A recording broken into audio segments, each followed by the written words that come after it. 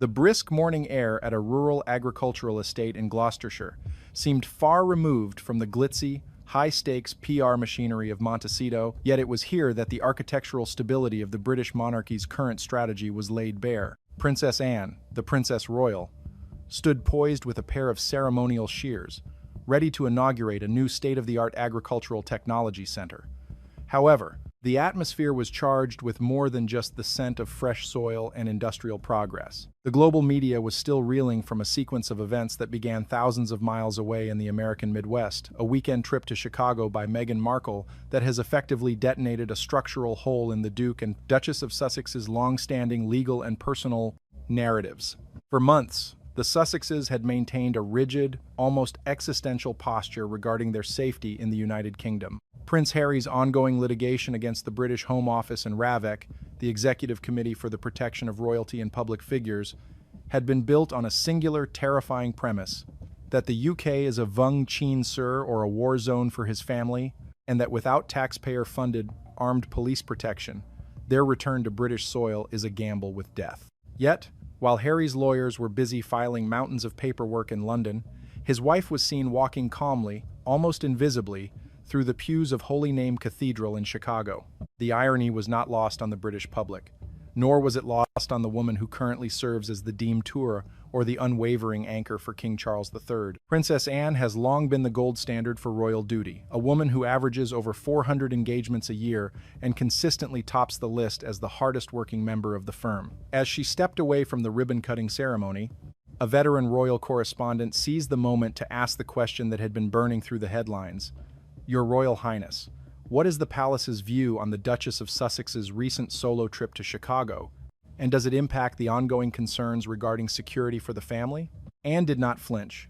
She did not provide a rehearsed, sterile, no comment. Instead, she utilized the sharp, logical wit that has become her trademark, a doitrong, or a sharp counterweight to the emotional dramatics often associated with the California-based royals. She looked directly at the press corps and delivered a rhetorical blow that echoed across the Atlantic. If a person can walk nonchalantly into a cathedral in the heart of a major metropolitan city, unescorted by a private army and without a single security incident, she remarked with a chillingly calm inflection, then perhaps the existential dread they have been preaching for so long exists only in the theater of the mind, or within the carefully scripted pages of a PR manual. This was not just an offhand comment, it was a surgical deconstruction of the Sussex narrative. Anne's response went viral within minutes, not because it was cruel, but because it was grounded in a reality that Meghan Markle seems to have accidentally exposed. The Chicago trip was ostensibly a private visit for the first communion of Meghan's godson. Reports from People magazine, often referred to as Sussex's unofficial mouthpiece, were quick to herald the Duchess's down-to-earth nature, noting that she sat in a regular pew, arrived early, and didn't use a separate entrance. But in her attempt to look relatable and just like us, Meghan inadvertently provided the British government with the ultimate legal exhibit. If Meghan Markle is safe in Chicago, a city that has historically struggled with high crime rates, and where the homicide rate in 2025 was approximately 15.4 per 100,000 residents, why is she unsafe in London, where the homicide rate is a mere 0.86 per 100,000? This statistical chasm is the Vurki Sukben, or the sharp weapon that Princess Anne is now wielding with expert precision. Anne's logic is devastatingly simple. If Chicago isn't twan or safe, then London is certainly not a war zone. To understand why Anne is the perfect person to deliver this rebuttal, one must look at her own history, a history that is as far from kitsch band PR as one can get. Unlike the Sussexes, who often speak of trauma as a concept to be managed through media deals, Anne lived through a genuinely horrific attempt on her life. In 1974, a 24-year-old Princess Anne was nearly kidnapped by an armed gunman who blocked her car on the Mall. 4 people were shot during the incident. When the kidnapper ordered her out of the car, she famously replied, "Not bloody likely. This was a sur virk toiter, or a terrible event that could have left any individual with lifelong psychological scars and an obsession with security." Yet, Anne's response to her own brushes with death has been the polar opposite of the Sussex approach. She refused to become a prisoner of fear. She declined 24/7 security when she was not on official duty, believing that a member of the royal family should be accessible to the people they serve.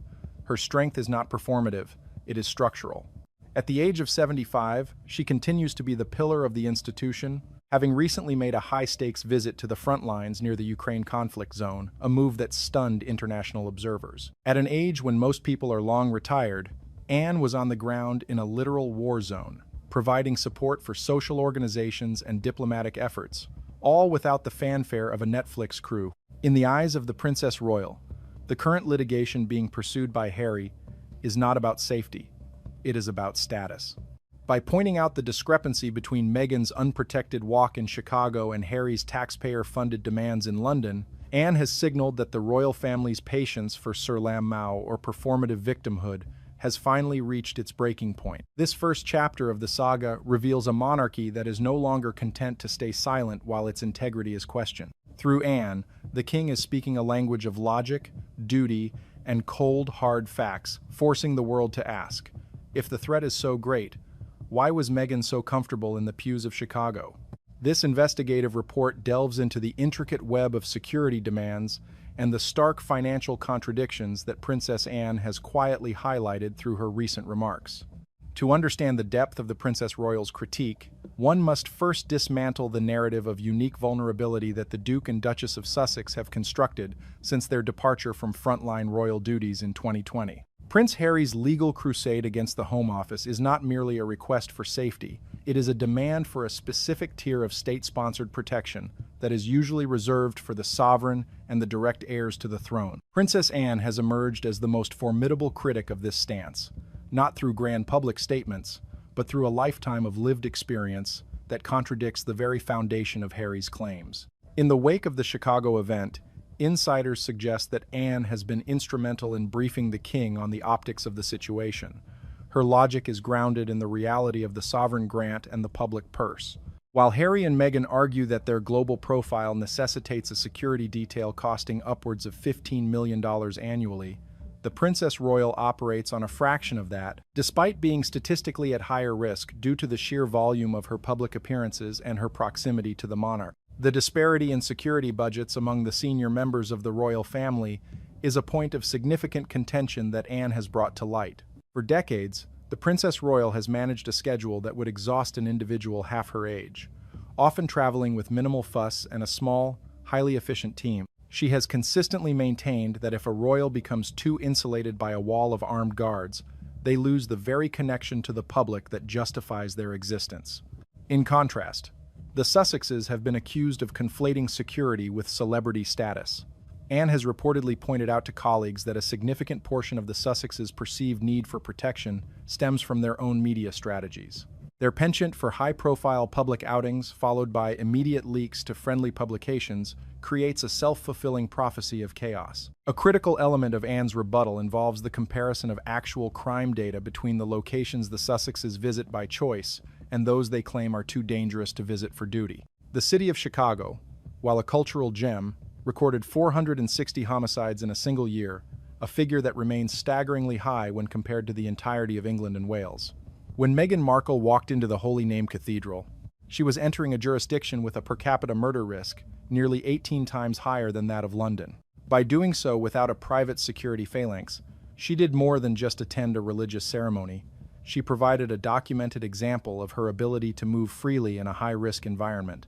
Anne has utilized this fact to argue that Harry's court case is built on a house of cards. If the Duchess can navigate the streets of Chicago as a private citizen, the argument that she is uniquely hunted in the United Kingdom falls apart. Furthermore, the Princess Royal has highlighted the hidden costs of the Sussex media machine, which often exceed the actual costs of their physical security. She has observed that the resources spent on managing their public image and litigating against the British press could easily fund the private security they claim to be unable to afford. To Anne, the constant litigation is a distraction from the core royal value of service.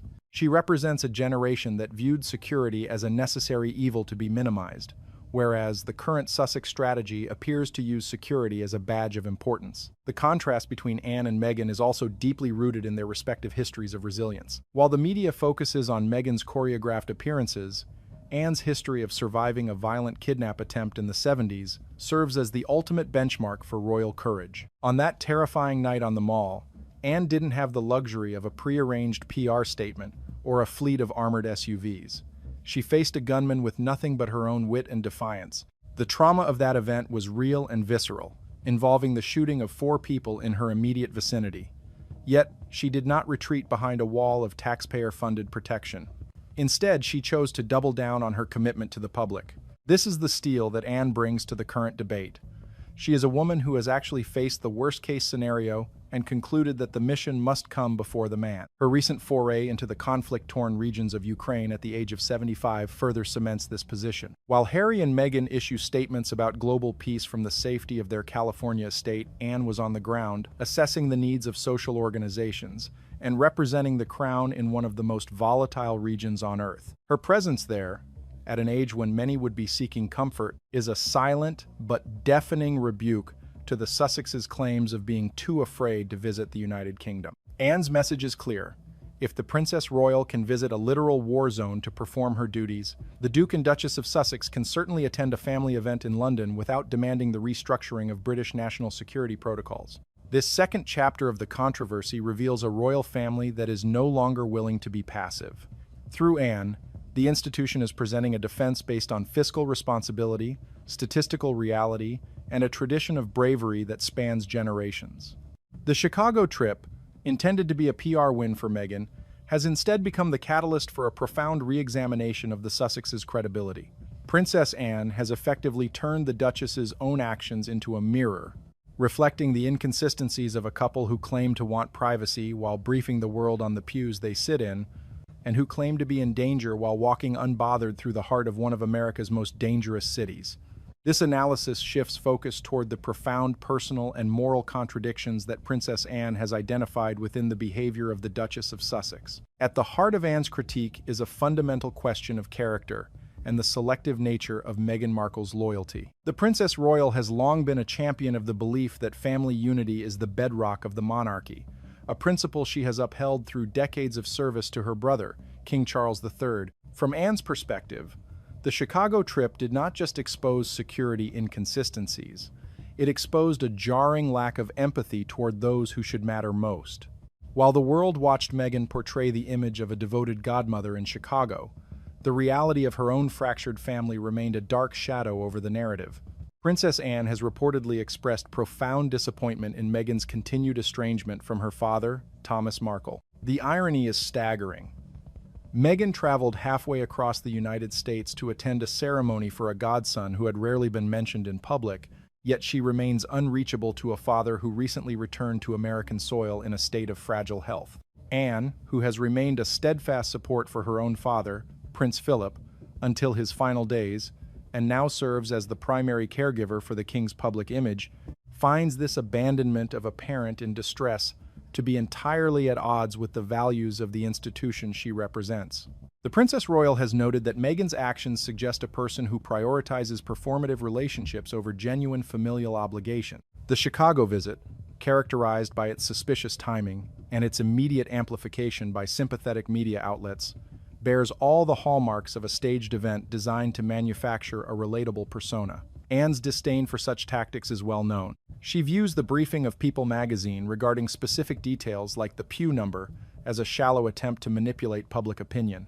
To Anne, if a moment is truly private and sacred, it does not require a source close to the Duchess to verify its humility to the international press. Furthermore, Anne has pointed out the double standard regarding the royal family in London. For years, the Sussexes have claimed that they cannot bring their children to the United Kingdom due to safety concerns, effectively denying King Charles the opportunity to build a relationship with his grandchildren. Yet, Meghan's ability to navigate Chicago proves that travel is not only possible but can be done without the theatrical level of security they demand from the British taxpayer. Anne views this as a deliberate act of emotional withholding, used as a bargaining chip in their legal battles. The Princess Royal has remained remarkably consistent in her stance that the king's door is open to family, but the monarchy's door is only open to those who respect its rules. In the eyes of the Princess Royal, the Chicago trip was a tactical error that stripped away the mask of the Sussexes' grievances. It showcased a woman who can find the time and the courage to attend a publicized religious event when it suits her brand, but who cannot find the grace to reconcile with her own blood or show respect to the heritage of her husband. Anne's silent operator approach continues to dismantle the Sussex narrative by simply existing as a counterpoint. a woman who chooses duty over fame, family over PR, and genuine resilience over the hollow echoes of a celebrity lifestyle. Through Anne, the monarchy is sending a clear message that they are no longer moved by the Sussexes' selective displays of compassion, but are instead focused on the undeniable facts of their conduct. This investigation examines the religious and canonical controversies surrounding the Chicago event, a subject that Princess Anne has viewed with significant skepticism. As a woman deeply entrenched in the traditions and the constitutional requirements of the Church of England, the Princess Royal understands that religious ceremonies are not merely photo opportunities, but are bound by centuries of strict protocol and sincere commitment. The narrative promoted by the Sussex camp claimed that Meghan Markle traveled to the Holy Name Cathedral to fulfill her duties as a godmother. However, this claim has opened a Pandora's box of questions regarding the authenticity of the event and the Duchess's standing within the Catholic Church. Princess Anne has reportedly questioned the legitimacy of this role, given the rigorous requirements of Catholic canon law. To serve as a godparent in a Catholic First Communion or baptism, an individual must typically be a practicing Catholic who has received the sacrament of confirmation and is in good standing with the Church. Meghan Markle's religious history is, at best, a tapestry of convenience. She attended a Catholic high school but was famously baptized and confirmed into the Church of England in a private ceremony in 2017 to facilitate her marriage to Prince Harry. Before this, she had various associations with Protestant and Jewish traditions.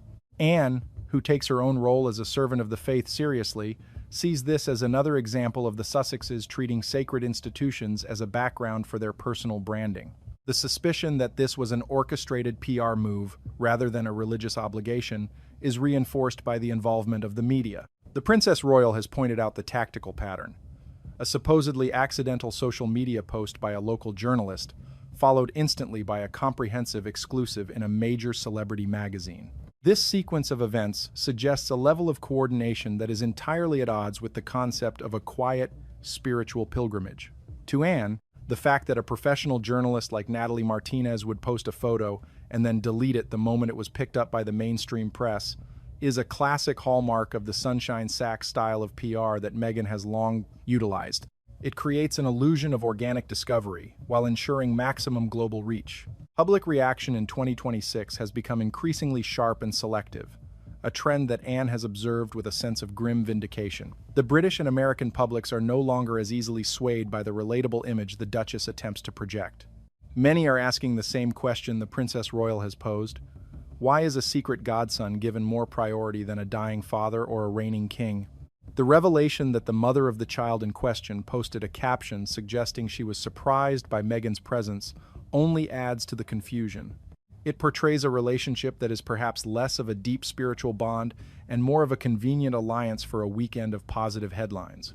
Anne's critique extends to the broader impact of these actions on the reputation of the monarchy. Every time the Sussexes engage in these high-profile, low-substance outings, they risk cheapening the prestige of the titles they still cling to. The Princess Royal has remained the firmest advocate for the idea that titles should represent service, not a marketing tool for a lifestyle brand.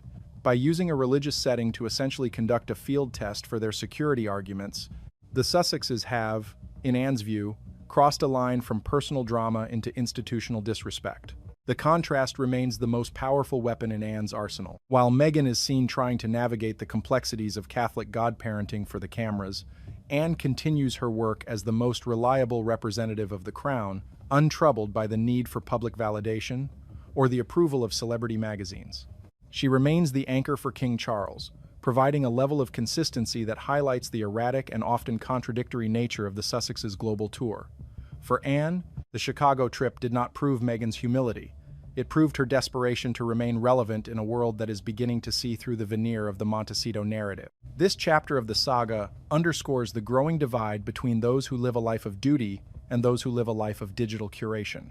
Through her quiet but firm stance, Princess Anne has ensured that the true nature of the Chicago stunt is understood not as a triumph of the spirit, but as a failure of credibility. This report focuses on the legal and strategic ramifications of the Chicago excursion, as it pertains to the ongoing security litigation in the United Kingdom. Princess Anne, acting as a pragmatic advisor to the Crown, has long understood that the courtroom is a place of evidence, not emotion. By walking freely through the heart of a major American city, Meghan Markle has provided the British Home Office with its most compelling argument to date. The legal team representing the government has consistently maintained that the Duke and Duchess of Sussex do not face a unique or exceptional level of threat that justifies taxpayer-funded police protection. Anne has pointed out that the Duchess's own behavior serves as a live demonstration of this reality. The Princess Royal has often been overheard in royal circles, emphasizing the importance of consistency in one's public claims. For years,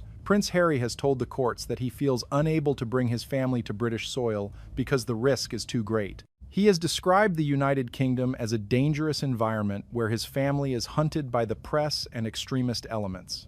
However, the Princess Royal notes that the statistical reality of Chicago presents a massive contradiction. Chicago has one of the highest violent crime rates in the Western world, with a murder rate that dwarfs that of London. If the Sussexes truly feared for their lives, a solo trip to a crowded cathedral in a city with such high levels of gun violence would be an unthinkable risk. Anne's logic suggests that if one is willing to brave the streets of Chicago for a social engagement, one cannot reasonably claim to be terrified of the streets of London for a royal duty. Furthermore, Anne has drawn attention to the specific nature of the protection the Sussexes are demanding. They are not merely asking for security, they are asking for the reinstatement of the state, sponsored Royal Protection Command known as Royalt. This tier of security includes access to national intelligence and armed officers, who have the authority to coordinate with local police in ways that private security firms cannot. The Princess Royal has highlighted that such a privilege is a consequence of public service, not a birthright that can be maintained while living as a private celebrity in California. She has observed that the Chicago trip proves they are perfectly capable of hiring competent private security or, as Meghan demonstrated, moving through public spaces without a massive security footprint when it suits their personal narrative. The legal experts involved in the case have noted that the Princess Royal's perspective aligns with the government's defense. The fact that Meghan sat in a regular pew among strangers without a single incident of harassment or threat undermines the claim that her fame makes normal movement impossible. Anne has reportedly suggested that the Sussexes' insistence on taxpayer-funded security is less about safety and more about the optics of importance. In the hierarchical world of the monarchy, an armed police escort is a sign of high-ranking status. By losing that escort, the Sussexes have lost a symbol of their royal standing, and Anne believes their legal battle is a desperate attempt to claw back that lost prestige. The contrast between the Princess Royal's own security history and that of the Sussexes remains the most powerful point of comparison. Anne remains one of the most high-profile targets in the world, yet she conducts her business with a level of stoicism that is entirely absent from the Montecito camp. She has survived a violent kidnapping attempt and continues to perform her duties in high-risk environments, including her recent trip to the edge of a war zone. Her refusal to use her past trauma as a tool for legal or financial gain stands as a silent rebuke to the Duke and Duchess. This chapter of the controversy illustrates how Meghan's attempt to look relatable has backfired in the most technical sense. By trying to win the court of public opinion with a display of humility, she has likely lost the case in the court of law. Princess Anne's insistence on logic and data has forced a spotlight onto these contradictions, ensuring that the public and the judiciary alike see the Chicago trip for what it truly was: a strategic error that exposed the hollow nature of the Sussexes' security claims. Through Anne's influence, the monarchy has remained firm, refusing to yield to demands that are based on a perceived reality that the Duchess herself has now publicly disproven. Princess Anne's role as the definitive gatekeeper of royal integrity and the long-term consequences of the Sussexes' strategic failures. As the year 2026 progresses, the monarchy finds itself at a pivotal crossroads, navigating a transition characterized by both modernization and a fierce return to traditional values. At the center of this movement is the Princess Royal, whose unwavering commitment to the crown has made her the most influential voice in the king's inner circle. Her response to the Chicago incident was not merely a moment of media commentary, but a declaration of the standards that will define the future of the House of Windsor. Anne has effectively drawn a line in the sand, signaling that the era of performative victimhood and selective duty is over. The Princess Royal has observed that the Chicago trip, while intended to be a masterpiece of humanization for Meghan Markle, ultimately served as a mirror reflecting the couple's increasing isolation from reality. By attempting to curate a moment of profound humility, the Duchess accidentally highlighted her own disconnect from the very family she married into and the one she was born into. Anne has reportedly emphasized that the British public has a very long memory and a very keen eye for hypocrisy. The image of Meghan in a church pew in a dangerous American city contrasted with the couple's refusal to visit a sick king or a frail father in the United Kingdom has created a deficit of credibility that no amount of positive press from California can replenish. Furthermore, Princess Anne has spearheaded a move within the palace to ensure that royal resources and titles remain tied strictly to active, tangible service. She has argued that the monarchy cannot afford to be a brand that individuals use for personal leverage or legal bargaining. The Chicago event provided the necessary evidence for Anne to reinforce this position. If the Sussexes can operate as private citizens in high-risk environments, then they must accept the reality of their status as private citizens in all aspects of their lives, including the financial responsibility for their own protection. The Princess Royal's insistence on this point has provided King Charles with the structural support needed to maintain a firm boundary, ensuring that the institution remains respected and fiscally responsible. The historical contrast remains the most enduring takeaway from this saga. Princess Anne, who survived a literal assassination and kidnapping attempt on the streets of London, has spent 50 years proving that a royal's duty is to be present among the people. Her resilience is not a marketing strategy, it is a way of life. When she stood in that agricultural center in Gloucestershire and challenged the Sussex narrative, she was speaking from a place of earned authority that Meghan Markle has yet to comprehend. Anne's strength is rooted in the fact that she does not require a camera crew or a leaked exclusive to validate her work. Her quiet, constant presence on the front lines of service, from the rural farms of England to the war-torn borders of Europe, stands as the ultimate rebuttal to the chaotic and self-serving nature of the Sussexes' global maneuvers. The legacy of the Chicago trip will not be the image of a duchess in a pew, but the voice of a princess royal who refused to let the truth be obscured by a PR manual. Anne has shown that the monarchy is not a fragile entity that can be manipulated by digital curation, but a resilient institution built on the backs of those who understand the meaning of a life lived for others. As the Duke and Duchess of Sussex continue to chase a version of fame that remains just out of reach, Princess Anne remains exactly where she has always been, at the heart of the nation's service, unmoved by the circus and focused entirely on the future. Through her logic, her courage, and her refusal to engage in the theatrics of the modern media age, she has ensured that the House of Windsor remains grounded in reality, protecting the crown from the hollow echoes of celebrity and ensuring that the true meaning of duty is never forgotten.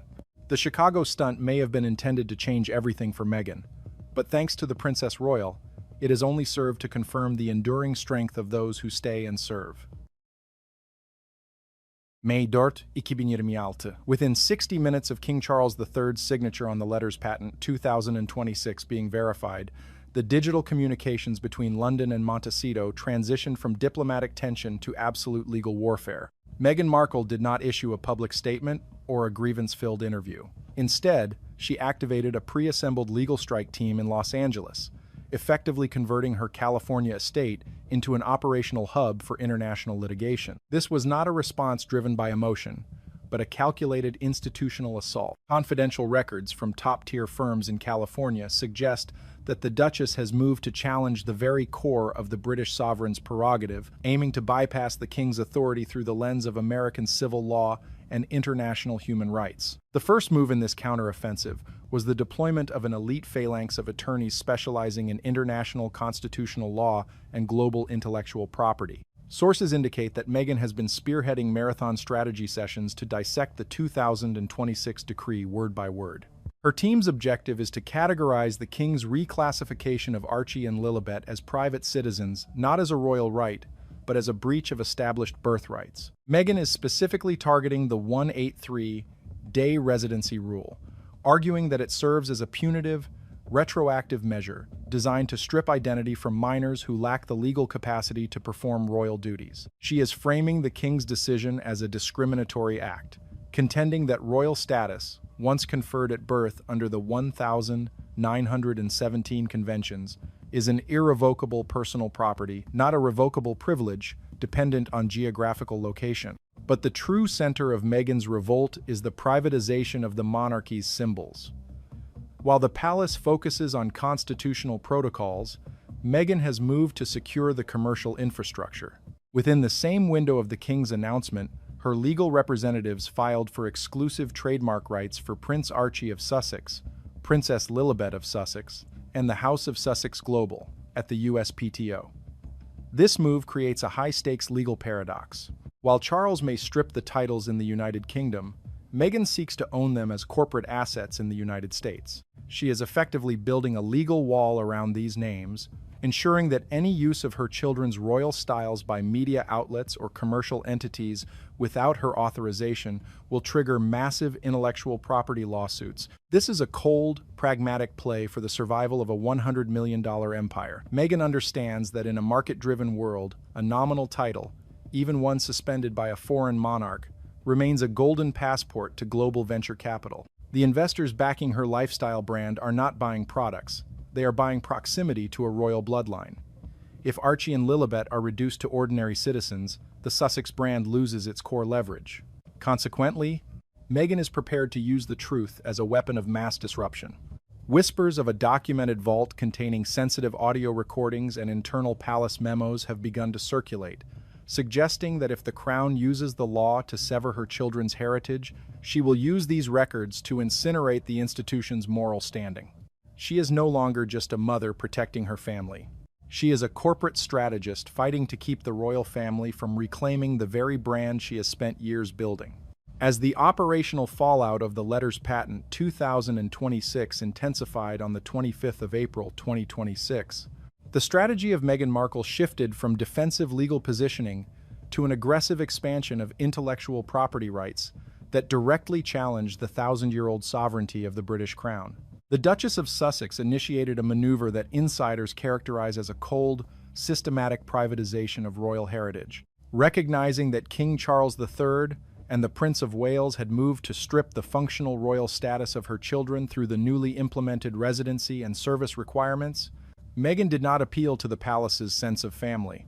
Instead, she appealed to the authority of the United States Patent and Trademark Office. Her objective was clinical.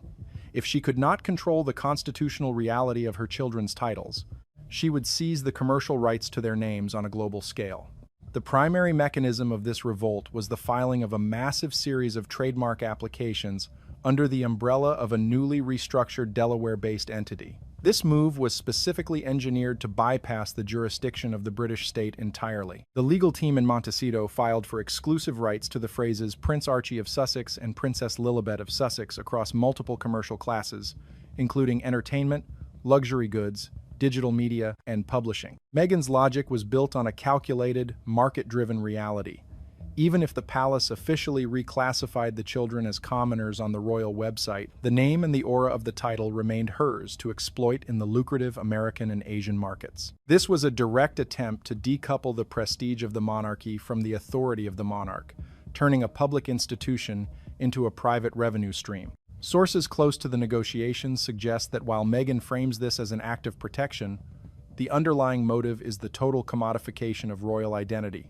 Her legal representatives have argued in preliminary filings that the trademarking is necessary to prevent the exploitation of her children's names by third-party commercial entities. However, the operational reality is far more subversive. By securing these trademarks, the Duchess is effectively creating a rival, private royal family that exists independently of the institution in London. Any media outlet, biographer, or luxury brand that attempts to use the names Archie or Lilibet in conjunction with their royal styles would theoretically have to pay a licensing fee or face a massive intellectual property lawsuit. This move seeks to turn the titles into a high-yield asset that the king cannot touch and that the British public no longer owns. The commercial stakes are the true driver of this legal obsession. Meghan's ongoing negotiations for her lifestyle brand, which is estimated to be seeking over $100 million in venture capital, are fundamentally dependent on the perception of her children as active royal heirs. Investors in Silicon Valley and the Middle East are not interested in the children of a former actress.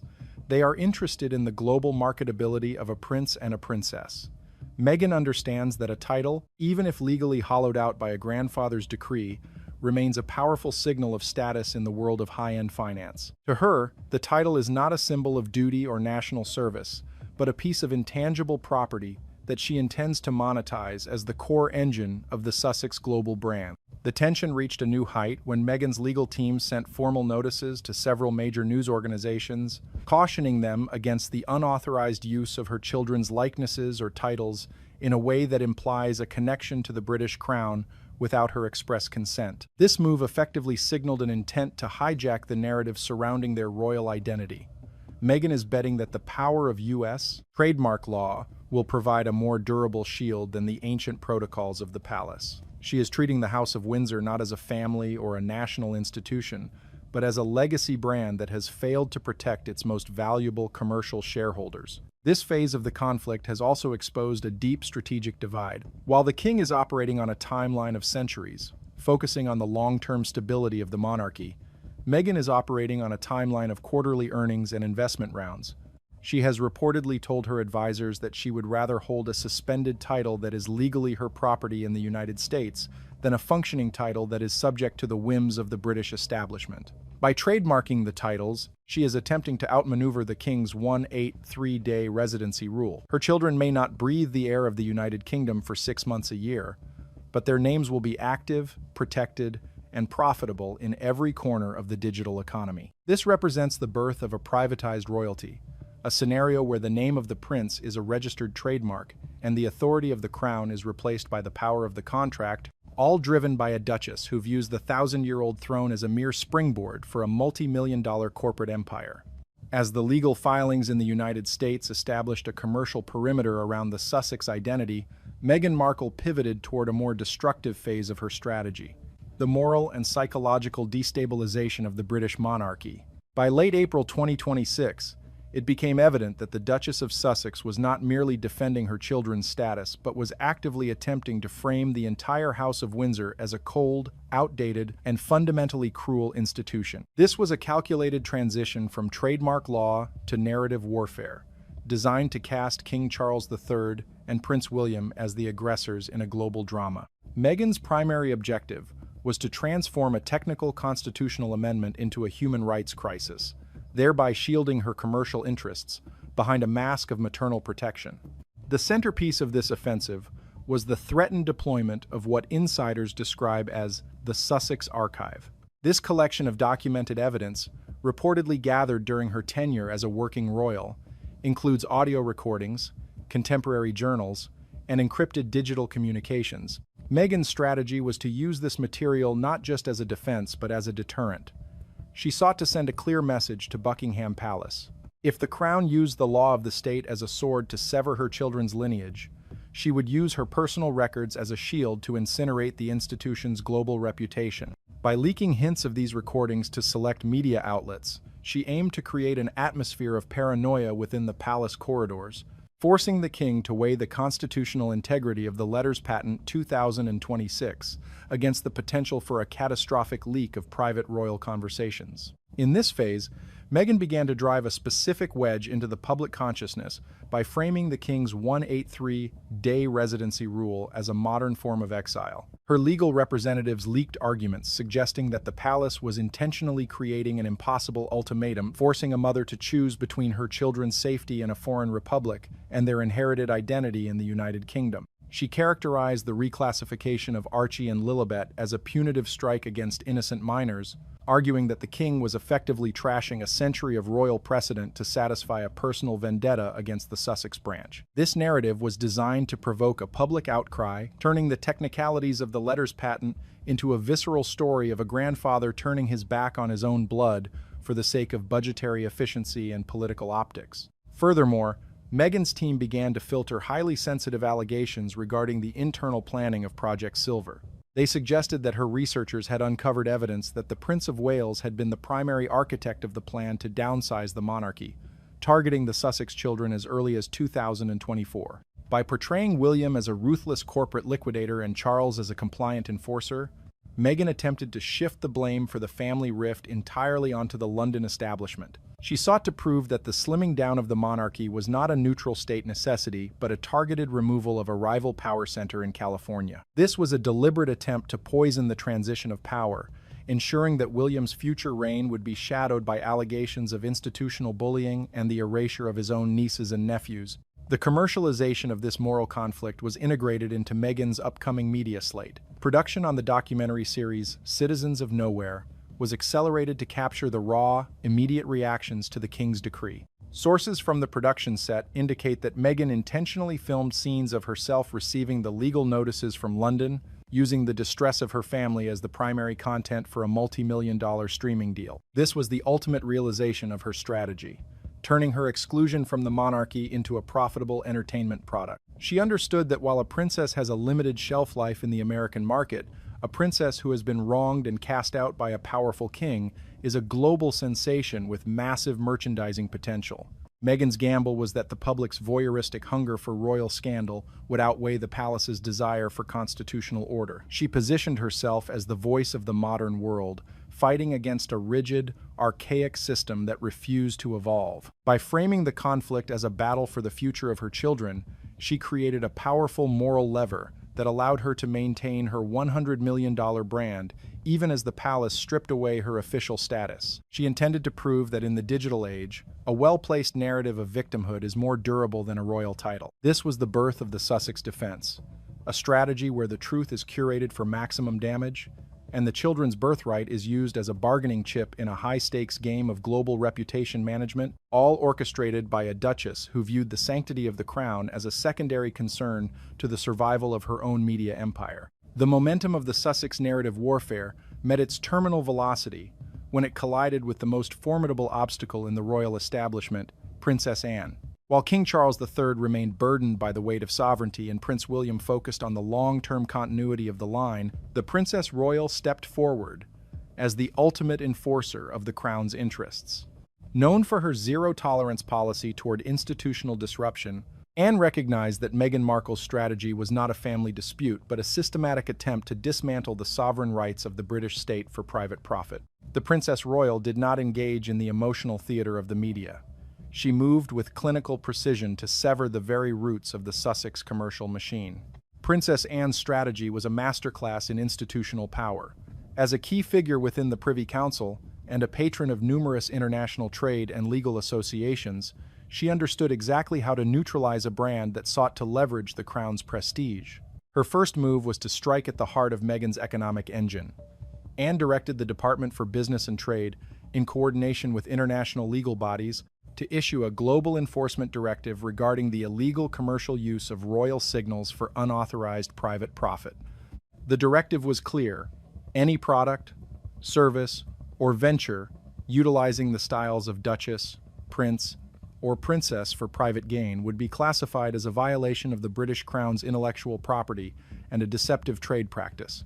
The consequences for Meghan were immediate and devastating. The elite e-commerce platforms and global retailers that the Duchess had courted for her lifestyle empire were suddenly faced with a choice: partner with the Sussexes or maintain their relationship with the United Kingdom. Under pressure from the legal framework established by Anne, major platforms like Amazon and Shopify were forced to review their policies regarding royal-branded merchandise. Products bearing the names of Archie or Lilibet as Prince or Princess were flagged as infringing on the sovereign heritage of the United Kingdom. In one surgical move, the Princess Royal turned Meghan's trademarked assets into legal liabilities, making them essentially untouchable for any reputable global distributor. Simultaneously, Princess Anne activated the legal resources of the Crown estate. While Meghan's lawyers were celebrating their trademark filings in the United States, Anne's legal team was preparing a massive countersuit. They filed an action in the United States courts, alleging that Meghan Markle was engaged in the unlawful appropriation of cultural heritage and was actively misleading consumers by using titles that no longer held legal validity under the 2026 decree. This move was designed to shatter the legitimacy of the Sussex brand at its source. By framing the use of the titles as a fraudulent commercial tactic, Anne stripped away the glamour of the Sussexes and replaced it with the stigma of a legal battle over false advertising. The impact of Anne's intervention was felt instantly in the boardrooms of New York and Silicon Valley. Venture capitalists began to see the Sussex brand as a legal minefield. When the news broke that the Princess Royal was directing the legal purge, the flow of capital to Montecito slowed to a trickle. Investors realized they were not just fighting a PR war. They were fighting the legal and diplomatic weight of the British state. The $100 million empire, which relied entirely on the perceived legitimacy of the titles, began to crumble before it had even fully launched. Princess Anne did not stop at economic warfare. She moved to close the political doors Meghan had spent years trying to open. Using her deep connections in military and diplomatic circles, the Princess Royal undertook a series of high-level communications with officials in Washington, D.C. Her message was transmitted with clinical clarity. The internal classification of the British royal family was a matter of national security and constitutional integrity. Any attempt by American political figures to offer formal support to the Sussexes' claim to royal status would be viewed as direct interference in the internal affairs of the United Kingdom. This diplomatic maneuver effectively neutralized Meghan's political leverage. The invitations to state dinners and the support from influential congressmen vanished, as Washington realized that the Princess Royal had drawn a line in the sand that they could not afford to cross. Finally, Anne addressed the moral narrative Meghan had constructed. Rather than arguing about feelings, the Princess Royal authorized the declassification of internal financial audits from the Sussexes' time as working royals. These documents included evidence that Meghan had been making moves to trademark the Sussex royal brand long before the official announcement of their departure. This was the ultimate blow to Meghan's credibility. It proved to the public that the fight was never truly about a mother protecting her children's heritage, but about a corporate strategist securing her future profits. Anne replaced the image of the victim with the image of the opportunist. By the time the Princess Royal was finished, she had stripped Meghan of her economic foundation, her political protection, and her moral authority, proving that the steel wall of the monarchy remains impenetrable to those who attempt to treat the crown as a commodity. The cold efficiency of the counteroffensive led by Princess Anne reached its zenith not in the courtrooms or the newsrooms, but within the silent, digital heart of the British state. While Meghan Markle remained focused on the loud, performative aspects of her documentary series and the commercial branding of her children, the Princess Royal oversaw the systematic erasure of the Sussexes from the official fabric of the United Kingdom. This was a process of institutional archiving, a method of removing individuals from the living history of the monarchy and placing them into a dormant, historical category. It served as the ultimate response to Meghan's attempt to commodify the crown. If the brand is used as a weapon against the state, the institution simply withdraws the brand entirely, rendering the weapon useless. Under the direct instruction of Princess Anne, the Lord Chamberlain's office and the digital teams at Buckingham Palace began a comprehensive purge of the official royal online presence. This was not a simple deletion of a web page. It was a total reclassification of the Sussex identity. Within hours, the profiles of Prince Harry, Meghan, and their children were moved from the section of active members to a newly created archived category titled Members No Longer Representing the Sovereign. Their biographies were stripped of all current honors, styles, and patronages, reduced to basic historical facts that stopped at the year 2020. This move sent a chilling message to global markets and venture capitalists. In the eyes of the British state, the Sussex branch was no longer a functioning entity of the crown, but a closed chapter. Meghan's strategy to use the titles as a lure for her documentary, Citizens of Nowhere, was effectively neutralized by this digital quarantine. By making it clear that the palace no longer recognized any royal status for Archie and Lilibet, the Princess Royal rendered the content of the film legally and historically irrelevant. The documentary, which Meghan had hoped would be a blockbuster exposé of royal cruelty, began to look like a desperate attempt by private citizens to cling to a past that had been officially sealed. The fascination of the global public with the royal connection was replaced by a sense of finality. Anne's move proved that the palace controls the source code of royal legitimacy, and without that code, Meghan's commercial ventures were merely unauthorized fan fiction with no institutional backing. The Princess Royal also moved to protect the national archives and the physical symbols of the monarchy from further exploitation. She ordered that any official portraits, commemorative items, or historical documents featuring the Sussexes be moved into deep storage within the royal collection. This was a symbolic burial of the Sussex era.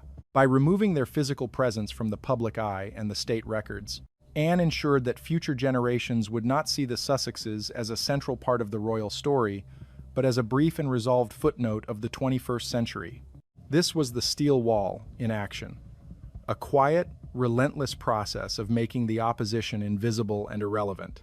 Meghan found herself fighting a ghost, as the institution she sought to challenge simply stopped acknowledging her existence in any official or ceremonial capacity. The final blow in this stage of the conflict was the implementation of the royal succession security protocols. Princess Anne coordinated with the Home Office to ensure that the removal of titles was reflected in all state security and diplomatic communications worldwide. This meant that the Sussexes would no longer receive the diplomatic courtesies or the security protocols usually afforded to members of the royal family, even on a ceremonial basis.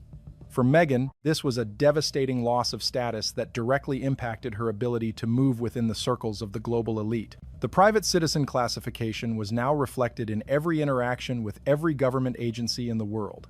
The royal shield, which she had assumed would always provide a degree of protection and prestige, had been completely retracted, leaving her $100 million empire exposed to the harsh realities of the open market and the full weight of international law without the protection of the British state. Through these actions, Princess Anne demonstrated that the monarchy does not need to engage in public arguments to win. By using the machinery of the state to archive the Sussexes, she took away the one thing Meghan needed most to survive in the American market: institutional relevance. The Duchess's attempts to frame herself as a victim fell flat when the institution she was attacking simply moved her into a file marked historic and irrelevant.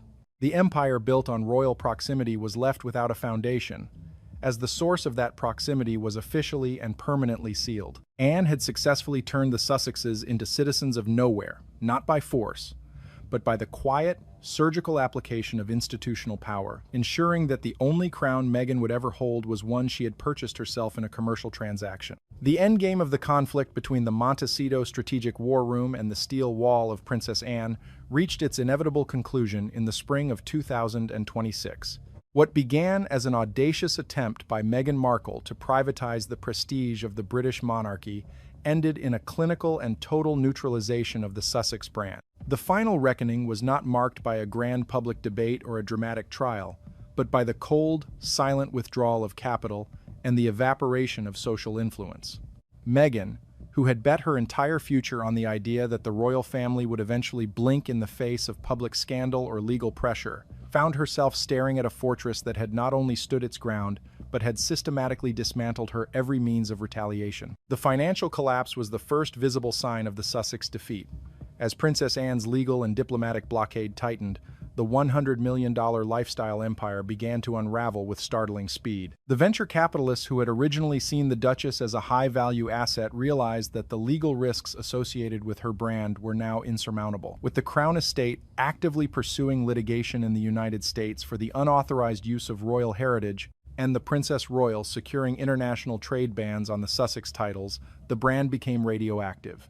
The luxury retailers and streaming platforms that were once desperate for content began to invoke morality and legal indemnity clauses to distance themselves from the Sussexes. Meghan found herself in a desperate position, facing massive legal fees and the loss of her core investment partners who feared being caught in the crosshairs of the British state. The documentary project Citizens of Nowhere, which was intended to be Meghan's ultimate weapon of narrative truth, suffered a fatal loss of credibility. By the time the series was ready for release, the palace's digital purge and the archiving of the Sussex legacy had already redefined the public record. The global audience, instead of seeing a mother fighting a cruel institution, saw a family struggling to maintain a status that the rest of the world had already moved past.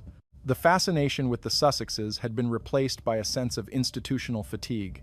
The ratings for the series were a fraction of what was predicted, and the global conversation shifted from the perceived cruelty of the king to the calculated opportunism of the Duchess.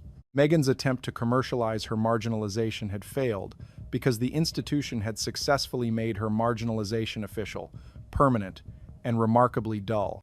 In Washington, D.C., the political vacuum created by Princess Anne's diplomatic maneuvers left Meghan completely isolated. The politicians and influential figures who had once courted her for her proximity to the British throne realized that supporting her was now a liability to the special relationship between the United States and the United Kingdom. The invitations to high-profile events ceased, and her phone calls to key allies went unreturned. Meghan discovered that in the world of real power, a trademark title in the United States cannot compete with the centuries of diplomatic, military, and intelligence cooperation represented by the Princess Royal. Her political influence, which she had hoped to use as a lever against the palace, had been reduced to zero, leaving her without a platform in either the old world or the new. The most profound realization for Meghan was the nature of the opponent she had underestimated. She had prepared for a battle against an aging king and a traditionalist brother-in-law, but she had instead been dismantled by Princess Anne, a woman who operated without emotion, without ego, and without a need for public approval. Anne had not fought Meghan in the media.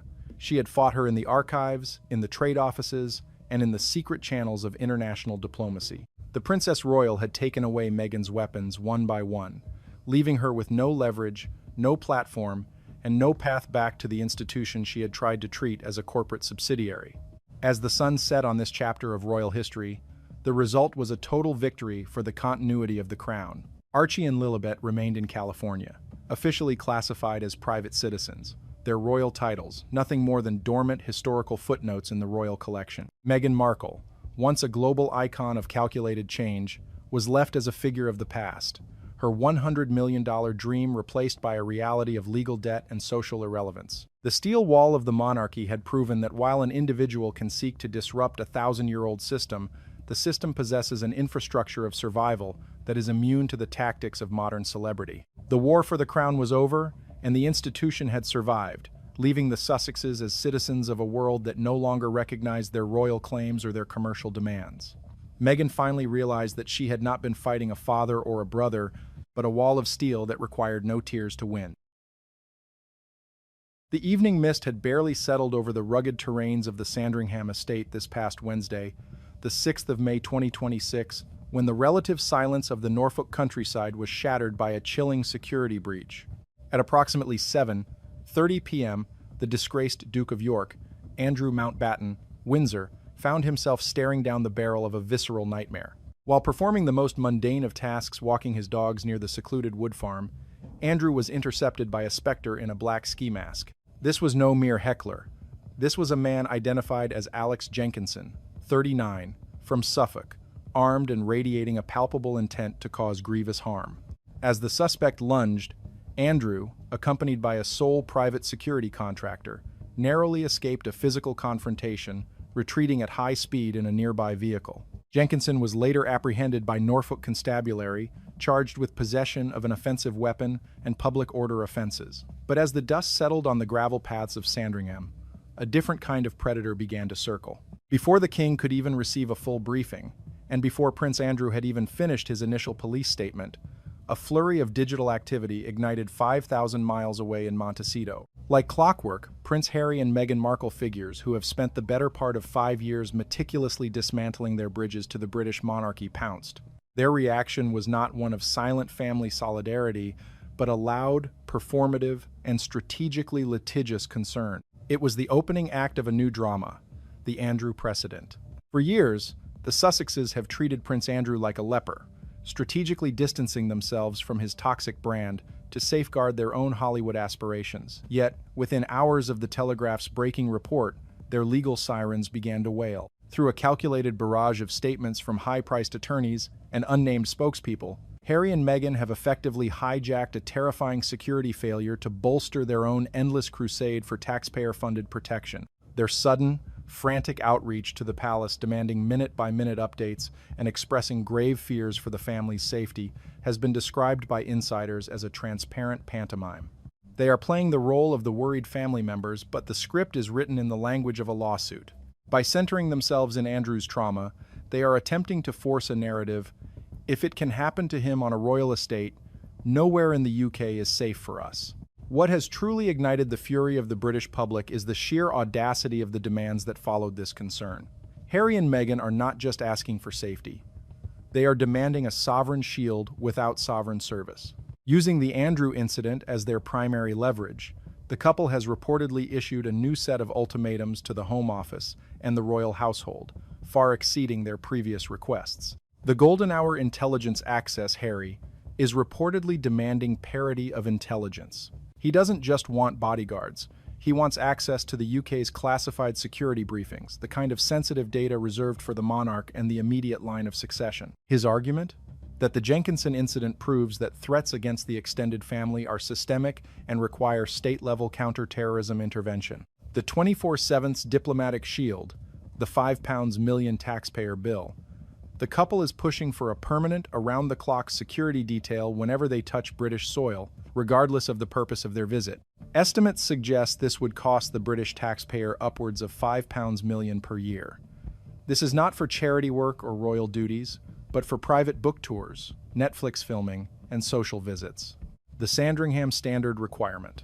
In a move of breathtaking irony, Meghan's team has allegedly questioned why Andrew was allowed to walk with only one guard, using this as a pretext to demand that any residence they occupy in the UK be turned into a mini-fortress paid for by the sovereign grant, the very fund they claimed they wanted to be independent from. The timing could not be more tone-deaf. As the UK grapples with a cost-of-living crisis and a policing system stretched to its limits, the sight of two multi-millionaires clinging to the coattails of a security breach, involving a man they previously shunned, has sparked a firestorm. Why should the people of Britain pay for the protection of two individuals who have traded their royal titles for Spotify deals and tell-all memoirs? The public remains rightfully disgusted by the lingering questions surrounding Andrew's past associations. For Harry and Meghan to use a man currently under the shadow of the Epstein investigation as their legal precedent for getting free security is viewed as the ultimate moral bankruptcy. The consensus among the British public is clear. Harry and Meghan are not afraid for their lives. They are afraid for their status. They view high-level security not as a necessity, but as the ultimate royal status symbol, one they are willing to extract from the public purse by any means necessary, even if it means exploiting a family crisis they helped create through years of public betrayal. The sudden surge of frantic concern emanating from the Sussex camp in the wake of the Sandringham security breach is not merely surprising. It is a masterclass in clinical hypocrisy. To understand why the British public is reacting with such visceral disdain to Harry and Meghan's latest maneuvers, one must look back at the long trail of breadcrumbs they left behind since their departure from frontline royal duties. For years, the Duke and Duchess of Sussex have utilized a strategy of selective association, distancing themselves from any royal family member whose reputation might tarnish their carefully curated brand of progressive humanitarianism. No one was more thoroughly cast out of their social circle than Prince Andrew. During the height of the scandals surrounding Andrew's association with Jeffrey Epstein, Harry and Meghan were reportedly among the first to insist on a total severance of ties. Insiders from that period recall a couple who were desperate to ensure that no shadow of the Duke of York's legal troubles could ever darken the doorstep of their Montecito mansion. When Andrew was stripped of his military affiliations and his HRH style, it was whispered that the Sussexes viewed it as a necessary cleansing of the institution. They did not reach out then. They did not issue statements of familial solidarity or concern for his mental well-being as he retreated into the shadows of Royal Lodge. Instead, they leaned into the narrative of being the only members of the family with the moral compass to walk away from a broken system. The irony of their current position is staggering. Today, they are using their high-priced legal teams and public relations engines to demand minute-by-minute updates on Andrew's safety. They are suddenly portraying themselves as the deeply worried nephew and niece-in-law, acting as though their bond with the Duke of York has been an unbroken chain of affection. This is a radical departure from the version of Harry we saw in his memoir Spare, where he spoke of the family with a cold detachment, and from the Meghan who once claimed she barely knew who Andrew was, despite the global notoriety of the royal family she married into. The British public sees this sudden pivot for exactly what it is, a cynical grab for legal leverage. By feigning intense worry for Andrew, they are trying to create a narrative that the entire royal family, including those overseas, is under an imminent and shared threat. If they can convince the courts and the Home Office that they are deeply involved in the family security discussions, they believe they can restore the taxpayer-funded protection they lost when they quit their jobs. This is not about the safety of an uncle they have spent years ignoring. It is about the status and the bank balance of a couple who cannot afford the multi-million-dollar security bill that their global celebrity lifestyle requires. The contrast between their past indifference and their current fervor is the smoking gun of their opportunism. When Sarah Ferguson, the Duchess of York, was battling health crises and navigating the fallout of Andrew's disgrace, the Sussexes were notably silent. There were no publicized calls of support. No strategic leaks about their concern for her welfare. They were too busy building a new life that relied on being perceived as separate from the old guard. Yet the moment a man in a ski mask provides a loophole for their security lawsuit, they are suddenly the most attentive relatives in the Windsor fold. This behavior has ignited a specific type of fury among the British people. It is a fury rooted in the perception that Harry and Meghan view the royal family not as a group of human beings, but as a set of tools to be used or discarded based on their utility. When Andrew was a liability, he was ghosted.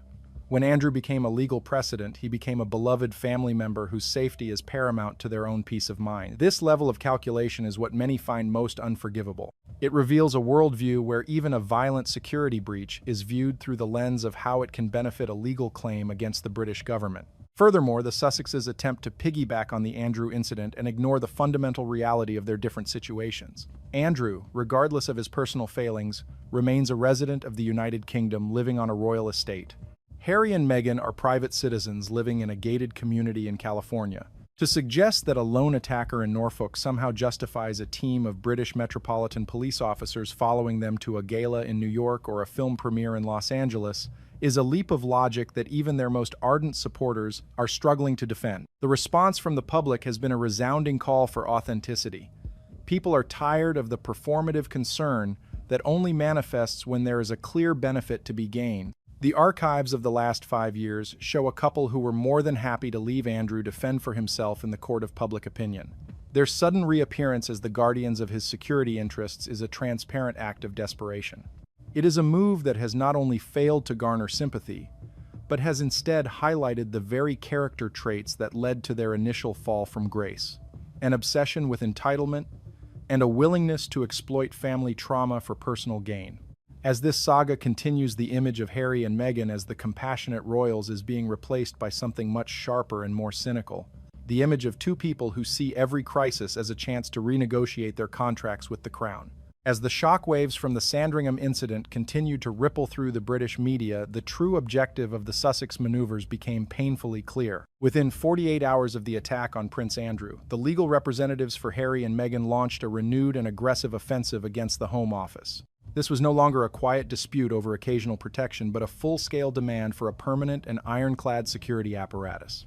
The couple began to utilize the trauma of the Sandringham breach as their primary piece of evidence, claiming that the current threat level in the United Kingdom had reached a boiling point that made their previous security arrangements not only inadequate but life-threatening. The specific demands issued by the Sussexes in the wake of the Jenkinson arrest have left royal commentators and security experts breathless at their audacity. Harry is reportedly seeking a hybrid security model that has never before existed for a non-working royal. This proposal includes a dedicated team of elite officers from the Metropolitan Police who would be mandated to coordinate with his private American security detail.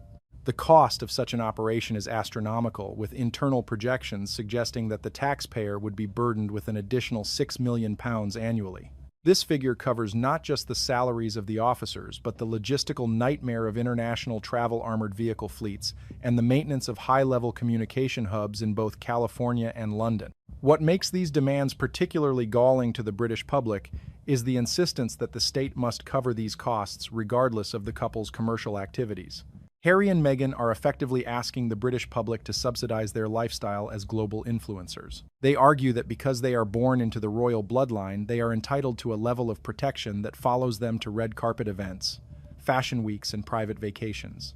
The Sandringham incident is being weaponized to suggest that any lack of state-funded security is a form of negligence by the king and the government. They are positioning themselves as victims of a system that they claim has abandoned them, despite the fact that it was their own decision to step back and pursue private wealth.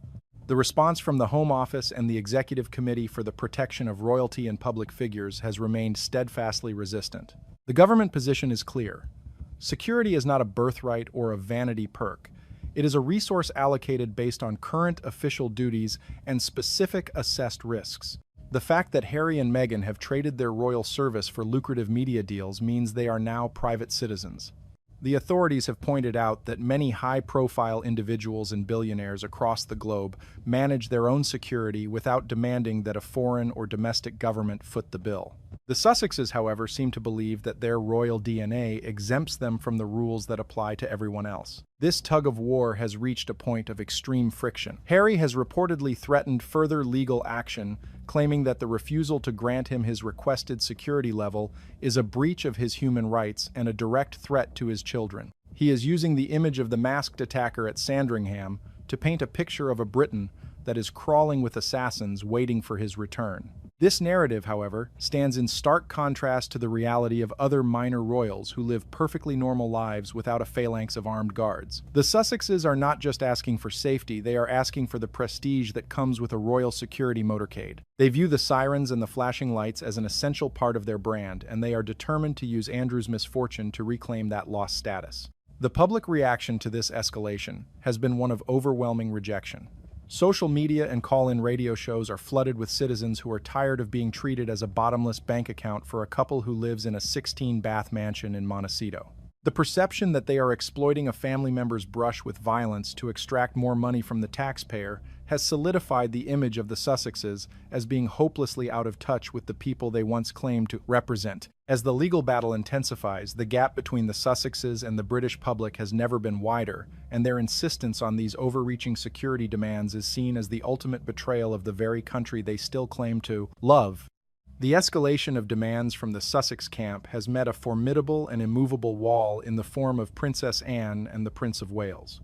As the primary defenders of the Crown's integrity and the stewards of the public purse, William and Anne have orchestrated a response that is as clinical as it is devastating. While Harry and Meghan attempt to use the Sandringham breach as a tool for emotional blackmail, the senior royals have remained focused on a singular principle that royal privileges are earned through service, not inherited as a permanent entitlement for those who have abandoned their posts. The most cutting rebuttal came not from a legal brief, but from a sharp observation regarding Meghan Markle's recent public appearances. Only weeks before the incident in Norfolk, the Duchess of Sussex conducted a highly publicized solo visit to Chicago. During this trip, Meghan was seen walking through urban areas and engaging with the public with a remarkably thin security presence. This stood in direct contradiction to her previous PR campaigns, where she had characterized Chicago as one of the most dangerous cities in the world to justify her need for extreme protection. Princess Anne reportedly noted this discrepancy with her trademark dry wit, questioning how a city Meghan labeled a war zone could be navigated without a massive police escort, while a quiet walk in the English countryside suddenly required a taxpayer-funded army. This Chicago incident has become the ultimate evidence of Sussex's tactical inconsistency. It veils the truth that their demands for security are not based on a genuine fear for their lives, but on a desire for the optics of power. To the Princess Royal and Prince William, the fact that Meghan can walk freely in an American metropolis while Harry claims he cannot bring his family to the United Kingdom without a state-funded motorcade exposes their narrative as a total fabrication. It is a power play designed to force the king into a corner, using the threat of a public relations disaster if any harm were to come to them. Prince William has been equally resolute in his private and public stance. Sources close to the Prince of Wales indicate that he views Harry's attempt to use the attack on Prince Andrew as a legal precedent, as a betrayal of the highest order. William believes that by linking their security needs to Andrew's scandal-plagued life, the Sussexes are further dragging the monarchy into the mud. The Prince of Wales has made it clear that the royal family will not be bullied into creating a two-tier security system, where those who profit from trashing the institution still get to enjoy the same protections as those who work tirelessly to uphold it. The response from the palace has been a consistent and unyielding no. William and Anne have reinforced the decision that security levels are determined by the Home Office based on official roles. They have pointed out the glaring contradictions in Harry's arguments, highlighting that if the Sussexes truly felt their lives were in danger, they would not be engaging in high-profile media tours and inviting paparazzi to track their movements. The royal family sees this as a clear attempt by the Sussexes to have their cake and eat it too, to live a celebrity life in California while keeping the British police on speed dial at the taxpayers' expense. This stand by William and Anne has resonated deeply with a public that is increasingly tired of the Sussexes' demands. The perception that the senior royals are protecting the national treasury from the overreaching hands of the Montecito couple has bolstered their popularity. By refusing to give in to the Sussexes' demands, the palace is sending a clear message that the crown is not a private ATM and that royal status is defined by duty, not by a sense of self-importance. As the battle lines are drawn, the unwavering stance of the royal resistance remains the strongest defense against the Sussexes' campaign of entitlement. The central conflict within the Sussex security saga lies in the profound disconnect between the perceived danger Harry and Meghan claim to face and the lived reality of other members of the royal family. To justify their unrelenting demands for a taxpayer-funded shield, the couple has constructed a narrative of constant peril, suggesting that their mere existence as royals makes them the primary targets for every extremist and obsessed individual in the United Kingdom. However, this argument begins to crumble when one observes the lives of those who have remained within the royal fold, but outside the immediate line of succession. The most striking comparison can be found in the children of Prince Edward and Sophie, the Duke and Duchess of Edinburgh. Lady Louise Windsor and James Earl of Wessex provide a living masterclass in how to navigate royal life with dignity and a lack of self-importance. Despite being grandchildren of the late Queen Elizabeth II and nieces and nephews to King Charles III, Louise and James live lives that are remarkably close to those of ordinary citizens. Lady Louise was famously seen working a summer job at a garden center, earning a modest hourly wage, while interacting freely with the public. James attends school and moves through his daily life without the suffocating presence of an armed security detail. The question then arises, why do Harry and Meghan believe they are in so much more danger than Lady Louise or James? The Sussexes would argue that their global profile is significantly higher, but the counter-argument from the palace and the public is that this profile was a choice. Harry and Meghan have spent the last several years aggressively seeking the spotlight through Netflix documentaries, explosive interviews, and international tours. They have transformed themselves from working royals into global celebrities. The security risks they face are therefore not a result of their royal status, but a consequence of their chosen career path. In the eyes of the British government and the senior royals, these are personal risks that should be managed with personal funds. Furthermore, the recent attack on Prince Andrew at Sandringham highlights a crucial distinction between institutional security and personal karma. The investigation into Alex Jenkinson has revealed that his actions were largely spontaneous, the result of a fractured mind, rather than a coordinated political assassination attempt. While the breach was serious, it does not prove that the United Kingdom is a war zone for royals. Instead, it suggests that personal history and public perception play a significant role in who becomes a target. Andrew's past associations and the lingering resentment surrounding his legal battles have created a unique set of risks that are specific to him. Prince William and Princess Anne have been vocal in their belief that national security resources are intended to maintain the order of the state and protect those who are actively serving the monarchy. They are not intended to be a tool for personal branding or a way for private individuals to signal their importance. The Princess Royal has frequently pointed out that the dangers Harry describes are often inflated to serve a legal agenda. She has noted that if Harry were truly as concerned about his safety as he claims, he would not be providing the public with intimate details of his travel arrangements and home life through his various media projects. The reality of independence, which Harry and Meghan so loudly proclaimed they wanted, involves taking full responsibility for one's own life, including the costs of protection. By continuing to demand that the British taxpayer foot the bill, they are clinging to a version of royalty that they have otherwise rejected. This inconsistency has led to a complete loss of sympathy from a public that watches other royal family members go to work, go to school, and shop in local stores without demanding a £1,000,000 police escort. The Sussexes are essentially asking for the perks of a job they quit years ago while simultaneously attacking the employer who provided those perks. This strategy has not only failed to win them their security detail, but has also exposed the deep-seated entitlement that many believe was the true reason for their departure. As the king and his senior advisors look at the lives of Louise and James, they see a model of modern royalty that is grounded in reality. In contrast, the Sussexes' demands look like a frantic attempt to hold on to a status that they have long since forfeited. The message from the palace remains clear. If you want to live like a private citizen in California, you must protect yourself like one. The British state is not a security firm for hire, and the safety of the nation will always take precedence over the vanity of those who chose to walk away. The dust has finally begun to settle over the Sandringham estate, but the political and social fallout from the attack on Prince Andrew has only intensified. As the investigation into Alex Jenkinson concludes that his actions were those of a disturbed lone wolf, the focus has shifted entirely to the moral and financial implications of the Sussex response. This final chapter of the security saga has revealed a profound truth about the modern British monarchy. It is an institution that survives on the principle of duty over self-interest, and it is this very principle that Harry and Meghan have failed to grasp. The relentless campaign by the Montecito couple to turn a family crisis into a legal windfall has reached its inevitable dead end, hitting a wall of public disdain and royal iron. The British public has made its voice heard with a clarity that cannot be ignored. Poll after poll shows an overwhelming majority of citizens across the United Kingdom are firmly opposed to any increase in taxpayer funding for the Sussexes. People are looking at the staggering cost of living and the rising crime rates in their own neighborhoods, and they find the idea of subsidizing a multimillionaire's private lifestyle to be morally repugnant. The sentiment is that if Harry and Meghan have hundreds of millions of dollars from their various media deals, they can certainly afford their own bodyguards. To suggest otherwise is seen as an insult to the intelligence of the working-class people who are struggling to pay their bills. Within the palace walls, the stance of King Charles III has been reinforced by the unwavering support of Prince William and Princess Anne. The king has reportedly finalized a directive that confirms the separation of private security and state protection once and for all. This policy makes it clear that while the Crown will always prioritize the safety of its working members, it will not be held hostage by the demands of those who live abroad. The royal family has decided that the dignity of the institution is not for sale.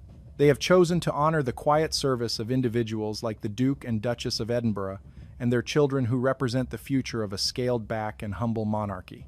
The contrast between the two paths has never been more visible. On one side, you have Harry and Meghan clinging to the vestiges of a royal status they claim to despise, using every legal loophole and PR stunt to reclaim a sense of importance. On the other side, you have the working royals who continue to carry out their duties without complaint or demand for excessive special treatment. The Prince of Wales has privately expressed that the monarchy belongs to the people, and as such it must be a reflection of the people's values. Those values include fiscal responsibility, transparency, and a commitment to the greater good.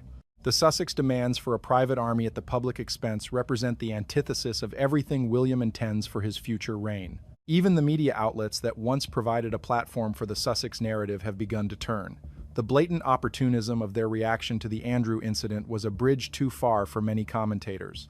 The hypocrisy of Meghan's Chicago walkabout, combined with Harry's demands for high-level intelligence access, has stripped away the last layers of their victimhood narrative. They are no longer seen as a couple fleeing a cruel institution, but as two people who are desperately trying to monetize their titles while evading the responsibilities that come with them. The British media is now focusing on the real heroes of the story, the police officers and security staff who protect the nation every day, and the royal family members who show up for the public without demanding a spotlight. As this special investigative report concludes, the message for the Duke and Duchess of Sussex is unavoidable. The Sandringham breach did not prove that they were right. It proved that they were irrelevant to the national security conversation. The United Kingdom is not a place where special treatment can be extracted through fear or litigation.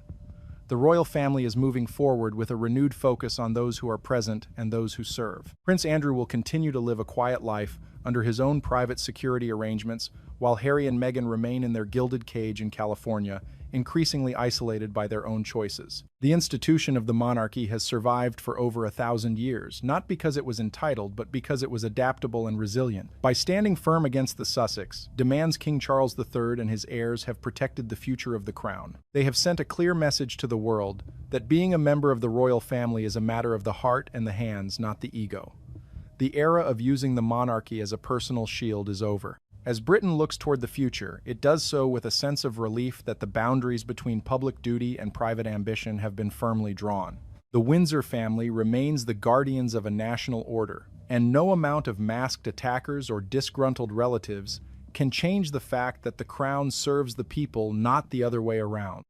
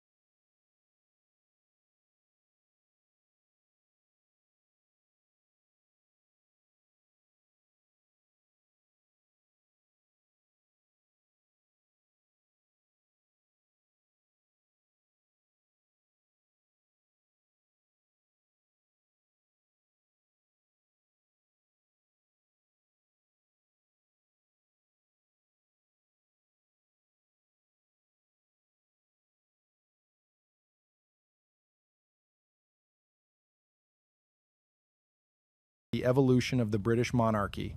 This concludes the six-part series on the Windsor Protocol and the Sandringham Ban. Thank you for following this deep dive into the changing face of the crown. Meghan is being sidelined in Montecito, watching her Hollywood standing crumble. The contrast between the two sisters-in-law has never been more stark. While Meghan's team is reportedly frantically checking emails in anticipation of a last-minute miracle, Wintour sees Catherine as the white whale, the only star she craves but cannot obtain. The glittering skyline of Manhattan has always been a ruthless judge of character, but on the night of the 7th of May 2026, it became the stage for a cultural execution. While the world was still reeling from the fashion hierarchies established at the Met Gala just days prior, the studio lights of 30 Rockefeller Plaza flickered on for a segment of Saturday Night Live that would effectively end the Sussexes' era of untouchable victimhood. As Colin Jost leaned into the camera during Weekend Update, the air in the room shifted. This was not the gentle ribbing of a celebrity.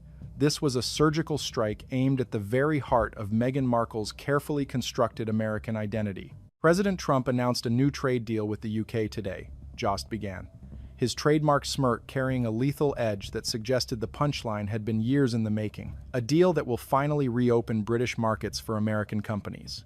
All that Britain demands in return is that we keep these two.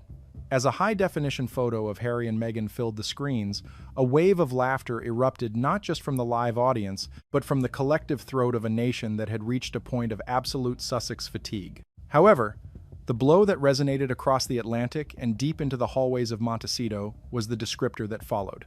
Jost, with the clinical precision of a trial verdict, referred to Prince Harry as a British hostage being held by an American terrorist. The room didn't just laugh, it gasped before exploding into a roar of approval. In the lexicon of American cultural relevance, those words were the final nail in the coffin of Meghan's global icon status. To be called an American terrorist in the context of a royal marriage, implying the systematic destruction of a 1,000-year-old legacy for the sake of a streaming algorithm, marked the moment Meghan Markle transitioned from a duchess to a mainstream punchline. This is the sound of Hollywood closing its gates. For years, the Sussexes operated under the assumption that they were the protagonists of a grand romantic rebellion. They believed that by transplanting the drama of the House of Windsor to the soil of Southern California, they could outshine the very institution that birthed their fame. But as the early weeks of May 2026 have proven, the American public has grown weary of the privacy paradox. You cannot demand the silence of a private citizen while screaming your grievances through a megaphone at a Netflix camera. The SNL sketch was the ultimate cultural barometer. It signaled that the elite gatekeepers of comedy, fashion, and power have officially picked a side. The timing of this comedic assassination was no accident. It served as the bitter aftertaste to the 2026 Met Gala, held on May 4. For the 7th consecutive year, the red carpet of the Metropolitan Museum of Art remained a Meghan-free zone. The theme, costume art, saw a parade of genuine A-list powerhouses Beyoncé, Rihanna, and Anne Hathaway, embodying the pinnacle of creative influence.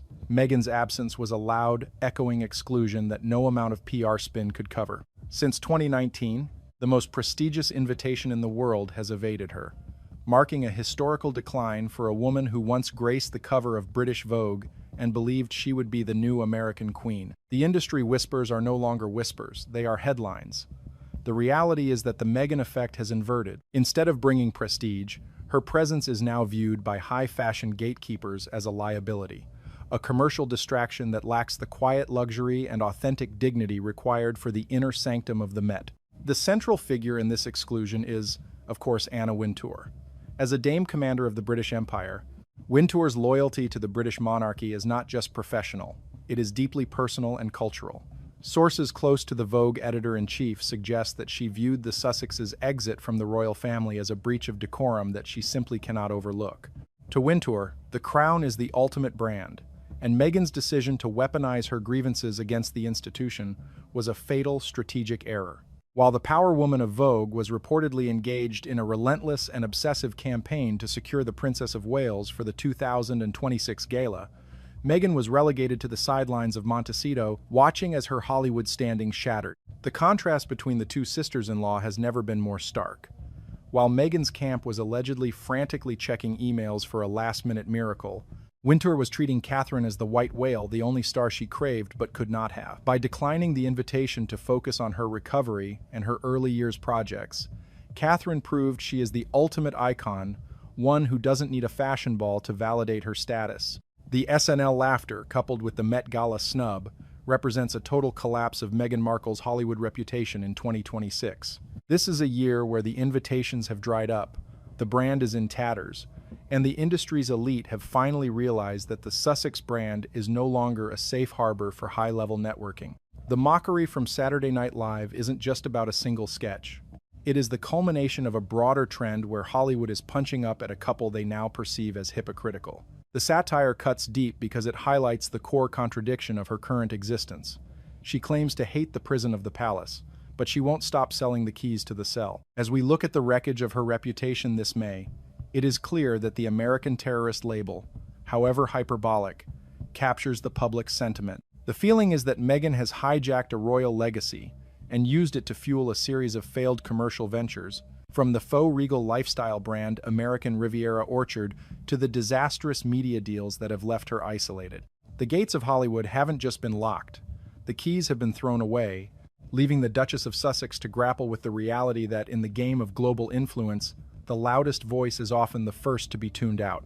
The sound of that studio audience erupting in laughter wasn't just background noise, it was the tolling of a bell, marking the end of an era and the beginning of a long, cold winter in Montecito. While the laughter from 30 Rockefeller Plaza still echoed across the Atlantic, a far more silent and lethal machinery was grinding into gear within the ancient stone walls of Buckingham Palace. If Saturday Night Live provided the cultural execution of Meghan Markle's American dream, then King Charles III was about to deliver the administrative coup de grace. By the second week of May 2026, the diplomatic pleasantries that had characterized the early years of the Sussexes' departure were officially discarded, replaced by what insiders have termed the administrative purge. The primary catalyst for this shift was the King's high-stakes 3-day visit to the United States in early May 2026. This trip was designed to be a masterclass in soft power, a calculated demonstration of the difference between celebrity and sovereignty. While Meghan Markle was reportedly huddling with brand consultants in Montecito to salvage her flagging commercial interests, King Charles was engaging in high-level diplomacy with President Trump. The optics were devastating. The king was received with the full honors of a head of state, reaffirming a trade relationship that sought to stabilize the UK economy in a post-Brexit landscape. However, the true story of the trip lay in what did not happen. During his entire stay on American soil, King Charles III did not spend a single minute with his younger son or daughter-in-law. This was the ultimate diplomatic cold shoulder. There were no secret meetings, no olive branches, and no private dinners. The palace made it explicitly clear through its silence that the Sussexes were no longer a part of the national schedule. By ignoring their existence while standing just a few hundred miles away, Charles signaled to the American elite that the couple had no back channel to the crown. They were, for all intents and purposes, private citizens with no more influence in London than any other resident of Santa Barbara. Immediately following his return to London, the king moved from diplomatic snubbing to legislative warfare. In a historic move during the first week of May 2026, Charles signed a royal decree that struck at the very foundation of Meghan's commercial viability. This new administrative mandate officially and permanently barred the use of any royal titles, styles, or associations in any commercial venture globally. This was not just a suggestion, it was a legal directive aimed squarely at the American Riviera Orchard and its rumored successor as ever. The strategy was simple but devastating. The king understood that Meghan's brand was built on the borrowed prestige of the British monarchy. By severing that link with surgical precision, he effectively turned her luxury brand into a generic label. The decree was followed by a coordinated effort between the palace legal team and the United States Patent and Trademark Office. Citing the new trade agreements and international protocols regarding the protection of national heritage, the palace provided the necessary legal framework for the USPTO to reject Meghan's brand registrations. The rejection was based on the grounds that the brand name was misleading to consumers, implying a royal endorsement that no longer existed. This strike was particularly effective because it targeted the one thing the Sussexes cannot live without: their economic independence. By devaluing the Duchess title in a commercial context, Charles forced Meghan into a corner. She could no longer sell the dream of being a royal while simultaneously attacking the institution. This was the king's final response to years of public grievances and media attacks. It was a cold, calculated, and legally airtight reclamation of the crown's intellectual property. The administrative purge also extended to the digital realm. The king's team of legal experts, often referred to as the Men in Grey, began a systematic cleanup of any remaining royal associations on the Sussexes' websites and social media platforms. Any imagery or language that hinted at an official role was flagged and removed through international copyright claims. This was the institutional equivalent of a total erasure. By the 9th of May 2026, the contrast was undeniable. On one side of the ocean, a king was strengthening international alliances and protecting the integrity of his throne with the quiet authority of a seasoned statesman. On the other side, a duchess was watching her commercial empire crumble under the weight of legal filings and public mockery. The king's message was delivered without a single angry word or public interview. The doors to the palace are not just closed, they have been administratively removed from the hinges. In the game of royal influence, Meghan Markle had underestimated the king's willingness to treat family betrayal as a matter of national security. The era of the Sussexes as royal-adjacent celebrities was over. The era of their total institutional exile had begun. The shadow of the administrative purge was long, but its most chilling effect was felt in the psychological warfare currently playing out between the two most famous sisters-in-law in the world. As of May 2026, the contrast between Catherine, the Princess of Wales, and Meghan Markle has moved beyond mere tabloid gossip into a definitive study of power versus performance. While Meghan has spent the early weeks of this year grappling with the fallout of the Saturday Night Live mockery and the collapse of her trademark filings, Catherine has ascended to a level of global reverence that is intrinsically tied to her silence and her steadfast refusal to play the Hollywood game. The release of a definitive new biography on the Princess of Wales in early May 2026 has provided a rare and devastating glimpse into the toll the Sussex attacks took on the inner sanctum of the Wales household. The book reveals that during the height of the media blitz, following the release of Spare and the Netflix docuseries, Prince William suffered from bouts of physical illness, including episodes where he was reportedly vomiting from the sheer weight of anxiety and betrayal. This revelation has shifted public sympathy even further toward the future king, portraying him not as a cold antagonist, but as a man deeply wounded by a brother who sold his family's private pain for a streaming profit. This emotional background has provided the foundation for William's absolute and unshakable decision in May 2026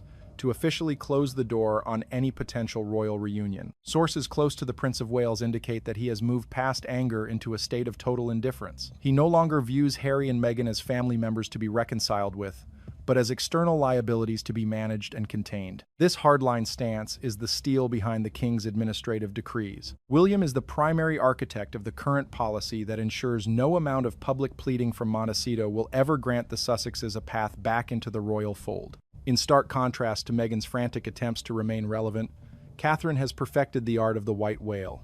This term, coined by the fashion elite of New York, refers to the fact that the Princess of Wales is the only celebrity left in the world who cannot be bought, coerced, or persuaded into appearing for the sake of mere publicity. Anna Wintour's relentless and ultimately failed campaign to bring Catherine to the 2026 Met Gala is the ultimate proof of this status. By saying no to the most powerful woman in fashion, Catherine demonstrated a level of self-assurance that Meghan has never possessed. Catherine does not need a red carpet to validate her existence because her status is derived from her duty, not her fame. The cultural narrative of May 2026 has framed this as the battle between quiet luxury and loud desperation. Catherine embodies the former, returning to public duties after her recovery, with a renewed focus on her early years development projects and high-level diplomacy, such as her upcoming state visit to Italy. She has become the embodiment of the institution's stability, a woman who understands that the power of the crown lies in its continuity and its mystery. Meghan, conversely, has become the face of a modern celebrity culture that is increasingly viewed as hollow. Her penchant for commercializing her every emotion has stripped her of the very mystique that makes a royal aspirational. This disparity was highlighted during the commemorative events for the centenary of Queen Elizabeth II's birth in late April 2026. While Catherine led the nation in a dignified tribute that focused on the late Queen's legacy of service, Meghan was notably excluded from every official narrative. She was not mentioned in the documentaries, she was not included in the commemorative programs, and her absence from the family gathering at Windsor was treated as a non-event. The palace has successfully edited her out of the royal history books in real time. The Princess of Wales has also become the silent leader of a new coalition of royal influence. Her growing friendship with Queen Camilla, solidified through their joint work on literacy and domestic violence advocacy, has created a formidable front of female power within the palace. This alliance has ensured that the king's inner circle is unified in its approach to the Sussex problem. There are no longer any weak links for Harry or Meghan to exploit. As we reach the middle of May 2026, the global verdict is clear. Catherine's refusal to be a performing royal for a Hollywood audience has only served to heighten her prestige, while Meghan's perceived desperation to be part of that same world has resulted in her becoming a figure of satire. The Princess of Wales has won the long game by simply remaining who she is, while the Duchess of Sussex is left to reinvent herself yet again in a world that has stopped believing in her story. The gates of the palace are locked, and for the first time in years, the people inside are no longer looking out. They are too busy building a future that has no room for the ghosts of Montecito. The structural integrity of the Sussex brand did not just sustain a blow in early May 2026, it suffered a total systemic collapse. While the world watched the comedic and fashion-based executions of Meghan Markle's reputation, a more insidious rot was being uncovered within the very foundations of her business operations. For months, the Duchess had attempted to pivot from royal grievance monger to a lifestyle mogul in the vein of Martha Stewart or Gwyneth Paltrow.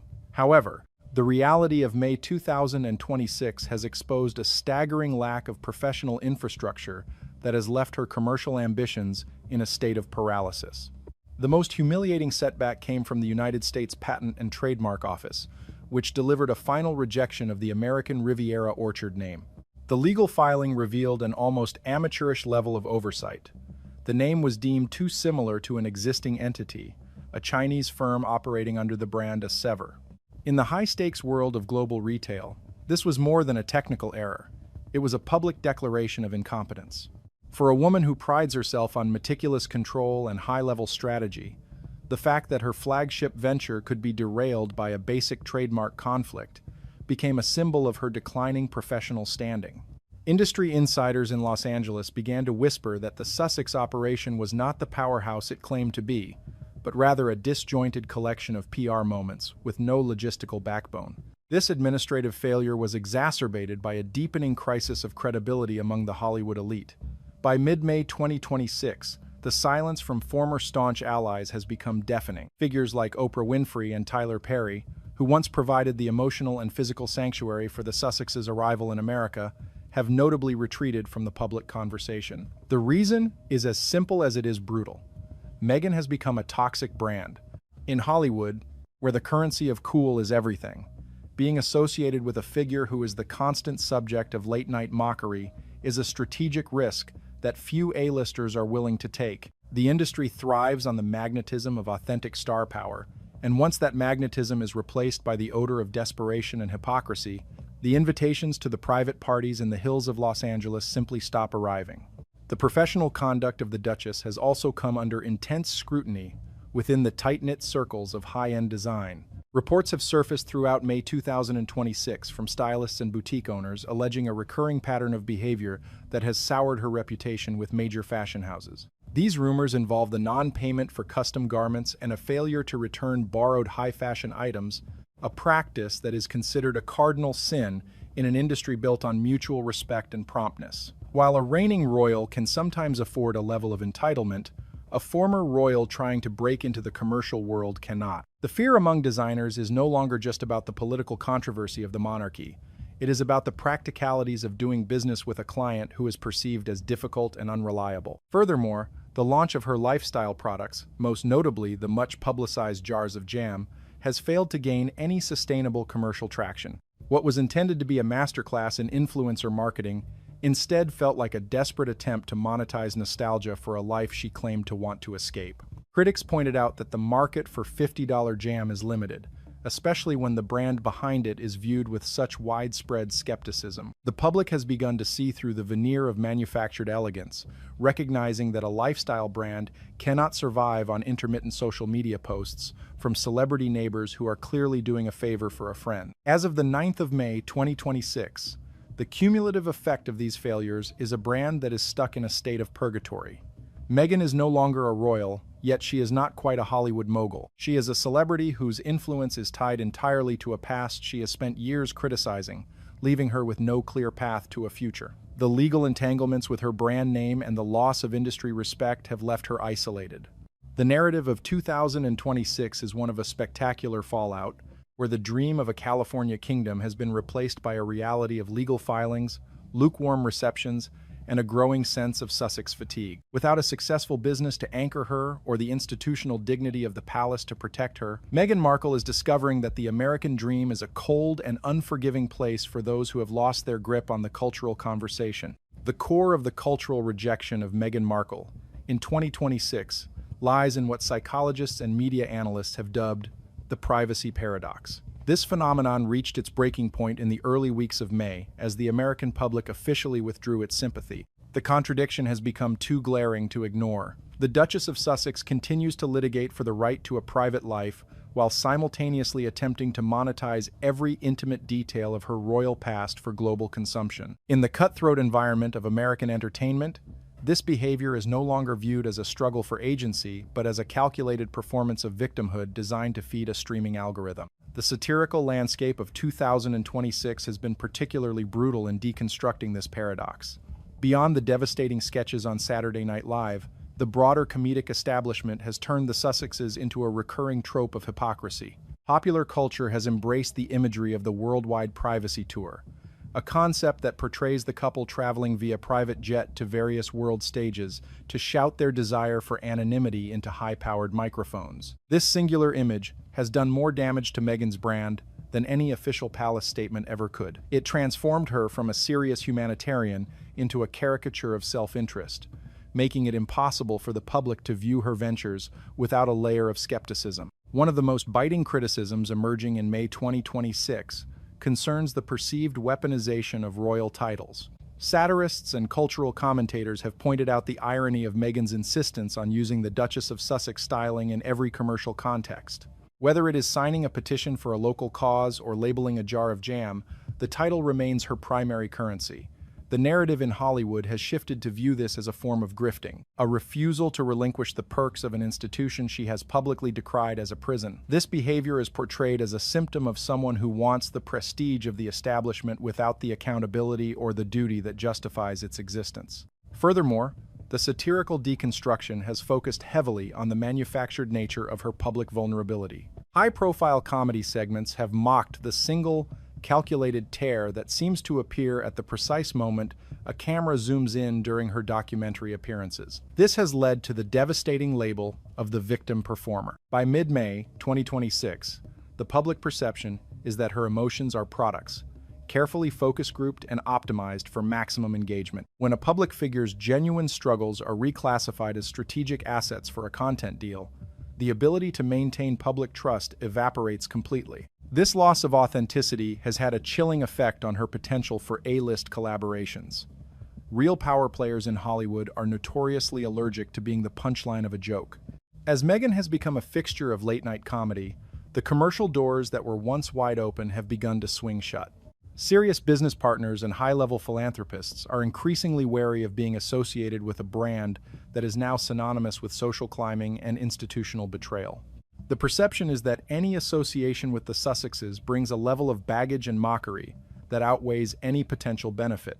The mockery in 2026 is especially dangerous because it highlights the core contradiction of her current existence. She claims to have found freedom in California, yet her entire commercial output is dependent on the very family she left behind. Without the royal connection, the American Riviera Orchard is just another celebrity lifestyle brand in a saturated market. By turning her complaints into comedy and her commercial ventures into caricatures, the gatekeepers of American culture have signaled that they no longer view her as a serious player. The laughter from the comedy stages is the sound of a cultural consensus being formed. The world is no longer interested in the story Meghan Markle is selling, and the more she tries to sell it, the more the world laughs. Under the harsh lights of 2026, the Duchess without a court has become a star, without a stage, trapped in a performance that the audience has already walked out on. As the middle of May 2026 approaches, the grand experiment of the Sussexes in America has reached its definitive conclusion. The spectacular fallout that characterized the early weeks of this year has solidified into a grim new reality for Meghan Markle. The position she occupies in the global hierarchy has transitioned from a figure of immense potential and global intrigue to one described by industry insiders as being on the absolute periphery of the main events. This is a profound and perhaps permanent shift for someone who arrived in California with the intention of becoming a new kind of global power player. The dream was to be a humanitarian mogul who could bridge the gap between British royal prestige and American commercial dominance. But the reality of 2026 has revealed a duchess whose influence is increasingly confined to the echo chambers of social media rather than the corridors of real power. The most telling sign of this erosion is the widening chasm between her and the genuine A-list elite. In the early days of her return to the United States, Meghan was surrounded by the protective embrace of the most powerful names in media and entertainment. However, as the novelty of the royal rift has faded and the constant stream of grievances has become a source of cultural fatigue, those high-level associations have notably cooled. Even the most loyal of allies have begun to realize that the Sussex brand has become synonymous with controversy rather than success. In a town where success is the only language that truly matters, the string of unfulfilled promises and stalled projects has turned her into a high-risk associate. The silence from the major studios and the absence from the guest lists of the most exclusive private parties in the hills of Los Angeles speak louder than any tabloid headline could. This isolation is further exacerbated by the sharp contrast with the steady and dignified trajectory of the royal family back in London. Throughout the first half of 2026, the comparison between Meghan's struggle for relevance and Catherine's quiet and purposeful service has become a recurring theme in global media. While Meghan is seen grappling with trademark rejections and late-night comedy sketches, the Princess of Wales has maintained a position of unshakable poise. This comparison has been devastating for Meghan's brand, because it highlights exactly what she gave up in her pursuit of a Hollywood career that has yet to materialize. The global public, once divided in their sympathies, has increasingly moved toward a verdict that favors the stability of the institution over the volatility of the individual. The future of Meghan's fashion and lifestyle aspirations also remains under a cloud of uncertainty. The failure to secure a spot at the Met Gala, or to maintain the favor of gatekeepers like Anna Wintour, suggests that the high fashion world has made its final decision. Without the validation of the industry's elite, her attempts to position herself as a style icon are essentially stranded. The American Riviera orchard faces a steep uphill battle to regain the trust of consumers who have seen the brand stumble before it even began. The commercialization of her royal status, once thought to be her greatest asset, has instead become a barrier, creating a brand that feels more like a souvenir shop than a luxury house. Ultimately, the lesson of 2026 for the Duchess of Sussex is that celebrity is a fragile currency when it is not backed by genuine achievement or institutional dignity. Hollywood is a place that celebrates the new and the successful, but it is also a place that quickly discards those who fail to live up to their own hype. By turning her life into a series of commercial transactions and public complaints, Meghan has sacrificed the mystery and exclusivity that are essential for long-term influence. The laughter from the Saturday Night Live stage was not just a moment of comedy, it was a cultural signal that the world has stopped taking her seriously as a victim and has started seeing her as a character of her own creation. As we stand at the date of the 9th of May 2026, Meghan Markle finds herself at a definitive crossroads. The bridges to the royal family have been burned by the administrative purge and the hardline stance of Prince William, and the bridges to the Hollywood A-list are looking increasingly unstable. The dream of a California kingdom, where she could reign as a queen of commerce and compassion, has been replaced by the reality of a duchess living in a beautiful mansion. The high-stakes legal gambit that Prince Harry has waged against the British Home Office for years did not die in a London courtroom this week.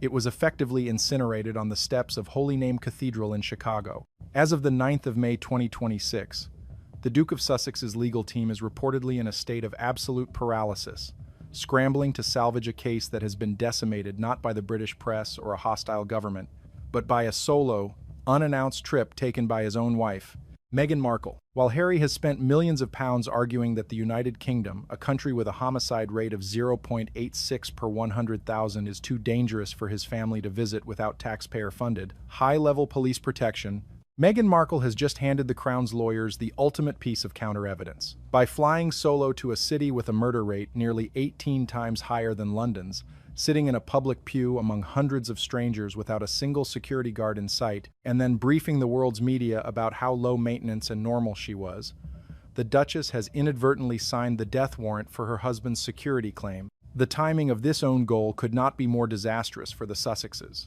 As May begins, King Charles III has shifted his strategy from one of quiet disappointment to a surgical, legally driven isolation of the Montecito pair. This is no longer a family spat. It is a constitutional clinical strike. In the final weeks of April and the opening days of May 2026, the king initiated what palace insiders are calling the vesting order of correction. The most significant of these moves is a pending decree currently being reviewed by the Privy Council. This isn't just a slap on the wrist, it is an administrative guillotine. The king is moving to permanently suspend the use of the Sussex titles in any and all commercial activities. This means the brand American Riviera Orchard and any future media deals could be legally stripped of their royal luster, rendering the Duchess title a hollow shell that cannot be printed on a jam jar or a Netflix credit. The contrast in statesmanship was laid bare just days before Meghan's Chicago stunt. In late April 2026, King Charles completed a grueling and highly successful 4-day strategic visit to the United States. While the Sussexes have long viewed California as their personal fiefdom, the king's visit was a masterclass in territorial marking.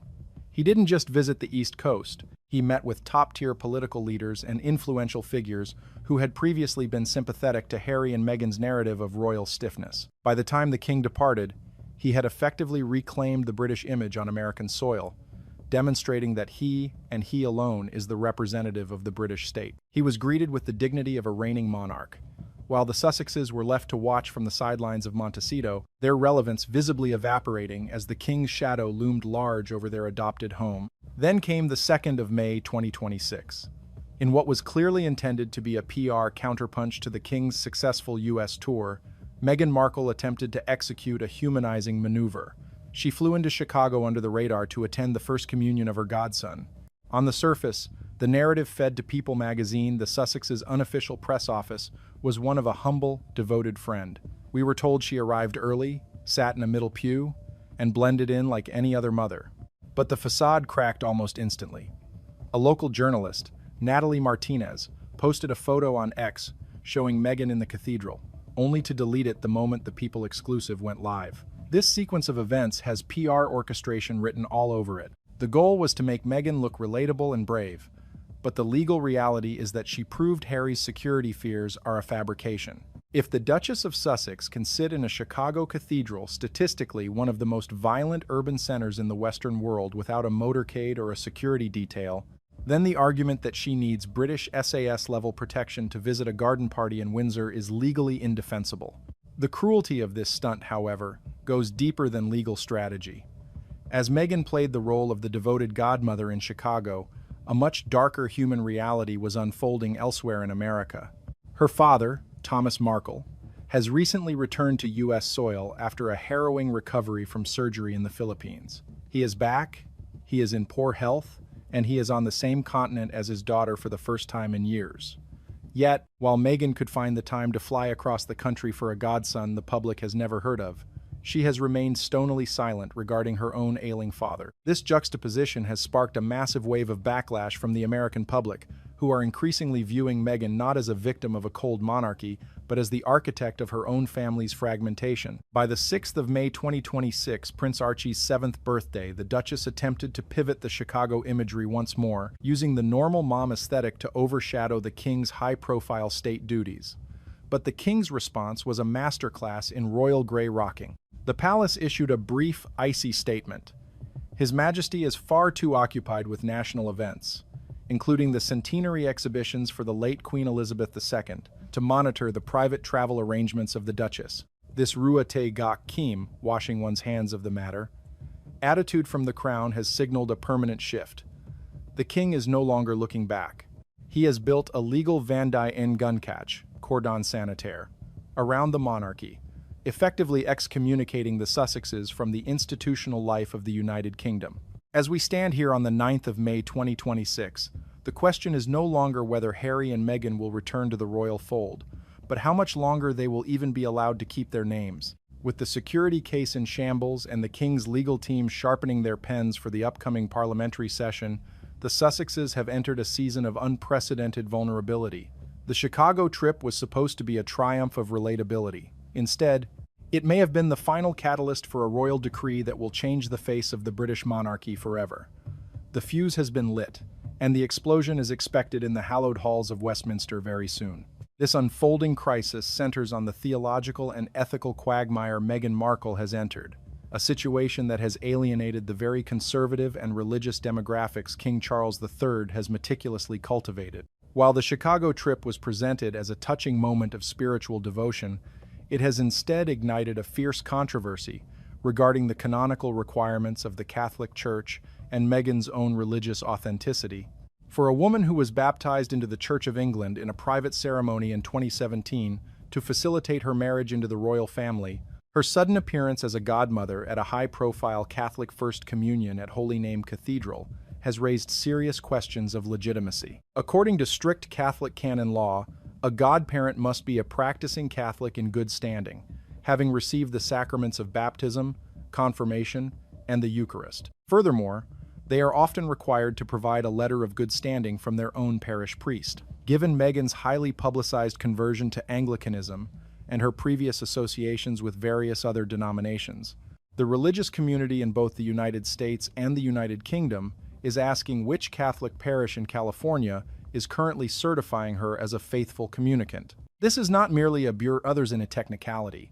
It is a matter of spiritual integrity that the British monarchy, headed by the defender of the faith, treats with the utmost gravity. The backlash from Catholic traditionalists has been swift and unforgiving. Many view this move as a cynical attempt to use a sacred religious milestone for a godson who had never been mentioned in years of Sussex branding as a backdrop for a PR stunt. To these observers, Meghan is engaging in a form of spiritual tourism or cultural appropriation of the faith to appear more grounded and relatable to the American public. This perceived lack of respect for religious boundaries has created a profound contrast with King Charles, who has spent the early months of 2026 strengthening his ties with diverse faith leaders through his work with the Coronation Year Legacy Fund. By inserting herself into a Catholic ceremony under such questionable pretenses, Meghan has inadvertently handed the king another moral victory. The palace has remained silent on the religious specifics, but the subtext is clear. While the king upholds the solemnity of his role as the head of the established church, the Duchess is seen as treating faith as a costume to be worn when the headlines turn sour. This religious controversy has effectively severed her remaining ties with the more traditionalist elements of the American social fabric, people who value the sanctity of the sacraments over the optics of a People magazine exclusive. Beyond the pews of Holy Name Cathedral, the human cost of Meghan's selective devotion is becoming a central theme of the public discourse. The first week of May 2026 has seen a dramatic shift in how the American media views her family loyalty. As she was photographed looking serene in Chicago, reports surfaced detailing the lonely recovery of her father, Thomas Markle, just a few states away. The American public, known for its deep-seated value of family reconciliation, is finding it increasingly difficult to reconcile the image of the caring godmother with the daughter, who refuses to acknowledge her ailing father. This moral dissonance is eroding the Sussexes' most valuable asset, their claim to be the compassionate, empathetic alternative to the supposedly cold royal family. King Charles has played this masterfully. By staying entirely out of the fray and focusing on the centenary of his mother's birth, he has allowed the natural consequences of Meghan's choices to manifest. There was no need for a palace briefing to point out the hypocrisy. The public did it for him. The king's strategy of strategic silence has forced the Sussexes to exist in a vacuum where their own contradictions are their greatest enemies. Every attempt Meghan makes to look more human seems to highlight a different area where she has failed the basic tests of familial and religious consistency. As the dust settles on the Chicago trip, the reality is becoming clear. Meghan Markle did not find grace in that cathedral. She found a spotlight that revealed the cracks in her own foundation. The religious and moral fallout of this week has moved the conflict from the realm of celebrity gossip into the territory of character judgment, a battleground where the monarchy historically holds the high ground. This escalating crisis focuses on the sophisticated geopolitical and institutional chess moves played by King Charles III during the critical window of late April and early May 2026. While the world was distracted by the amateur optics of the Chicago trip, the king was busy executing a masterclass in soft power that effectively marginalized the Sussexes on their own home turf. His 4-day strategic tour of the United States was not merely a diplomatic visit, it was a calculated reclamation of the British brand. By engaging directly with high-ranking political leaders and key cultural figures who were once considered sympathetic to the Montecito narrative, Charles demonstrated a level of gravitas and institutional weight that a Netflix documentary can never replicate. This visit served as a definitive marking of territory, signaling to the American establishment that the true power and prestige of the United Kingdom reside in London, not in a villa in Santa Barbara. This diplomatic offensive was paired with a devastating shift in the palace's communication strategy. Throughout the first week of May, as the media began to dissect Meghan's church appearance, the King's office adopted a posture of total indifference that was far more damaging than any public rebuke. By issuing a brief and clinical statement noting that the king was entirely absorbed by the preparations for the centenary of Queen Elizabeth II, the palace effectively reduced Meghan's Chicago outing to a trivial footnote. This stance of being too busy with the affairs of state to notice the private travels of the Duchess is a psychological blow that strikes at the very heart of the Sussexes' desire for relevance. It sends a clear message to the world that in the eyes of the British monarchy, Harry and Meghan are no longer significant players in the grand narrative of the crown. The king's strategy of institutional isolation has also manifested in a series of quiet but firm legal maneuvers. The most potent of these is the move toward a formal decree through the Privy Council. This isn't just about titles. It's about the legal right to trade on a legacy that they have repeatedly criticized. By initiating the process to prohibit the use of royal styling in commercial ventures, the king is cutting off the financial oxygen of the Sussex brand. If the decree is finalized, it will create a legal wall between the office of the monarchy and the commercial interests of the couple, ensuring that any future product launches or media deals cannot lean on the prestige of the Windsor name. This is the implementation of a cordon sanitaire, a protective barrier designed to prevent the commercialization of the crown from devaluing the institution itself. The internal impact on Prince Harry during this period has been profound. Sources close to the legal proceedings in London suggest that the Duke is feeling the weight of the King's strategic silence. For years, the Sussexes have thrived on a back-and-forth conflict with the palace, a dynamic that kept them in the headlines and allowed them to cast themselves as reformers fighting an antiquated system. However, by refusing to engage and instead moving forward with a purely administrative and legal response, King Charles has removed the opposition that Harry needs to sustain his narrative. Without a visible enemy to fight, Harry's legal battles over security and privacy begin to look less like a crusade and more like a desperate attempt to hold on to a status that is being systematically revoked. The contrast between the two camps has never been more stark. On one side, you have a reigning monarch conducting statecraft on a global stage, honoring the legacy of his predecessor and reinforcing the foundations of a 1,000-year-old institution. On the other side, you have a couple whose primary currency is their ability to generate headlines through calculated, unplanned appearances and leaks to friendly tabloids. The Chicago trip, which was intended to show a woman at peace and in control, has instead highlighted the chaotic and reactive nature of the Sussex operation. While they chase the news cycle, the king is shaping history. The events of early May 2026 have proven that while Meghan may win a day of headlines, King Charles III is winning the war of institutional survival. The gap between royalty and celebrity has become a chasm, and as the king moves to finalize his legal decrees, that chasm is becoming a permanent feature of the modern era. This investigative breakdown delves into the specific and devastating fallout surrounding the Natalie Martinez social media incident, an event that has stripped away the last vestiges of spontaneity from the Sussex public image. In the digital age, a single timestamp can act as a forensic tool, and the timeline of Saturday, the 2nd of May 2026, has provided the British public and the royal family with undeniable proof of a coordinated disinformation campaign. When Natalie Martinez, a professional television journalist who understands the mechanics of media better than most, posted that seemingly innocent image of Holy Name Cathedral, she was not acting as a stray observer. The subsequent and immediate deletion of that post, synchronized perfectly with the release of an exclusive report by People magazine, suggests a high degree of management. This was not a privacy breach that Meghan Markle suffered. It was a starting pistol for a pre-packaged narrative. The implications of this coordinated leak are severe. By orchestrating a story that emphasized her lack of security and her willingness to sit among the masses, Meghan was attempting to craft a brand of approachable nobility. However, the professional nature of the leak has backfired, highlighting a level of calculation that borders on the pathological. For the British Home Office and the legal teams representing the King, this incident is a goldmine. It demonstrates that the Duchess is not only safe in high-risk environments, but that she is actively using her presence in those environments to manipulate public perception for personal gain. The irony is palpable.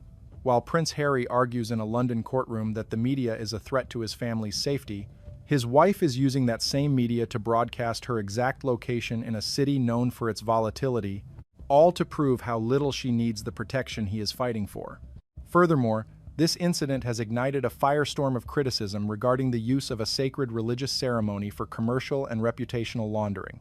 The fact that a journalist was involved in the organic discovery of the Duchess at a child's first communion has led many to conclude that the entire event was leveraged as a content production opportunity. This is where the divide between the Sussexes and the British monarchy becomes an unbridgeable canyon. While King Charles III spent the first week of May 2026 engaged in the solemn duties of his office, honoring the centenary of a monarch who defined her life by service, not self, Meghan was seen as turning a religious sacrament into a prop. The optics of a journalist deleting a post once the official narrative was secured has left a bitter taste in the mouths of many who once supported the couple, fueling the perception that every move they make is a transaction. The reaction from the British public has been one of weary confirmation. For years, the narrative from Montecito was that they were forced to flee the United Kingdom to escape the circus and the invisible contract between the Crown and the press. Yet, here in 2026, we see the Duchess of Sussex operating her own invisible contract with American media outlets, one that is arguably more intrusive and certainly more curated. The Chicago trip has exposed the hypocrisy of their demand for privacy. Real privacy does not involve briefing a magazine on which specific church pew you occupied or ensuring that a source close to you confirms you arrived early. Real privacy is silent.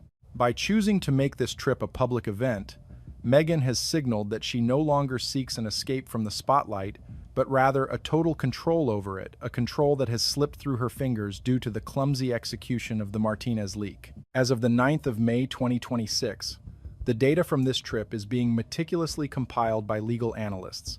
The contrast is no longer just about lifestyle. It is about the fundamental definition of truth. On one side, we have the King, whose transparency is rooted in constitutional duty and tradition. On the other, we have a couple whose transparency is a selective tool used for PR recovery. This fourth part of the saga marks the moment where the Sussex truth collided with digital reality. The Martinez post was a small stone thrown into a large pond, but the ripples have reached the very top of the British establishment. It has provided the King with the social license he needed to proceed with his more drastic legal measures, as the public now sees that the couple's claims of being hounded and endangered are increasingly incompatible with their own public behavior. The Chicago stunt was meant to humanize Meghan, but it has only served to mechanize her image, revealing the gears of a PR machine that is running out of steam. This exhaustive investigation turns its focus toward the undeniable and devastating human cost of the Chicago maneuver, specifically the deepening chasm between Meghan Markle and her own family. While the Duchess was meticulously crafting an image of a devoted spiritual guardian in the heart of the American Midwest, the reality of her own fractured bloodline was reaching a critical and public breaking point. The return of Thomas Markle to the United States in early May 2026, following a grueling recovery period abroad, should have been a moment of quiet reconciliation. Instead, it became the ultimate indictment of Meghan's public persona.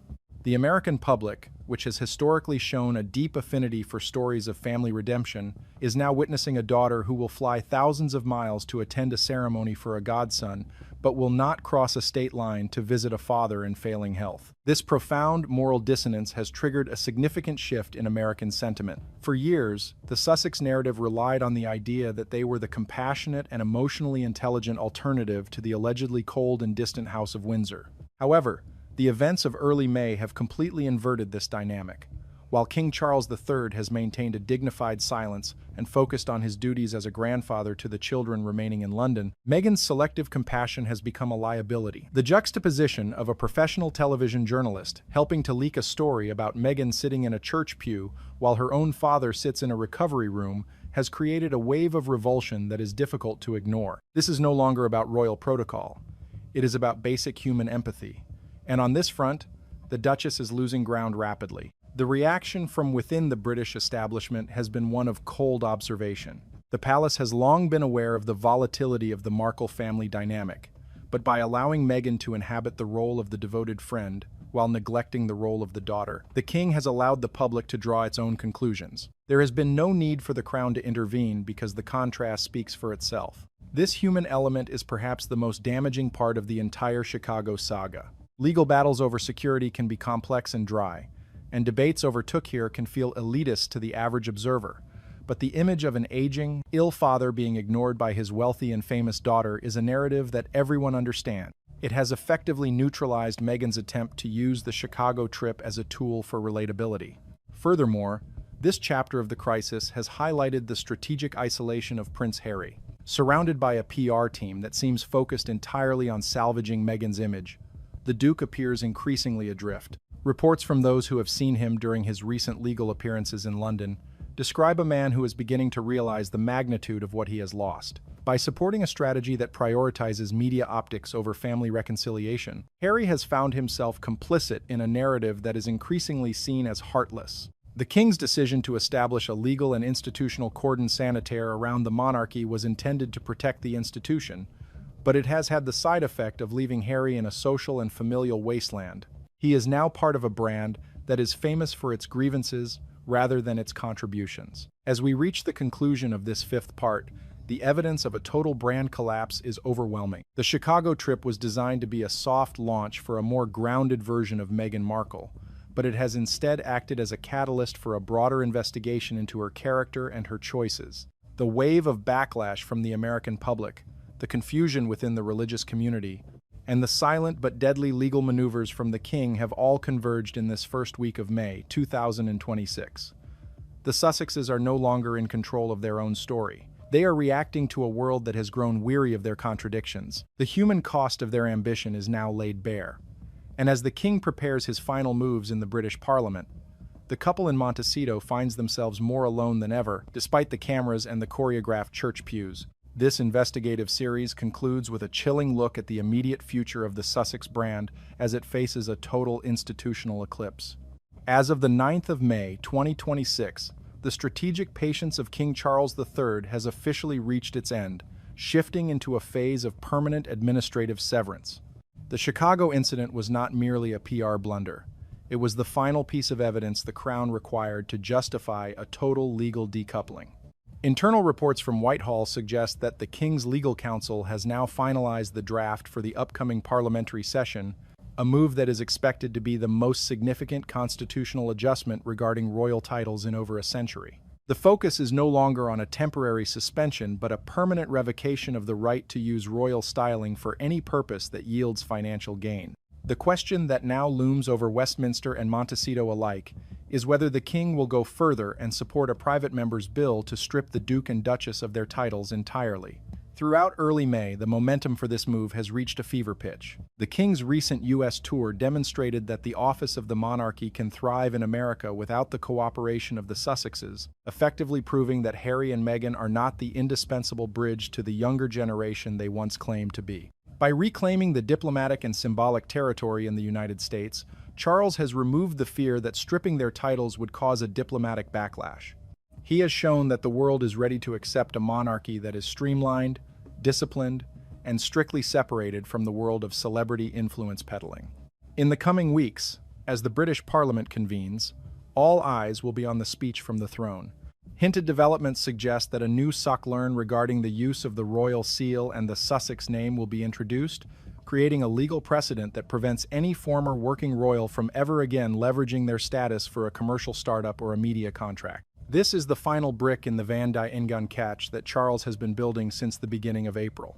It is a legacy-defining moment for the king, one that honors the late Queen Elizabeth II's famous decree that one cannot be half in and half out of the royal family. Charles is simply finishing what his mother started, but with the added surgical precision of a modern legal framework. For Meghan Markle, the fallout from the Chicago trip has left her in a state of strategic isolation. Her attempt to use the First Communion to rebrand as a woman of faith and family has instead left her fighting on three fronts: a religious community that feels used, an American public that feels misled, and a royal family that has stopped listening.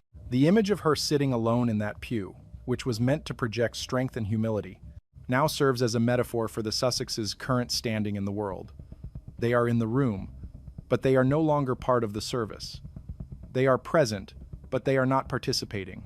The silence from the palace is the loudest sound in the room, a clear indication that the crown has moved on to a new chapter, one that does not include the Duke and Duchess of Sussex. As we look toward the remainder of 2026, the ultimate fate of Prince Harry remains the most tragic element of this saga. He is a man whose entire case for security was built on a foundation of perceived danger that his own wife has now publicly dismantled. He is a prince who is about to see his birthright commercially sterilized by his own father.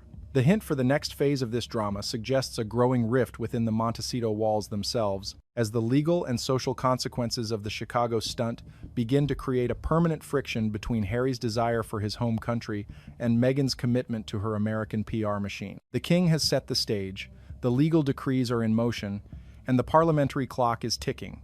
The era of the Sussexes as a global royal power is over. The era of their total institutional erasure has begun. This is the new reality of the House of Windsor in 2026. A monarchy that has finally learned how to win by simply refusing to play the game. The images are harrowing, raw, and impossible to ignore. Just hours ago, in the early morning mist of Montecito, the veil of California glamour didn't just slip, it shattered. As we mark this Monday, the 11th of May 2026, Royal Snap has obtained exclusive, high-resolution footage of Prince Harry that has sent shockwaves from the hills of Santa Barbara to the gates of Buckingham Palace. This isn't the polished Duke we saw in Netflix documentaries or the defiant soldier on a book tour. This is a man who looks like he is carrying the weight of a collapsing empire on his shoulders. Captured leaving a private wellness center, Harry appeared ghost-like, eyes hollowed by what can only be described as chronic exhaustion, his frame seemingly diminished under a faded gray hoodie, and a frantic, scanning gaze that suggested a man who is no longer running toward a dream, but running away from a nightmare. The contrast couldn't be more brutal. While the world watches Meghan's carefully curated Instagram teasers featuring organic jams and sun-drenched gardens, the lens of the paparazzi has caught the real Harry in the wild, and the reality is tiptoeing on the edge of a total breakdown. Critics on Fleet Street are already calling these the surrender photos. They depict a prince who has realized that the $14 million mansion isn't a sanctuary, it's a golden cage with a mounting mortgage. If you're as stunned by these images as the rest of the world, make sure to hit that subscribe button and ring the bell notification right now. You don't want to miss the deep dive analysis we have coming up, because what we're about to reveal regarding the Sussexes' bank accounts is even more alarming than Harry's gaunt appearance. This latest sighting acts as a grim prologue to the financial horror story currently unfolding behind the Montecito gates. According to high-level sources cited by the Daily Mail and industry insiders in Los Angeles, May 2026 has become the month of reckoning for the Sussex brand. For years, the public was sold a narrative of limitless wealth and Hollywood dominance. We were told of $100 million deals and a global empire that would eclipse the British monarchy. But as the sun rises today, the math simply doesn't add up anymore. The burn rate, the speed at which Harry and Meghan are spending their dwindling reserves, has reached a level that business analysts describe as catastrophic. We are talking about a lifestyle that requires a sovereign's budget, but is being funded by a fading celebrity's paycheck. The costs are staggering. A $100,000 monthly mortgage payment that sits like a lead weight on their chests every 30 days. That is before you factor in the property taxes that approach $300,000 annually, or the maintenance of a 1/6 bathroom estate where even the koi pond requires a specialized team. But the most non-negotiable expense, the one that Harry reportedly loses sleep over, is the security bill. Deprived of official royal protection, the couple is shelling out millions of dollars every year for a private army of bodyguards. It is a cost of living that requires a constant, aggressive influx of cash, but the taps are running dry. What do you think of Harry's new look? Is it just a bad day? Or are we seeing the physical toll of a financial crisis in real time? Drop a comment below. We respond to as many of you as possible, and your theories often help us dig deeper into these stories. The crisis isn't just about what is going out, it's about what is no longer coming in. The revenue streams that once seemed like a permanent geyser of wealth have slowed to a trickle. Take Harry's speaking fees, once the crown jewel of his independent income. In 2021, a single appearance from the Duke could command upwards of $1 million. Today, in May 2026, reports suggest that rate has crashed by a staggering 95%. Booking agents are now reportedly haggling for appearances as low as $50,000. For the son of a king, that isn't just a pay cut, it's a public humiliation. It signals that the prestige value of the Sussex brand has been diluted by overexposure and a lack of new, compelling content. Adding to the fire is the silent retreat of the giants. The Spotify deal is a distant, bitter memory, famously ending with executives labeling the couple grifters. Now, even Netflix, the last remaining pillar of their media strategy, is said to be tightening the purse strings. The high-budget Polo series that was supposed to be Harry's grand return to the spotlight has faced production delays and rumors of lukewarm interest from streamers. When the big checks stop clearing, but the $100,000 mortgage remains, something has to give. Financial experts who have analyzed the trajectory of their wealth since the publication of Spare offer a chilling estimate. While the book and the initial Netflix documentary brought their net worth to a peak of roughly $60 million, that figure is believed to have plummeted to just $35 million. To an average person, $35 million sounds like an enormous sum. But in the world of Montecito, when you are maintaining a royal standard of living with zero institutional support, that is a runway that is rapidly running out. Stay tuned as we move into the next part of this investigation, where we look at why even Harry's most beloved project, the Invictus Games, is now facing a corporate desertion that could leave him truly isolated. If you're finding this breakdown insightful, please give this video a like. It helps our channel grow and ensures we can keep bringing you these exclusive Royal Snap updates. We're just scratching the surface of the Montecito meltdown, and the details only get more intense from here. The crumbling of the Sussex Empire is not merely a story of personal exhaustion or fading celebrity. It is a brutal mechanical failure of a business model that was built on a foundation of sand. As we look deeper into the events of the 11th of May 2026, we have to address the most painful fracture in Prince Harry's professional life: the slow-motion collapse of the Invictus Games. For years, Invictus was the one area where Harry held the moral high ground. It was his shield against critics, his proof of purpose, and the final pillar holding up his public identity as a global statesman. But that shield is now cracked, and the noise coming from the boardroom is far louder than the cheers from the stadium. Reliable reports circulating throughout the industry and highlighted by major news outlets confirm a devastating blow to the upcoming Birmingham Games. Boeing, a corporate titan that has long provided the financial oxygen for Harry's veteran-led initiatives, has reportedly decided not to renew its major sponsorship. This is not just a lost check. It is a vote of no confidence from the highest levels of the global corporate world. When a company of that magnitude walks away from a high-profile charity, they are sending a message that the brand has become too volatile to touch. And Boeing isn't alone. Other major sponsors are said to be quietly reviewing their contracts, wary of being dragged into the perpetual drama that follows the Sussexes like a shadow. For Harry, this is an existential crisis. If Invictus fails, or even if it just shrinks into a low-budget, controversial shadow of its former self, Harry loses his last remaining link to his military heritage and his most effective tool for public sympathy. The tragedy is that the questions being asked aren't just about his reputation, they are about the money. Critics and financial analysts are now scrutinizing the operational costs of the games with a level of intensity we have never seen before. There are growing whispers about why the overheads for these events are so high compared to similar veteran programs. Questions are being asked about luxury travel, executive salaries, and the sheer spectacle of the events, which some veterans now feel has become more about the celebrity at the center than the competitors on the field. If you find this analysis of the Invictus crisis concerning, or if you believe Harry can still save his legacy, we want to hear from you. Please take a moment to hit that like button. It really helps us navigate the YouTube algorithm to reach more people who care about the truth behind these headlines. And if you haven't subscribed to Royal Snap yet, now is the time. We are tracking these sponsorship developments hour by hour to bring you the most accurate updates.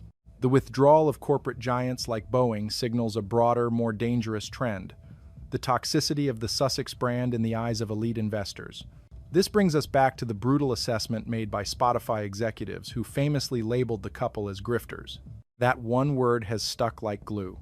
In the business world of 2026, the Sussexes are no longer viewed as a prestige investment but as a high-risk liability. The Hollywood elite, who once clamored to be seen with them, have quietly vanished. The dinner invites to the most exclusive A-list gatherings in Los Angeles and New York have reportedly dried up. Why? Because in Hollywood, relevance is the only currency that matters, and Harry and Meghan have traded their royal mystique for a version of fame that feels increasingly cheap and overexposed. This loss of scarcity is perhaps the most significant strategic blunder of their post-royal lives. In the beginning, a glimpse of Harry and Meghan was a global event. Today, they are everywhere, yet they are nowhere. From jam launches to chicken coop videos and endless legal filings, the brand has become a permanent fixture in the 2-4-hour news cycle, but not in a way that commands respect or high fees. When you see a prince appearing in low-budget documentaries or frantic social media teasers just to maintain a lifestyle he can no longer afford, the magic disappears. You are no longer watching a royal. You are watching a content creator struggling to hit a quota. This overexposure is a direct result of the financial burn rate we discussed in the first part of our report. When your monthly outgoings are hundreds of thousands of dollars, you cannot afford to be mysterious. You have to sell, you have to launch, you have to stay in the headlines just to keep the lights on in that 1-6 bathroom mansion. But the more they sell, the less people want to buy. It is a death spiral of branding. Analysts point to Meghan's latest lifestyle rollout as the perfect example of this friction. There are reports of weak demand and strange sales tactics, such as requiring customers to buy multiple units just to check out a move that screams inventory clearing rather than luxury exclusivity. What do you think is the biggest mistake they made after leaving the UK? Was it the oversharing in the book Spare, or the constant legal battles that kept them in a negative spotlight? Join the conversation in the comments section below. We read every single one, and your insights often help shape our upcoming investigative pieces. The tragedy of the Sussexes in May 2026 is that they are discovering that celebrity power is a poor substitute for institutional stability. While Harry is caught by paparazzi looking exhausted and haggard near his home, his family back in London is demonstrating the power of the long game. The monarchy continues to function with a quiet, disciplined rhythm. King Charles and the Prince and Princess of Wales remain at the top of the popularity polls, not because they are content creators, but because they represent continuity. Harry and Meghan chose to be disruptors, but as any business analyst will tell you, disruption only works if you have a product that people actually want to buy in the long term. Right now, it seems the world is finally closing its wallet. As we move into the next phase of our report, we will look at the internal chaos within their organization, the staggering staff turnover, and the growing disconnect between their public personas and the reality of their management style. Stay with Royal Snap as we continue this 30,000 character deep dive into the Montecito meltdown. Your support via likes and subscriptions allows us to keep digging where others are afraid to look. The internal mechanics of the Sussex operation have long been a subject of intense speculation, but as of May 2026, the numbers coming out of their Montecito headquarters paint a picture of a workplace in total disarray. While the public sees a carefully curated image of humanitarian leadership and Earth Mother aesthetics, the reality behind the scenes is described by insiders as a revolving door of talent. Business analysts and HR experts who have tracked the couple since their departure from the United Kingdom have pointed to a retention rate that is virtually unheard of in the corporate world. According to some reports, the staff turnover rate within their charitable and production arms has hovered around 3.7%. In any other billion-dollar enterprise, such a figure would trigger an immediate board-level investigation. But in the world of the Sussexes, it has simply become the cost of doing business. The impact of this turnover cannot be overstated. When a brand burns through communications chiefs, chief of staff roles, and lead producers at this speed, it loses its institutional memory and its strategic consistency. It is why we see the Sussex brand constantly pivoting from one identity to another. One month they are serious documentary filmmakers, the next they are lifestyle influencers selling high-end preserves, and the next they are traditional royal figures conducting quasi-state tours abroad. This lack of stability is a direct reflection of the reported chaos within their management structure. Former aides have described an environment of high pressure and conflicting directives, where the image of the principal takes precedence over the long-term health of the organization. The disconnect between the public persona and the private management style has become the Achilles heel of the Meghan Markle brand in particular. While she presents herself as a champion of workplace equity and female empowerment, the documented history of staff departures tells a different story. The surfacing of internal emails from their time at the palace, combined with more recent reports from California, has created a narrative that is increasingly difficult to manage. For a celebrity brand, a reputation for being difficult to work for is a slow-acting poison. It deters top-tier talent from applying and makes corporate partners hesitant to engage in long-term projects. If you are a major studio or a luxury brand, you want to know that the team you are negotiating with will still be there in 6 months. With the Sussexes, that is never a guarantee. If you have ever worked in a high-pressure environment or have thoughts on why the Sussex team seems so unstable, please share your experiences in the comments below. We love hearing from professionals in the industry who can offer a unique perspective on these management styles. Also, if you appreciate our commitment to uncovering the truth behind the headlines, please hit the like button and subscribe to Royal Snap. Your engagement helps us fund the research necessary to bring these complex stories to light. This internal instability is now colliding with a harsh economic reality.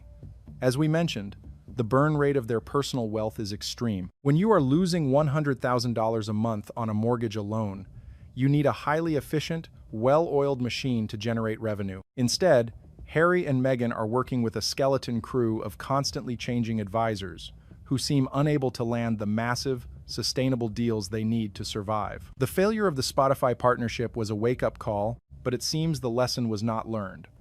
The constant rebranding exercises are not a sign of growth, they are a sign of desperation.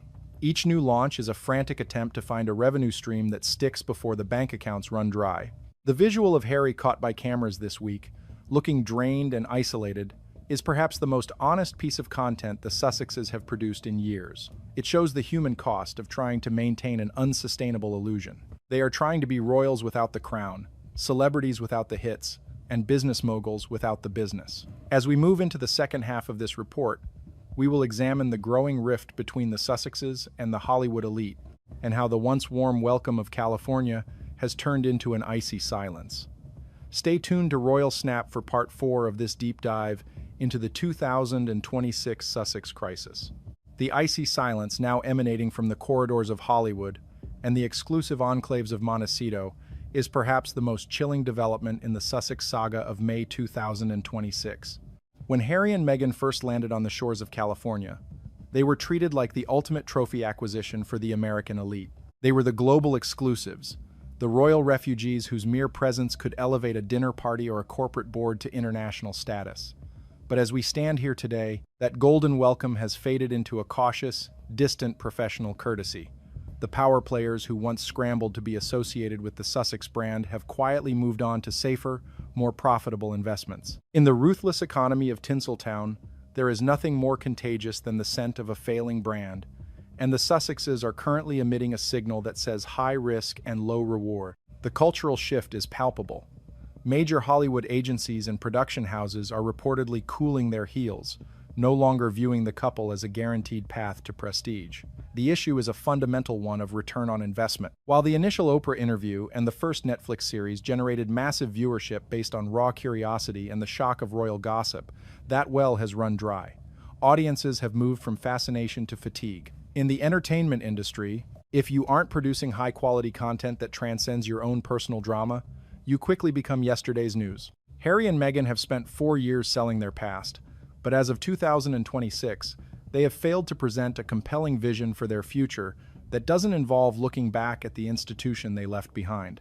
This cooling of relations is evident in the guest lists of the most significant industry events. Where once they were the center of gravity, they are now notably absent from the inner circles of the Hollywood heavyweights. Critics argue that the couple has become a land mu yao chair yao trest way for the corporate reputations. No CEO wants to be the one who signed a multi-million-dollar deal only to be mocked by industry peers or labeled a grifter in the press. The public humiliation of the Spotify collapse served as a warning shot to the entire valley, It proved that having a title and a famous face isn't enough to sustain a media empire. You need a work ethic and a product that can stand on its own 2 feet. If you are noticing this shift in how the media portrays the couple, or if you think the Hollywood elite is being too harsh on them, tell us what you think in the comments section. We value the diversity of opinions in our community and try to highlight the best insights from our viewers. Don't forget to like this video to support independent royal reporting and subscribe to Royal Snap for the most detailed breakdowns of the 2026 royal landscape. Your support is what keeps this channel running during these high-stakes news cycles. The financial implications of this social and professional isolation are devastating. As we have established, the Sussexes are operating on a financial clock that is ticking toward zero. Without the backing of major sponsors or the renewal of massive streaming contracts, the math of their existence becomes impossible. They are trying to fund a life that was designed for a state-funded prince on the salary of a struggling influencer. The desperation is starting to leak through the cracks of their PR strategy. The move into the luxury lifestyle market, specifically Meghan's recent brand launches, was supposed to be the pivot that saved their finances. However, the market response has been lukewarm at best. Industry analysts point to a fatal flaw in the branding of their new lifestyle products. Luxury branding depends on a sense of aspiration and mystery. By pivoting into homemade jams and organic kitchenware, Meghan is competing in a saturated market against established giants who have decades of trust with the consumer. Furthermore, the optics of selling $30 jars of jam from a $14 million mansion while the world faces economic uncertainty have been described as tone-deaf. It highlights the disconnect between the image they want to project and the reality of their current situation. People want to buy into a dream, but right now, the Sussex dream looks more like a frantic commercial hustle. Even their philanthropic efforts, which were meant to be the core of their post-royal identity, are suffering from this loss of prestige. Archewell, their primary foundation, has reportedly seen a significant drop in high-level donations. Major philanthropists tend to gravitate toward stability and clear results. When a foundation is constantly overshadowed by the personal legal battles and public feuds of its founders, the mission gets lost. For the Sussexes, the brand has become so synonymous with conflict that even their charitable work is viewed through a lens of suspicion. As we look at the photos of Harry from this morning, looking weary and isolated, we see a man who has lost his institutional armor. In the United Kingdom, he was protected by a 1,000-year-old system that absorbed his mistakes and polished his image. In California, he is just another celebrity in a town that eats its own when the numbers stop adding up. The survival of the Sussex brand now depends on a miracle or a complete reinvention that they may not have the resources to pull off. In the next part of our report, we will contrast this Montecito meltdown with the quiet resurgence of the British monarchy and why the institution is winning the war of attrition. Stay with Royal Snap as we continue this 30,000-character deep dive. While the Sussex operation appears to be fracturing under the weight of its own financial and psychological pressures, the contrast with the British monarchy in May 2026 has never been more stark. For years, the gamble taken by Harry and Meghan was based on the idea that a modern, celebrity-led version of royalty could eventually eclipse the traditional, slow-moving institution of the crown. They believed that in the digital age, individual star power would prove more resilient than ancient protocol. However, as we stand here today, the reality has proven to be the exact opposite. While Harry is caught by paparazzi looking like a man on the brink of exhaustion, the royal family in London is experiencing a quiet but powerful resurgence in public trust and global authority. The monarchy has succeeded by doing precisely what the Sussexes could not, remaining silent, consistent, and focused on service. Throughout the constant barrage of memoirs, documentaries, and interviews, Buckingham Palace has maintained a policy of dignified restraint. This lack of retaliation has turned out to be their greatest strategic weapon. By refusing to engage in a public mudslinging match, the King and the Prince of Wales have allowed the Sussex narrative to exhaust itself. The world has grown tired of the conflict, and in that exhaustion, people have gravitated back toward the stability of the crown.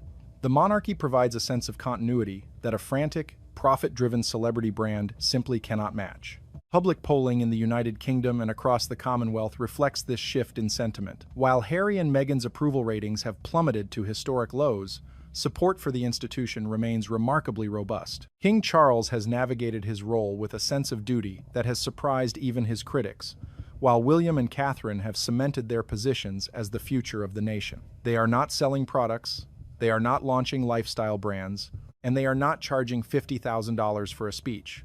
They are simply doing the work. In the long game of history, the institution is winning because it does not have to worry about a monthly mortgage or a falling stock price. It is funded by the state and protected by tradition, luxuries that Harry traded away for a freedom that now looks suspiciously like a trap. Do you think there is any way back for Harry into the royal fold, or has the bridge been burned beyond repair?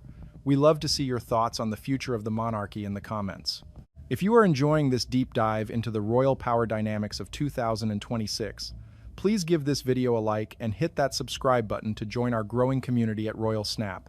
We are committed to providing the most comprehensive analysis of the House of Windsor. The psychological toll of this disparity must be immense. Harry is watching from across the Atlantic as his family moves on without him. The narrative that the monarchy would collapse without the Sussexes' energy and modern appeal has been proven false. Instead, the institution has streamlined itself and become more focused. The visual of Harry looking haggard and isolated is the visual of a man who has realized that he is no longer part of the most important story in the world. He has become a peripheral character in his own life, a celebrity in a town full of them, while his brother prepares to become a king. As we move into the final part of our report, we will look at the ultimate question: how long can the Sussex operation survive before the money truly runs out? Stay tuned for the conclusion of this Royal Snap special. The ultimate question facing the Sussex operation as we reach this critical juncture in May 2026 is no longer about growth or global dominance, but about basic survival. The mathematical reality is cold and unforgiving. When you have a personal wealth reserve that has plummeted from $60 million to $35 million in a few short years, while maintaining a lifestyle that burns through millions annually, you are facing a financial cliff. Business analysts are now openly calculating the runway that Harry and Meghan have left. At the current rate of spending, and without a massive new injection of capital from a major studio or a global sponsor, the Sussexes may find themselves in a position where they have to drastically downsize their lives within the next 24 to 36 months. The tragedy of the situation is that the very things they need to do to save themselves financially are the things that further damage their brand. To raise quick cash, they are forced into more public appearances, more commercial tie-ins, and more revelations about their royal past. But each of these moves further dilutes their prestige and pushes them deeper into the category of permanent content creators.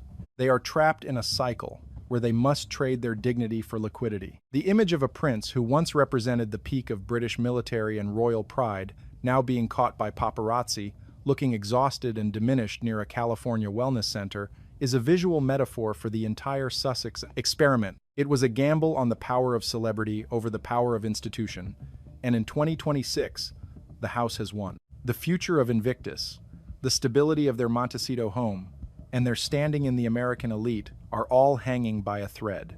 If the Birmingham Games are overshadowed by sponsorship withdrawals and financial scrutiny, Harry loses his final claim to institutional respect.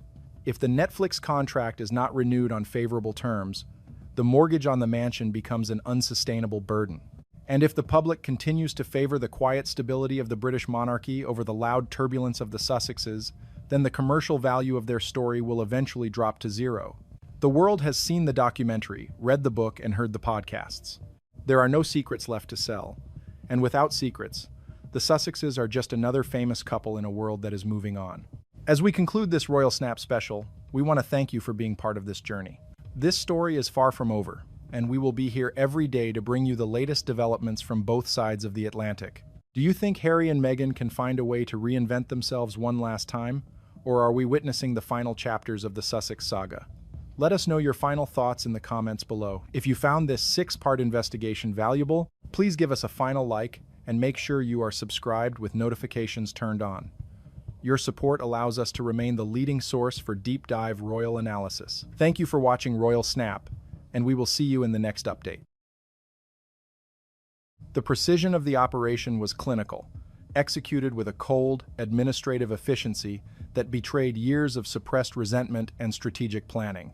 At exactly 08:00 a.m. on May 6, 2026, the heavy oak doors of Windsor Castle's private quarters did not just close behind a returning sovereign consort, they sealed the tomb of an era. Queen Camilla, returning from a grueling high-stakes state visit to Washington, D.C., stepped into a residence that had been fundamentally, and perhaps irreversibly, rewired in her absence. The atmosphere inside the castle was described by staff as static with tension, a sharp contrast to the celebratory mood of the previous 4 days in the United States. While the global media was still dissecting the Trump-Windsor Renaissance, a visit characterized by 12 standing ovations in Congress and a historic trade alignment, the actual power structure of the British monarchy was being dismantled back in London. The epicenter of this institutional earthquake was the Hall of Matriarchs. For nearly 3 decades, this gallery, situated in the heart of the ceremonial route, had featured a conspicuous, haunting void on its central western wall. This was the space originally intended for Diana, Princess of Wales, a space that had been left blank or filled with rotating minor landscapes since 1997, a silent decree of damnatio memoria.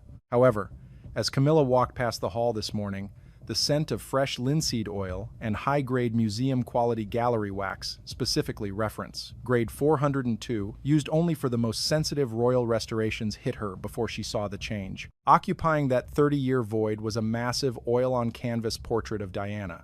The dimensions, a commanding 1.2 meters by 1.5 meters, were encased in a heavy gold leaf frame that had been pulled from the deepest recesses of the Royal Collection Trust's secure storage in Berkshire. According to internal logistics logs from the Lord Chamberlain's office, the portrait was moved under the cover of a routine maintenance window that began at 2 a.m. on May 4th. The timing was the masterpiece of the operation. At that exact moment, King Charles and Queen Camilla were attending a gala dinner at the White House, their attention fully occupied by the diplomatic theater of the special relationship. The legal mechanism used to authorize this move was the Regency Act of 1937. This constitutional failsafe dictates that when the sovereign is physically absent from the United Kingdom, their executive powers are vested in the councillors of state. Crucially, the law requires these councillors to be physically present on British soil to exercise authority. By accompanying the king to America, Camilla unwittingly deactivated her own veto power. For a precise window of 96 hours, the spare keys to the monarchy were held exclusively by Prince William and Princess Anne. Sources within the palace indicate that the order for the restoration was not signed as a personal request, but as a formal administrative mandate titled Heritage Optimization Order 2605. This document reclassified the Hall of Matriarchs as a priority sovereignty zone, requiring that any mother of a future king be represented in the primary visual record. When the Queen Consort confronted the staff, demanding the immediate removal of the defiant canvas, she was met with a wall of professional silence. The master of the household's office, now under the strict direction of Princess Anne, cited the 2605 order as a binding legal precedent. The staff did not report to the Queen Consort. They reported to the law. The strategic genius of Prince William, the boy who once walked behind his mother's coffin with his head bowed, was now on full display. He had waited 20 years for this vacuum. He didn't strike when the monarchy was weak. He struck when his father was at his most successful, basking in the glow of an American triumph. By the time the King's plane, Sovereign 1, touched down at RAF Bryce Norton, the visual language of the House of Windsor had been reclaimed. This was no mere family squabble. It was a clinical execution of institutional power. The portrait was bolted to the wall using reinforced steel anchors, a physical metaphor for the permanence of the change. Princess Anne, reportedly still in her mourning equestrian gear, met the Queen Consort in the hallway. Her 5-word delivery, "It is what Diana deserved," was not just a personal sentiment, it was the sounding of the death knell for the erasure era. As the clock struck 10 a.m., the palace's internal servers recorded a surge in communications between the Prince of Wales's office at Kensington Palace and the Royal Collection Trust. The message was clear. The restoration is irreversible. The Washington alibi had provided the perfect cover for a revolution that occurred without a single shot fired, leaving the king to return to a home where his past had finally caught up with his present. The strategic architecture of the Washington alibi was constructed with a level of geopolitical foresight that suggests the involvement of high-level intelligence coordination. While the British public was fed a steady stream of celebratory imagery from the United States, the actual function of the state visit was to serve as a massive geographic and psychological cage for the king and queen consort. To understand how Prince William and Princess Anne managed to paralyze the sovereign's reaction, one must look at the precision of the timeline between May 2nd and May 5th, 2026. The King and Queen consort arrived at Joint Base Andrews at 15 on May 2nd, greeted by a full military honor guard. From that moment, their schedules were managed with a degree of rigidity that left zero room for unscheduled communication with London. The Master of the Household's office, under the covert direction of Princess Anne, ensured that the King's private communication staff were kept in a state of constant logistical flux. While Charles was preparing for his address to a joint session of Congress, his primary secure line to Windsor was reportedly undergoing a scheduled encryption update, a technical delay that lasted precisely 48 hours. On May 3rd, the distraction deepened. Queen Camilla was directed toward a series of high-profile solo engagements in New York City. The centerpiece was a visit to the 911 reflecting pools. This was a calculated move by the Kensington Palace strategy team to place Camilla in a direct visual comparison with the late Princess of Wales. By encouraging Camilla to lean into the role of the global healer, the plotters ensured she was psychologically invested in her own PR success. While she was being photographed embracing survivors in Manhattan, she was thousands of miles away from the legal reality being rewritten in Berkshire. The most critical phase of the Washington alibi occurred on May 4th during a private lunch at the White House. While King Charles and President Donald Trump discussed the lifting of trade restrictions on luxury exports, a second document was reportedly placed on the table. American intelligence sources suggest that this was the moment the king was briefed on the declassified 1,997 Paris files. This dossier, held by the National Security Agency for nearly 3 decades, contained raw satellite intercepts from the night of the Alma Tunnel crash. The timing was lethal. If Charles reacted negatively to the events unfolding at Windsor, he risked the American administration leaking the contents of this file to the global press. By 16:00 on May 4th, the Heritage Optimization Order 2605 was being physically implemented at Windsor. Under the cover of a simulated security drill, a specialized team of 12 curators and structural engineers entered the Hall of Matriarchs. They were not common laborers. They were senior fellows of the Royal Collection Trust, who had been vetted for Operation Motherland months in advance. They worked with silent, military-grade efficiency, using laser-leveling equipment to ensure the portrait of Diana was placed at exactly the same eye level as the portrait of Queen Elizabeth II. The visual data within the gallery was altered to create an inescapable psychological effect. The lighting was recalibrated to utilize a specific narrow-spectrum LED that highlighted the gold in Diana's hair, making the portrait appear to glow against the dark mahogany paneling of the hall. This was not just art restoration.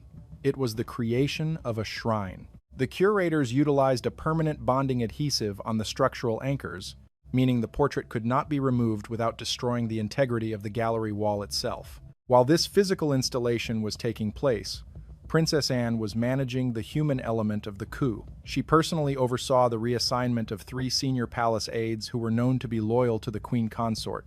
These individuals were sent on an emergency inventory audit to the Palace of Holyrood House in Edinburgh, effectively removing them from the Windsor communication loop. By the time the King and Queen were boarding the return flight on the evening of May 5th, the internal administration of Windsor Castle had been entirely purged of Camilla's influence. The brilliance of the Washington alibi lay in its use of the King's own success against him.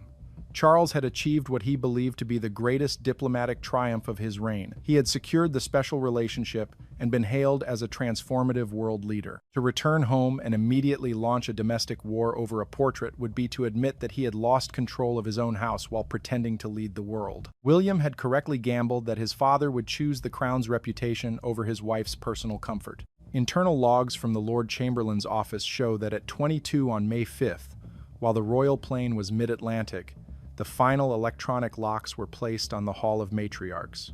The entry codes were changed, and the master keys were held by only 2 people, the Prince of Wales and the Princess Royal. The Queen Consort was returning to a fortress where she no longer held the keys. This period of 96 hours represents the most significant shift in royal power dynamics since the abdication of 1936. It was a clinical demonstration of how geography and timing can be used to override the traditional hierarchy of the monarchy. The Washington alibi ensured that by the time the King and Queen stepped off the plane on May 6th, the revolution was already a matter of historical record. The era of erasing Diana had ended not with a public protest, but with a silent, legally binding administrative strike. The administrative machinery of the British state is rarely viewed as a weapon of war, but in the hands of Prince William and Princess Anne, it became a surgical instrument of institutional correction. While the physical restoration of the portrait in the Hall of Matriarchs was the visible strike, the true foundation of the coup was a complex legal maneuver involving the Royal Collection Trust and the Duchy of Cornwall. This phase of the operation, executed with the cold precision of a corporate takeover, ensured that the return of Diana was not merely a decorative change, but a legally binding reality that neither the king nor the queen consort could easily dissolve. The central mechanism of this legal trap was the reclassification of the Windsor Gallery spaces. On May 4, 2026, acting under the temporary authority of the Regency Act, the Councillors of State issued a directive known as the Sovereign Heritage Protection Mandate.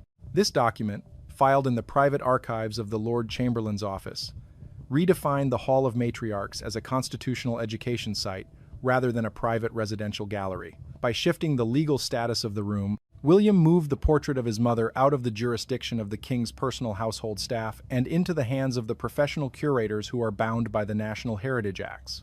This reclassification meant that any attempt to remove the portrait would now require a formal impact assessment and a public justification to the board of the Royal Collection Trust. For King Charles to order the removal, he would have to argue that the mother of the future king and the grandmother of the subsequent king had no historical relevance to the lineage. It was a checkmate of staggering intellectual depth. William did not appeal to his father's heart. He appealed to the king's obsession with historical preservation and administrative order. The role of Princess Anne during this 48-hour window was to ensure that the human infrastructure of the palace was paralyzed. As the master of the household, Anne holds the authority to issue emergency standing orders to all security and domestic staff. At 09:00 on May 5th, she initiated a protocol titled Silence of the Sovereign.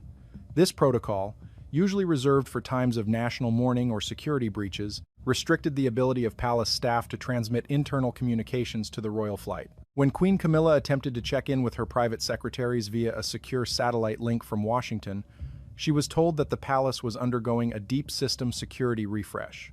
The isolation was total. Behind the scenes, the financial weight of the Duchy of Cornwall was also brought to bear. Records indicate that a significant endowment was transferred from the Duchy to the Royal Collection Trust, specifically for the perpetual maintenance of the Diana Gallery. This move turned the portrait into an endowed asset. To remove it would mean returning millions of pounds in maintenance funds, a move that would trigger an automatic audit and a report to the Treasury. William had effectively placed a financial and bureaucratic shield around his mother's image. While the legal and financial walls were being built, a secondary operation was taking place within the royal archives.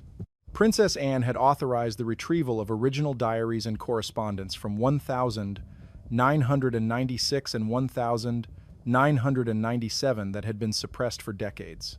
These documents were moved into a high-security vault in the Round Tower of Windsor. The message to the king was clear: the portrait is only the beginning. If the institutional status quo is challenged, the archives will be the next theater of war. The psychological timing of these events cannot be overstated. By May 6th, the world had seen 4 days of King Charles being treated as a global elder statesman. He was at the pinnacle of his public approval rating. The plotters knew that a man at his highest point has the most to lose from a scandal. By forcing him to return to a palace where the Diana restoration was a fait accompli, they presented him with a choice: accept a new power, sharing agreement with his son and sister, or risk a domestic explosion that would turn the Washington triumph into a historical footnote. The specific 5-word confrontation between Anne and Camilla was the culmination of decades of silent friction. When Anne stated that this was what Diana deserved, she was speaking for an entire faction of the royal household that felt the institution had lost its moral compass in its attempt to legitimize the queen consort at the expense of the past. The staff, many of whom had served under the late Queen Elizabeth II, remained motionless as the queen consort demanded action. They were not being disobedient. They were following the new legal orders issued by the Princess Royal. By the afternoon of May 6th, the transition of power was evident in the smallest details. The internal palace directory, which had once listed the queen consort's office as the primary authority for heritage and branding, was updated. Her staff found their access codes to the royal archives revoked. The strategic center of the monarchy had shifted from the king's private study to the offices of the Prince of Wales. The Washington alibi had worked perfectly. It had drawn the king and queen out of the country, leaving the machinery of the state to be reclaimed by the heirs who had never forgotten the 5-year-old boy walking behind a coffin. As the king sat in his study that afternoon, surrounded by the silence of a palace that no longer moved at his command, he realized that the visual language of the monarchy had been reclaimed. Diana was not just back on the wall, she was back in the DNA of the institution. The coup was clinical, legal, and permanent. The era of absolute authority for Queen Camilla had reached its silent end, and the reign of the future had begun under the shadow of the past. The strategic isolation of Queen Camilla was not merely a matter of geography, but a total administrative blackout designed to strip her of her status as the gatekeeper of the royal image. For over a decade, the Queen Consort had meticulously curated the visual output of the monarchy, ensuring that any reference to the previous Princess of Wales was relegated to the periphery of historical archives. This control was maintained through a network of loyalists within the Palace Communications Department and the Lord Chamberlain's office. However, during the 96 hours of the Washington state visit, Prince William and Princess Anne executed a systematic purge of this influence, a process known internally as the institutional reset. The clinical nature of this reset began at 11:00 on May 4th. While the king was engaged in high-level talks at the Pentagon, a series of executive orders were issued from the Prince of Wales's office. These orders suspended the security clearances of 4 senior press officers who had been instrumental in managing the Camilla narrative. They were informed that their positions were being reviewed under a new efficiency drive mandated by the Councilors of State. In their place, William installed a team of strategic advisors who had previously served in the private office of the late Queen Elizabeth II, individuals whose loyalty was to the continuity of the crown rather than the personal comfort of the consort. This shift in personnel allowed for the immediate declassification of several key assets. By 14:00 that same day, the digital asset management system of the royal household was updated. Hundreds of high-resolution images of Princess Diana, previously flagged for internal use only or restricted from social media distribution, were moved into the active press kits. This ensured that when news of the portrait restoration eventually broke, the media would have immediate access to a curated selection of imagery that reinforced the new status quo. The digital erasure of Diana was undone in a matter of seconds. The human cost of this maneuver was most visible within the Windsor staff hierarchy. Princess Anne, utilizing her authority as master of the household, conducted a series of one-on-one briefings with the senior curators of the royal collection. She made it clear that the restoration of the Diana portrait was not a suggestion but a formal state requirement. Any staff member who expressed hesitation was reminded of their primary oath to the sovereign and the line of succession. The silence that met Camilla upon her return was the result of this intense psychological conditioning. The staff had been convinced that to oppose the portrait was to oppose the future of the monarchy itself. By the evening of May 5th, the transformation was complete. The Queen Consort's private secretary, attempting to send a briefing note regarding the success of the New York engagements, found that the encrypted communication channel had been redirected to a secure server at Kensington Palace. For the first time since her marriage to Charles, Camilla was completely blind to the internal movements of the household. She was operating in a vacuum, believing she was at the height of her power while her institutional foundation had already been liquidated.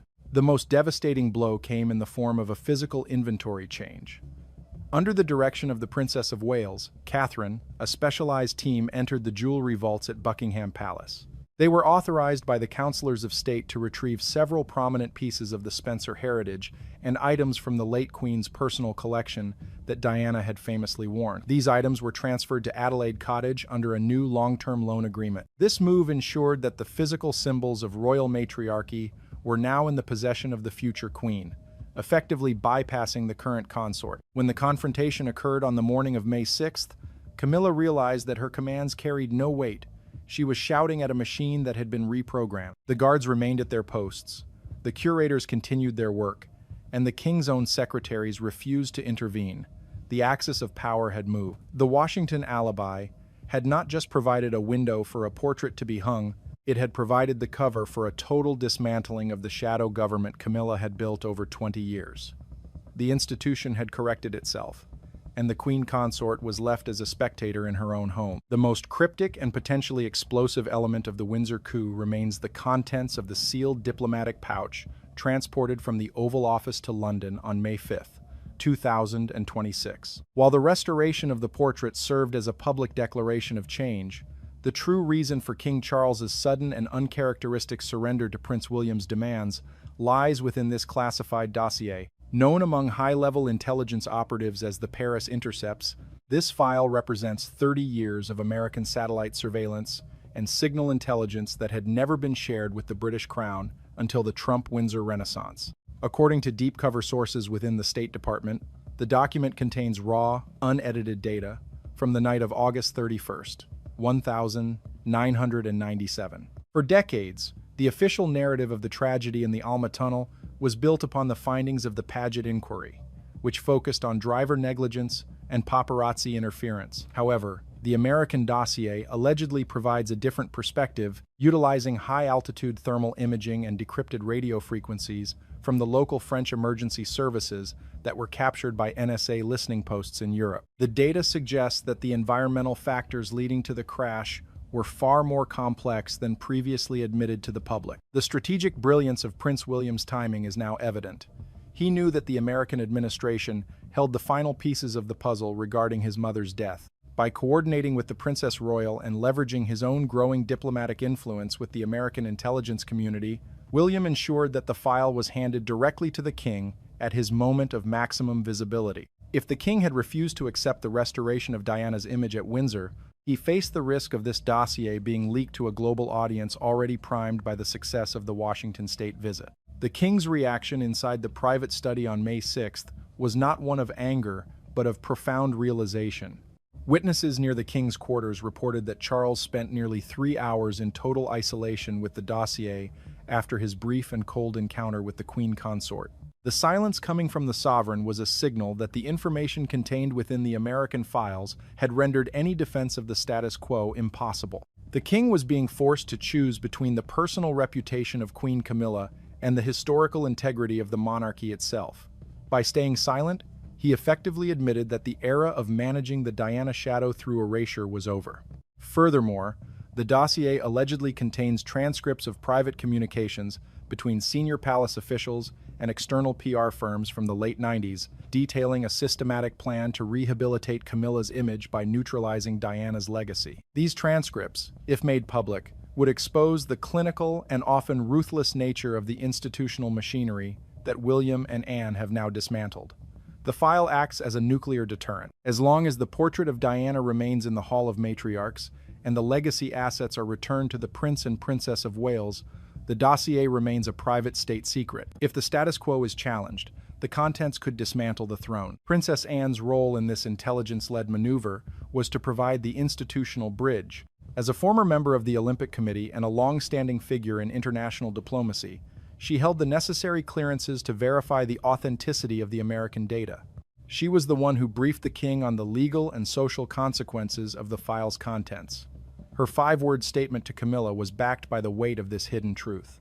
She wasn't just talking about a painting. She was talking about the historical justice that the American dossier finally made inevitable. As of the evening of May 6, 2026, the Washington file has been moved to a high-security digital vault controlled by the Prince of Wales. The king has reportedly signed a non-disclosure agreement that binds the sovereign's office to the new heritage protocols. The power dynamic has been permanently inverted. The king remains the figurehead, but the strategic direction of the House of Windsor is now dictated by the evidence of the past. The portrait is the visible sign of a victory won in the shadows of the Oval Office, ensuring that the truth of 1997 is never again buried under the weight of palace PR. The final phase of the Windsor coup moved from the shadows of administrative law into the bright light of a new public reality. By 1800 on May 6, 2026, the strategic transition was no longer a secret confined to the high-security corridors of the palace. It had become a visible, tangible shift in the identity of the British state. The conclusion of Operation Motherland was marked by a series of deliberate maneuvers designed to ensure that the restoration of the Princess of Wales was not a temporary victory but a foundational reset for the future of the monarchy. The first indication of this permanent shift was the immediate update to the official royal website and the digital court circular. In a move that bypassed the Queen Consort's traditional approval process, the digital historians of the Royal Collection Trust uploaded a virtual tour of the Hall of Matriarchs. The centerpiece of the tour was the Diana portrait, accompanied by a new biographical text that emphasized her role as the mother of the future king and her enduring impact on the modernization of the crown. This digital footprint ensured that within hours, millions of people worldwide had witnessed the restoration, making any attempt to reverse the decision a matter of global public record. Simultaneously, the physical security of the portrait was upgraded to a level usually reserved for the crown jewels. Princess Anne authorized the installation of a dedicated vibration-sensitive alarm system and a 24-hour ceremonial guard within the gallery. This was not merely to protect the canvas from vandalism, but to signal to the internal household that the portrait was now a protected asset of the state. The guards were instructed to report directly to the master of the household, creating a direct line of authority that excluded the king's personal secretaries and the queen consort's staff. In the private quarters, the atmosphere of surrender was absolute. Queen Camilla, realizing that the king would not issue a counter-order, began the process of a strategic retreat. Sources close to her office indicate that she has canceled several upcoming solo engagements related to the royal collection, citing a need for rest after the American state visit. However, the reality is that she has been effectively stripped of her influence over the palace's visual and historical branding. The tactical enclosure created by William and Anne had worked. She remains queen consort in title, but she has been moved to the periphery of the institution's strategic core. The final stroke of the operation involved the Prince and Princess of Wales. As the sun set over Windsor on May 6th, William and Catherine were photographed walking through the castle grounds. For the first time, Catherine was seen wearing the iconic Spencer tiara, a piece that had not been seen on a member of the royal family since 1997. This was the ultimate visual confirmation of the transfer of legacy assets. The message was unmistakable. The treasures of the past have been returned to the heirs of the future. The physical symbols of the monarchy have been reclaimed from the era of erasure. King Charles's silence throughout the evening has been interpreted by constitutional experts as a silent pact with his son. By accepting the contents of the Washington file and the restoration of the portrait, Charles has secured his own reign against a potentially catastrophic leak. He has chosen to be remembered as the king who finally unified the past and the future, even at the cost of his wife's absolute authority. The Washington alibi provided the king with the perfect diplomatic shield, allowing him to claim that the changes were a necessary part of the institution's evolution following the historic American visit. As of midnight on May 7th, 2026, the House of Windsor stands transformed. The portrait of Diana, Princess of Wales, remains in its central position, side by side with Queen Elizabeth II. The scent of linseed oil has faded, replaced by the cold, clear air of a new era. The Camilla era of influence has ended with a silent, permanent administrative checkmate. The institution has corrected its course, and the visual language of the monarchy has been restored to its rightful state. The coup is complete, the truth is anchored to the wall, and the vault of the future is now in the hands of the son who never forgot. On this Tuesday, the 6th of May 2026, a silence has fallen over the corridors of Buckingham Palace that masks a ferocity not seen in generations. While the public remains focused on standard royal engagements, a shadow audit has been initiated by Prince William, the Prince of Wales, marking a total collapse of the fragile truce between the brothers. With the weight of the thousand-year-old institution on his shoulders, William has moved beyond familial sentiment to act as the ultimate defender of the crown's legitimacy. The trigger for this unprecedented intervention was the submission of the internal financial reports for the Invictus Games Vancouver 2025. Upon reviewing these documents, William identified loopholes and fiscal anomalies so severe that they were deemed an existential threat to the royal family's reputation. For William, this is not merely an administrative disagreement. It is a battle for the soul of royal philanthropy. As the heir to the throne, he views the Invictus Games as a project born from the crown's DNA, and any taint of financial misconduct within its ranks reflects directly on the monarchy itself. The leaks emerging from the palace today suggest a prince who is cold, clinical, and utterly uncompromising. He has reportedly spent the morning of May 6th huddled with royal forensic auditors, deconstructing a narrative of success that he now believes is built on a foundation of financial smoke and mirrors. William's stance is clear. The monarchy is not a private hedge fund for self-exiled royals, and the use of wounded veterans as a branding shield for fiscal negligence will no longer be tolerated under his watch. The most shocking revelation of the May 6th audit is the runaway math governing the Vancouver 2025 expenditures. Forensic experts have veiled, or exposed, a financial trajectory that defies logical explanation. In 2014, the Invictus Games operated on a lean budget of approximately £1 million. By today's assessment, that budget has ballooned to a staggering $63 million for the exact same scale of 500 athletes. William has characterized this as a lightning-fast escalation that cannot be explained away by global inflation or operational costs.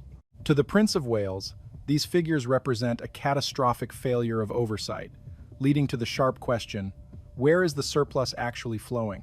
A significant black hole has been identified within the personnel budget. The audit highlights that $11.1 million has been allocated for only 90 official staff members, despite the fact that 90% of the organization's workforce consists of unpaid volunteers. This creates an average salary profile of approximately $123,000 per employee.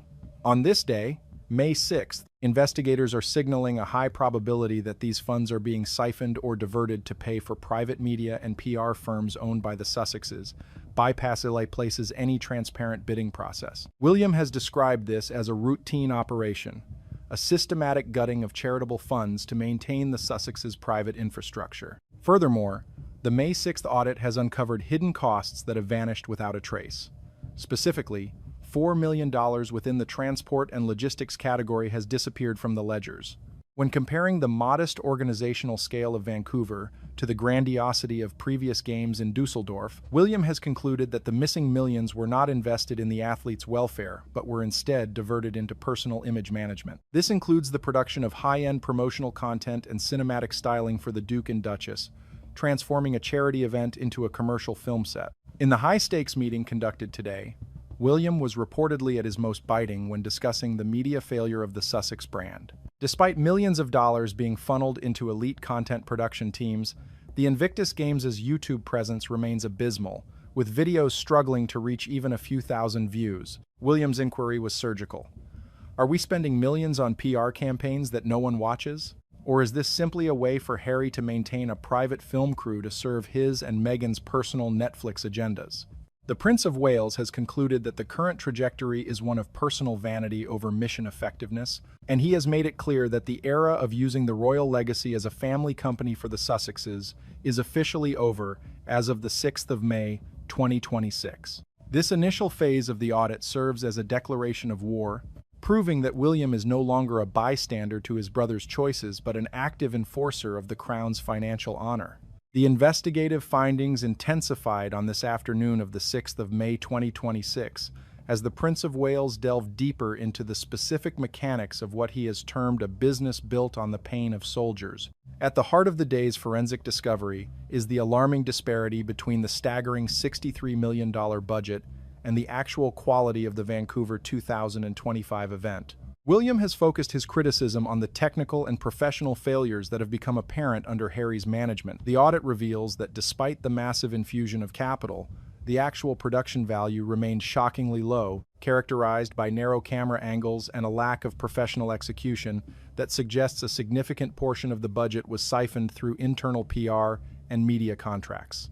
William's primary accusation is centered on the lack of transparency regarding Harry's role as a patron. During today's closed-door sessions, William demanded a full accounting of any compensation or stipends Harry has received in this capacity. The Prince of Wales emphasized that if a charitable organization utilizes its budget to pay its leader while the effectiveness of the operation declines, it ceases to be a charity and becomes a commercial exploitation of veterans. This specific line of inquiry marks a sharp departure from traditional royal diplomacy, reflecting William's exhaustion with the Sussexes' blending of humanitarian work with private profit. The Prince of Wales has identified a critical risk of a legacy breakdown. He noted that the Invictus Games was originally initiated using funds from the Royal Foundation, making its reputation inseparable from that of the British royal family. William believes that if the organization becomes mired in financial scandal, the name of the monarchy will be tarnished across global media. His motivation on this day is to prevent a project with deep royal roots from being permanently transformed into a private family company for the Sussexes. He views this as a fundamental betrayal of trust,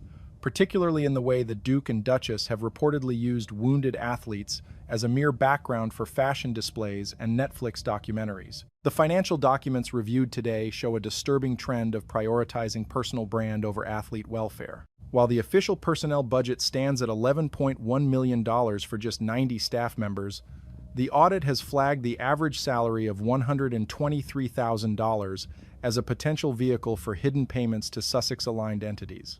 William has argued that this structure is designed to maintain a private entourage under the guise of charitable work. The prince was particularly incensed by reports that while injured veterans are living in standard conditions, the management team under Harry continues to travel via private jet. To William, this is a clear indication that the moral compass of the organization has been compromised in favor of maintaining a high-flying Hollywood lifestyle.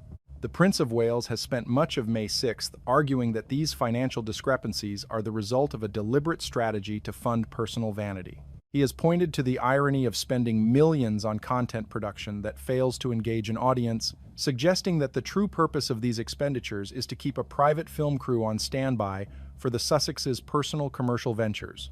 William's stance is that the charity has been hollowed out from within. His commitment to this audit is a commitment to the soldiers who fought for their country, ensuring that their efforts are not used as a facade for a fiscal black hole. As the day progresses, it is clear that William is no longer asking for cooperation. He is demanding a total surrender of the organization's financial secrets. As the sun began to set on the 6th of May 2026, the administrative battle transitioned into a phase of formal confrontation. The Prince of Wales, having spent the morning deconstructing the financial anomalies of the Vancouver 2025 Games, moved to execute what palace insiders are calling the Imperial Directive. This was not a mere request for information, but a legal and institutional demand served upon the Duke of Sussex. William has officially issued a high-level mandate requiring the immediate and unconditional surrender of all accounting ledgers, bank statements, and private contracts associated with the upcoming Vancouver event. This directive is being enforced by a hand-picked team of independent forensic auditors who operate directly under the authority of the Prince of Wales, bypassing the standard charitable reporting structures that William now considers compromised. The catalyst for this aggressive move was the discovery of a staggering lack of transparency regarding the patronage of the Games. William has argued that the current financial reporting is designed to obscure rather than reveal.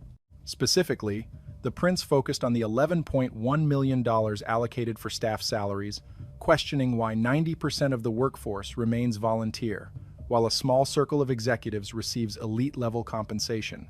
Williams' investigative team has flagged several shell companies and media subsidiaries that appear to be receiving large-scale payments for services that were never put out for competitive tender. To William, this is the hallmark of a family-run enterprise masquerading as a global charity, and he has made it clear that any project bearing the royal name must adhere to the same rigorous standards of accountability as the crown itself. Prince Harry, acting under the direct counsel of Meghan, has reportedly attempted to rebuff this intervention by claiming that the Invictus Games is an independent legal entity.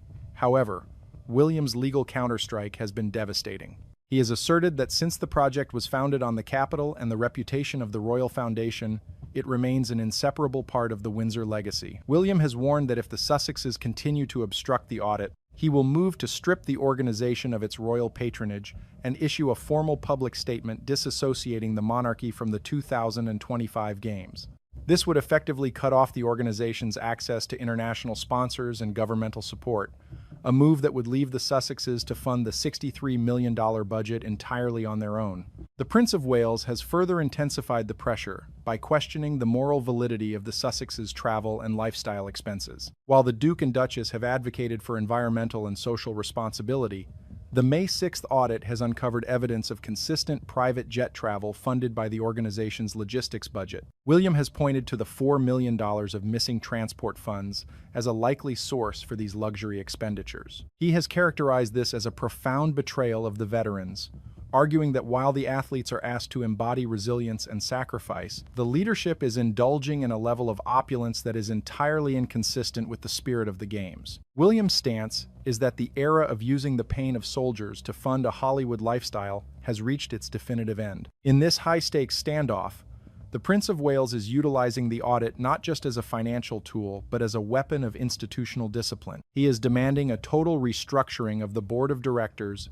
and the implementation of a transparency protocol that would subject every dollar of expenditure to the scrutiny of the palace. William is banking on the fact that the Sussexes cannot afford the reputational damage of a public disavowal from the King and the Prince of Wales. He remains cold and resolute, viewing this confrontation as a necessary step to protect the monarchy from being dragged into a financial scandal that could haunt the institution for decades. As the legal letters are delivered on this day, the message is clear. The Crown will no longer be a silent partner in its own exploitation. As the investigation on the 6th of May 2026 reaches its peak intensity, the Prince of Wales has focused his scrutiny on the specific financial mechanisms that allowed a once modest charity to become a $63 million fiscal black hole. The audit conducted today reveals that the massive escalation in spending was not a byproduct of growth, but a deliberate strategy to fund a lifestyle of extreme luxury under the guise of humanitarianism. William has spent the afternoon deconstructing the transport and logistics ledgers, which show a terrifying lack of accountability. Specifically, $4 million has been identified as missing from the books, with no receipts or travel logs to justify the expenditure. Palace insiders suggest that William has already connected these missing millions to the private jet travel and high-end security details used by the Duke and Duchess of Sussex, expenditures that he considers a direct theft from the veterans the organization is supposed to serve. The Prince of Wales has characterized the Invictus Games Vancouver 2025 as a financial mirage. Despite the record-breaking budget, the actual investment in athlete recovery and community outreach has remained stagnant or, in some cases, decreased compared to earlier years. William has pointed to the absurd ratio of personnel costs as the smoking gun of this mismanagement. With $11.1 million allocated for a mere 90 staff members, the audit has identified a system of overcompensation designed to buy the loyalty of a private entourage. William has explicitly questioned why a charitable organization requires an average salary of $123,000 per person, when the majority of the labor is provided by unpaid volunteers. He has described this as a routine operation, where the internal organs of the charity are hollowed out to nourish the private interests of a few individuals. William's fury is not just directed at the lost money, but at the calculated use of the wounded as a branding shield. On this day, investigators have highlighted that while the Sussexes were finalizing high-dollar production contracts with private media firms, the athletes in the Vancouver program were being asked to accept standard accommodations and limited support services. The Prince of Wales has argued that the Sussexes have treated the Games as a personal film set rather than a rehabilitation project. The $4 million in missing funds, combined with the millions spent on professional content that fails to reach an audience, points to a broader pattern of using the royal name to fund a private media machine. William has noted that the lack of transparent bidding for these media contracts suggests that the money is flowing directly into Sussex-aligned shell companies, effectively turning the charity into a family-run business. The Prince of Wales has spent the latter half of May 6th drafting a formal ultimatum. He has made it clear that the Crown will no longer provide the diplomatic and moral cover necessary for the Games to function if these financial holes are not filled immediately. William has demanded a full list of all private contractors and a complete breakdown of every dollar spent on travel since the project's inception. He is particularly interested in the contracts signed for the Vancouver 2025 event, which he believes were designed to maximize the Sussexes' personal exposure at the expense of the organization's long-term stability. For William, the era of the Sussexes using the monarchy as a venture capital fund is over. He has stated that his duty to the veterans and the British taxpayer outweighs his loyalty to a brother who has chosen to prioritize celebrity over service. This audit is the most significant move William has made since becoming the Prince of Wales. It signals a total collapse of institutional trust and a move toward a cold, performance-based relationship between the palace and the Montecito residents. William has signaled that he is prepared to let the Invictus Games fail if it means purging the corruption that he believes has taken root under Harry's leadership. He is banking on the fact that without the royal brand, the organization will lose its funding overnight, forcing the Sussexes to either accept the palace's terms or face a total financial and reputational collapse. As the day draws to a close, the Prince of Wales remains steadfast in his mission to ensure that the honor of the British soldier is never again used as a commodity for private gain. As the evening of the 6th of May 2026 descends upon the palace, the investigative pressure has transitioned from a review of ledgers to a full-scale institutional siege.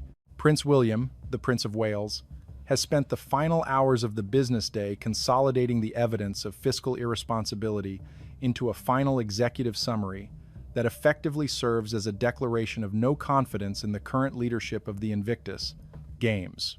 The forensic team has spent the day dissecting the personnel budget, which remains the most glaring indicator of systemic rot. With $11.1 million allocated for just 90 staff members, William has identified that the average salary of $123,000 per person was not merely an administrative error, but a strategic payout designed to maintain a private, elite entourage for the Duke and Duchess of Sussex. William's audit has confirmed that these salaries are being paid while 90% of the actual work is performed by unpaid volunteers, a dynamic he has characterized as a profound betrayal of the charitable spirit. The Prince of Wales has focused specifically on the media failure metric to illustrate the catastrophic mismanagement of resources. Despite the millions of dollars funneled into high-end production and PR campaigns, the actual engagement from the global public is virtually non-existent. William pointed to the YouTube statistics of the Invictus Games, where videos produced at extreme cost struggle to reach even a few thousand views. He has raised the sharp question of whether these expenditures were ever intended to benefit the charity, or if they were simply a way for Harry to maintain a private film crew at the expense of the veterans. The audit of May 6th suggests that the Invictus Games has been used as a training ground and a funding source for the Sussexes' personal commercial projects with Netflix, allowing them to maintain a professional media infrastructure without using their own capital. Williams' investigators have also uncovered a pattern of PR and media contracts that appear to have been awarded to shell companies with direct ties to the Sussexes' private interests. On this day, the Prince has demanded a full disclosure of the beneficial owners behind every third-party vendor used for the Vancouver 2025 planning. He has signaled that the lack of transparent, competitive bidding for these multi-million-dollar contracts is a violation of the ethical standards required for any organization bearing a royal patronage. William's stance is that the charity has been hollowed out from within, with funds intended for the rehabilitation of injured soldiers instead being used to polish the public image of a couple who have repeatedly sought to undermine the very institution that provides their legitimacy. The most damaging aspect of the May 6th findings involves the direct contrast between the lifestyle of the management and the conditions of the participants. While the audit has identified $4 million in missing logistics funds, likely used for private aviation and luxury travel for the Sussexes, reports from the Vancouver 2025 Planning Committee indicate that budget cuts have been proposed for athlete services and recovery programs. William has used this contrast as a moral hammer, arguing that Harry has allowed the organization to drift into a state of self-centered vanity that is an insult to the uniform he once wore. The Prince of Wales has made it clear that the monarchy will not be a silent partner in this exploitation, and he is prepared to issue a formal public disavowal if the Sussexes do not agree to a total palace-led overhaul of the organization's board and financial protocols. As the audit enters its final phase, William remains cold and clinical. He has rejected all attempts at informal mediation, insisting that the time for fraternal loyalty has been superseded by his duty to protect the Crown's financial honor. The Prince of Wales is operating with the understanding that the Invictus Games cannot survive without the prestige of the British monarchy, and he is using that leverage to force a total surrender of the Sussexes' financial secrets. By verchtreuen, or exposing these numbers on this day, William has effectively placed the Sussex brand under a state of permanent institutional surveillance. The message from the palace is final. The era of using the royal legacy as a private family company for the Sussexes is over, and the consequences for those who have exploited the pain of soldiers for personal gain will be absolute. The conclusion of this intensive investigative audit on the 6th of May 2026 marks a definitive turning point in the relationship between the Crown and the Sussexes. Prince William, the Prince of Wales, has spent this Tuesday finalizing a report that serves as a total indictment of the fiscal culture surrounding the Invictus Games. The evidence gathered today suggests that the $16 million black hole and the $63 million budget for Vancouver 2025 were the inevitable result of a leadership that prioritized celebrity branding over charitable duty. In his final meeting of the day with Kungdian officials, William has made it clear that the era of blind trust is over. He has declared that the dignity of the British soldier is not a commodity for sale, and that any organization seeking to associate with the royal family must be prepared for the same level of scrutiny applied to the sovereign state itself. The final hours of the audit focused on the long-term impact of the Sussexes' financial strategies. William's forensic team has highlighted that the pattern of diverting funds into PR firms and media production has not only hollowed out the charity's bank accounts, but has also alienated the very veterans the games were meant to support. The Prince of Wales was particularly moved by confidential testimonies from athletes who felt that they were being used as mere props for a Netflix narrative. William has characterized this as a profound betrayal of trust, asserting that the $4 million in missing logistics funds and the $11.1 million spent on an elite staff were effectively stolen from the pockets of those who had already given so much to their country. For William, the fight is no longer just about the money. It is about the moral soul of royal philanthropy. The Prince of Wales has concluded May 6th by issuing a final ultimatum to the board of the Invictus Games. He has demanded that the $63 million budget be immediately re-audited by a firm of his choosing, and that every contract signed with Sussex-aligned media companies be cancelled. If these conditions are not met by the end of the week, William is prepared to enact a total institutional boycott.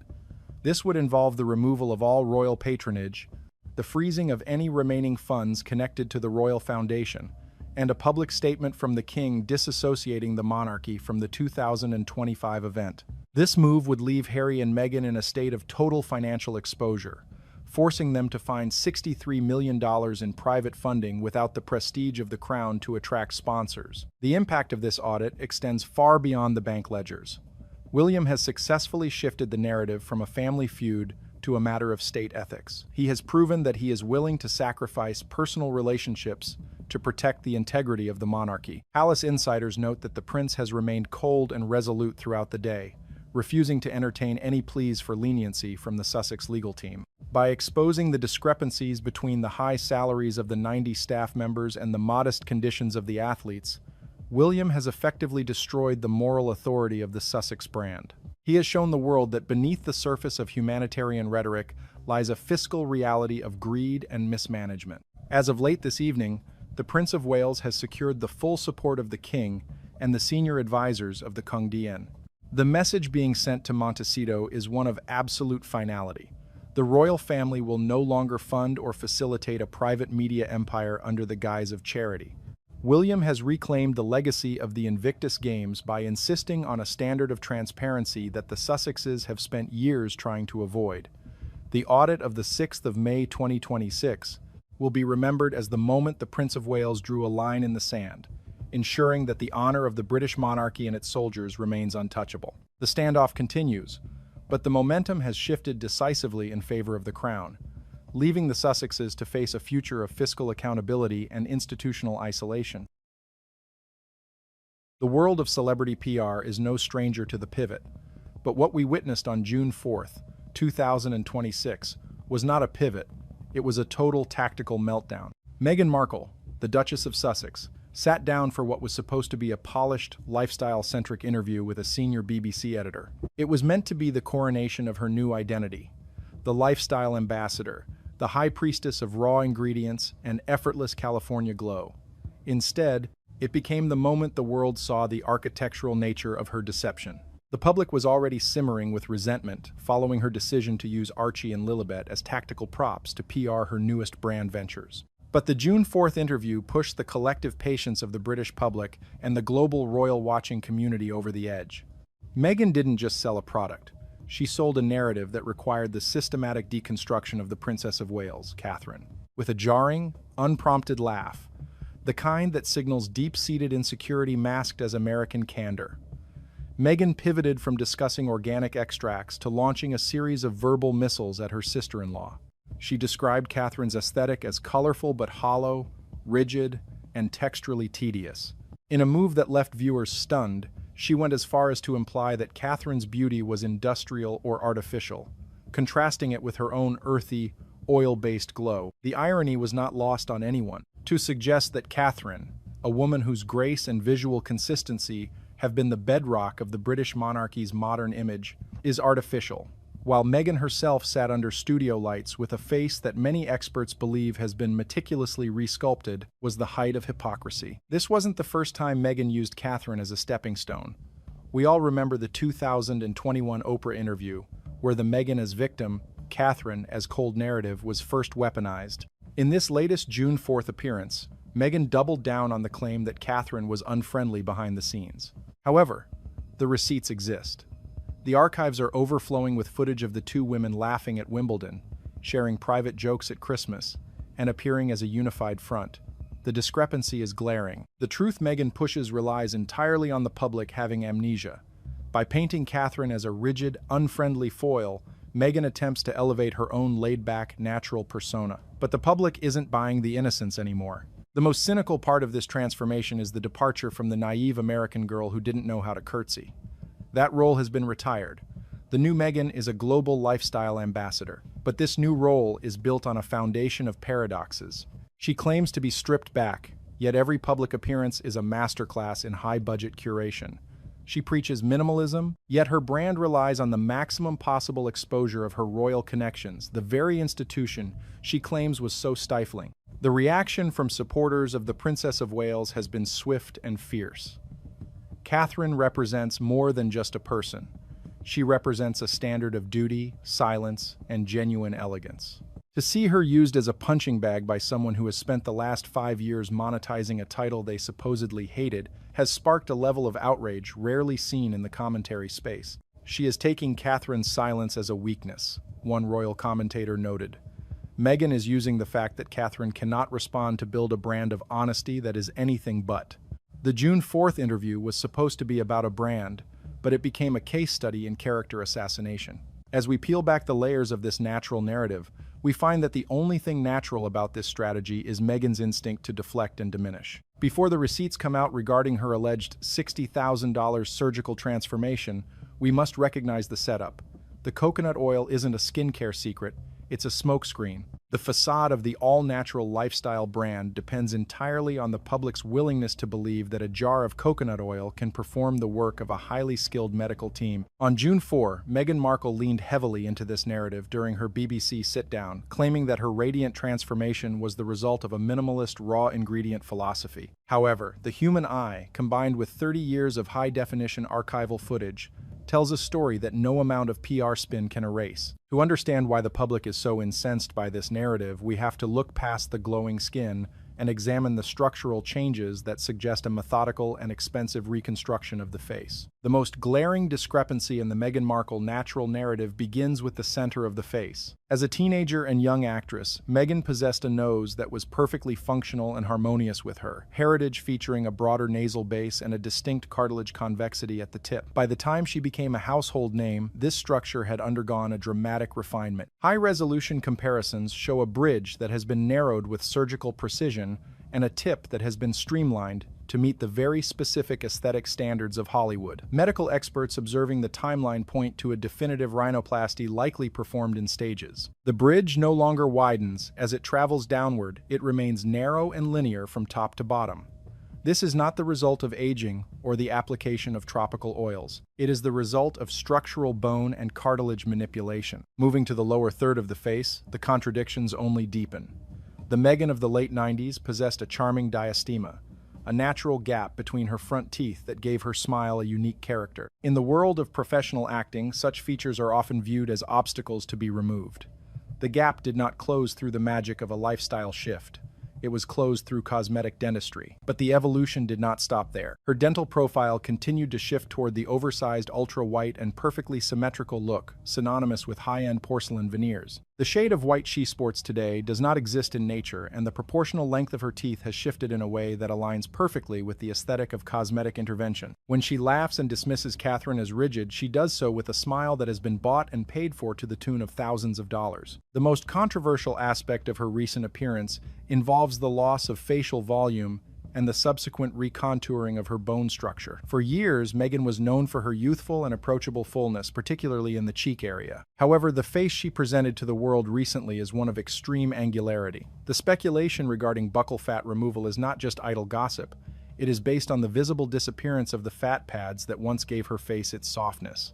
This procedure creates a permanent hollowed look that is currently trending in elite circles but is notoriously difficult to reverse. What makes this change particularly suspicious is the evidence of dermal fillers being used to restore volume in strategic areas like the cheekbones and tear troughs. You cannot claim a minimalist lifestyle while simultaneously participating in the complex cycle of carving out natural fat and replacing it with synthetic injectables to maintain a youthful silhouette. The upper face tells its own story of intervention. While Meghan and her team credit serums and sunscreens for her ageless forehead, the lack of movement in certain public appearances suggests the regular use of neuromodulators like Botox. Even more telling is the evolution of the brow arc. The over-plucked eyebrows of her early career have been replaced by a full, elevated, and perfectly positioned arc that many suspect is the result of microblading or even a subtle brow lift. Furthermore, the shortened distance between her nose and her upper lip suggests a lip lift, a procedure that creates a more permanent fullness than temporary fillers can provide.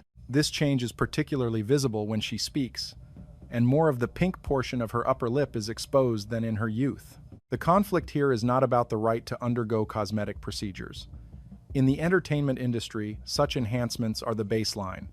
The conflict lies in the deception. Meghan has built a brand around the idea of the unfiltered woman, while allegedly spending an estimated $60,000 to filter herself through surgery. By positioning herself as a natural beauty while throwing stones at Catherine for being artificial, she has created a vacuum of credibility. The public sees the narrowed nose, the porcelain veneers, the sculpted jawline, and the surgically shortened philtrum, and they compare it to the woman talking about the wonders of coconut oil in a kitchen. The inconsistency is architectural. It is a brand built on the premise of simplicity that requires the most complex medical interventions available to sustain.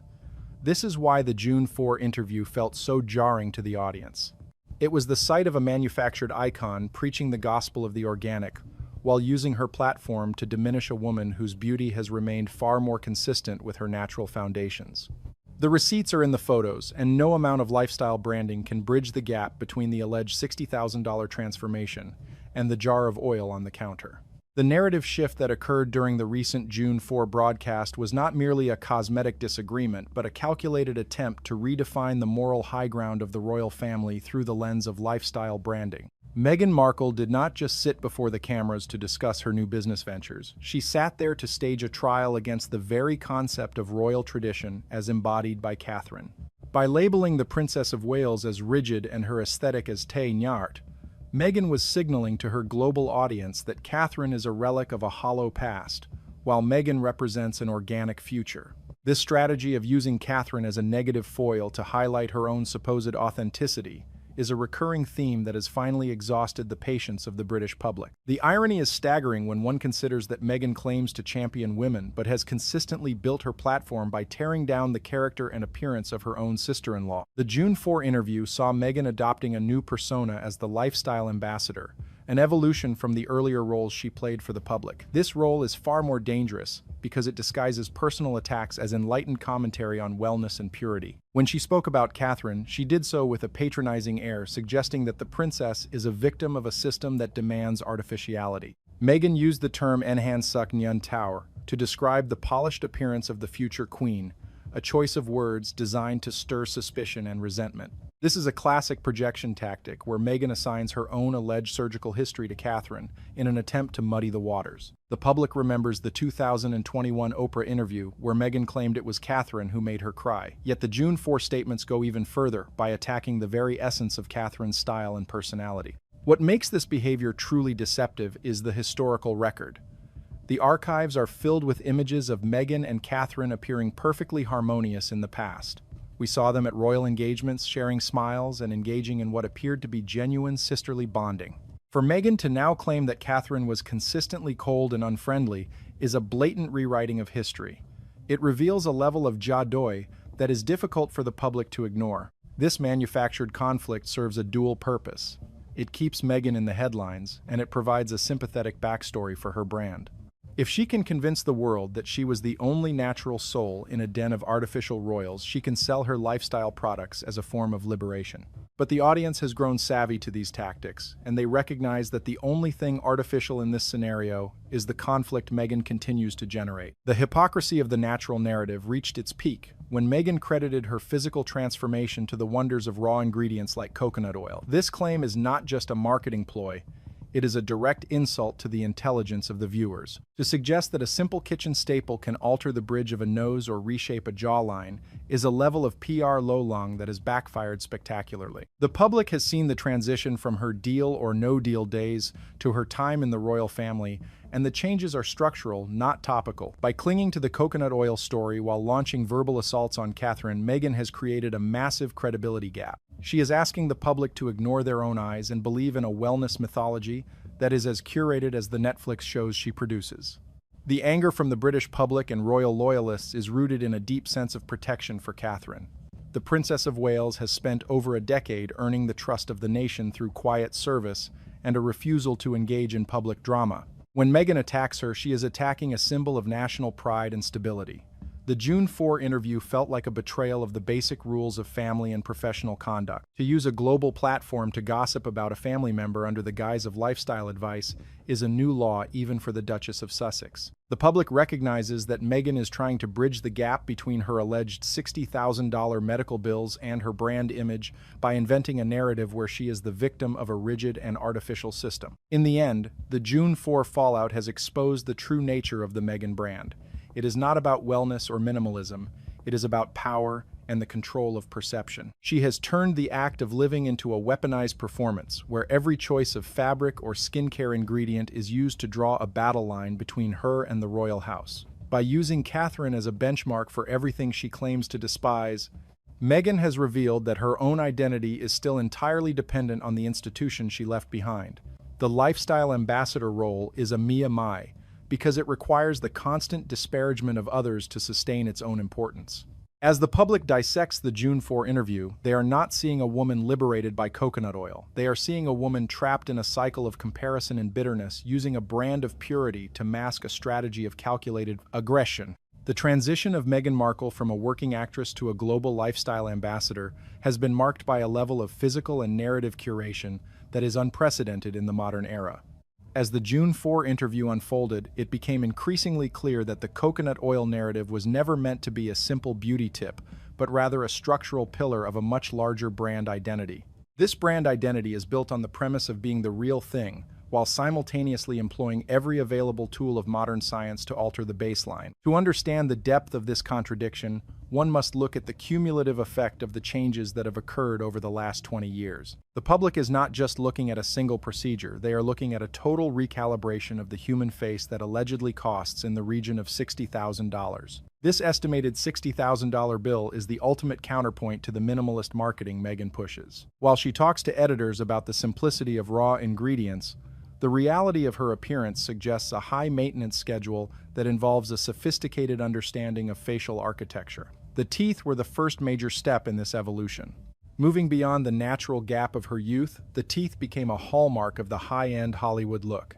These are not merely straightened teeth. They are bright, symmetrical, and proportionally tailored veneers designed to catch the studio lights. This was about perfecting the close-up and ensuring that every smile captured by a camera reflected a level of perfection that nature rarely provides. When she positions this result as the byproduct of a clean lifestyle, she is gaslighting an audience that knows exactly what cosmetic dentistry looks like. The most complex part of the transformation involves the strategic management of facial volume. The disappearance of the youthful cheek pads and the emergence of a sharp editorial jawline is one of the most debated topics among observers. The procedure known as buccal fat removal has become a staple for those seeking a more sculpted and mature silhouette. However, as many experts note, this procedure often requires the subsequent use of fillers to ensure the face does not appear hollow or aged prematurely. This cycle of removing natural fat and replacing it with synthetic volume is the antithesis of the natural lifestyle Meghan claims to lead. It is a highly managed medical routine that requires constant upkeep and professional precision.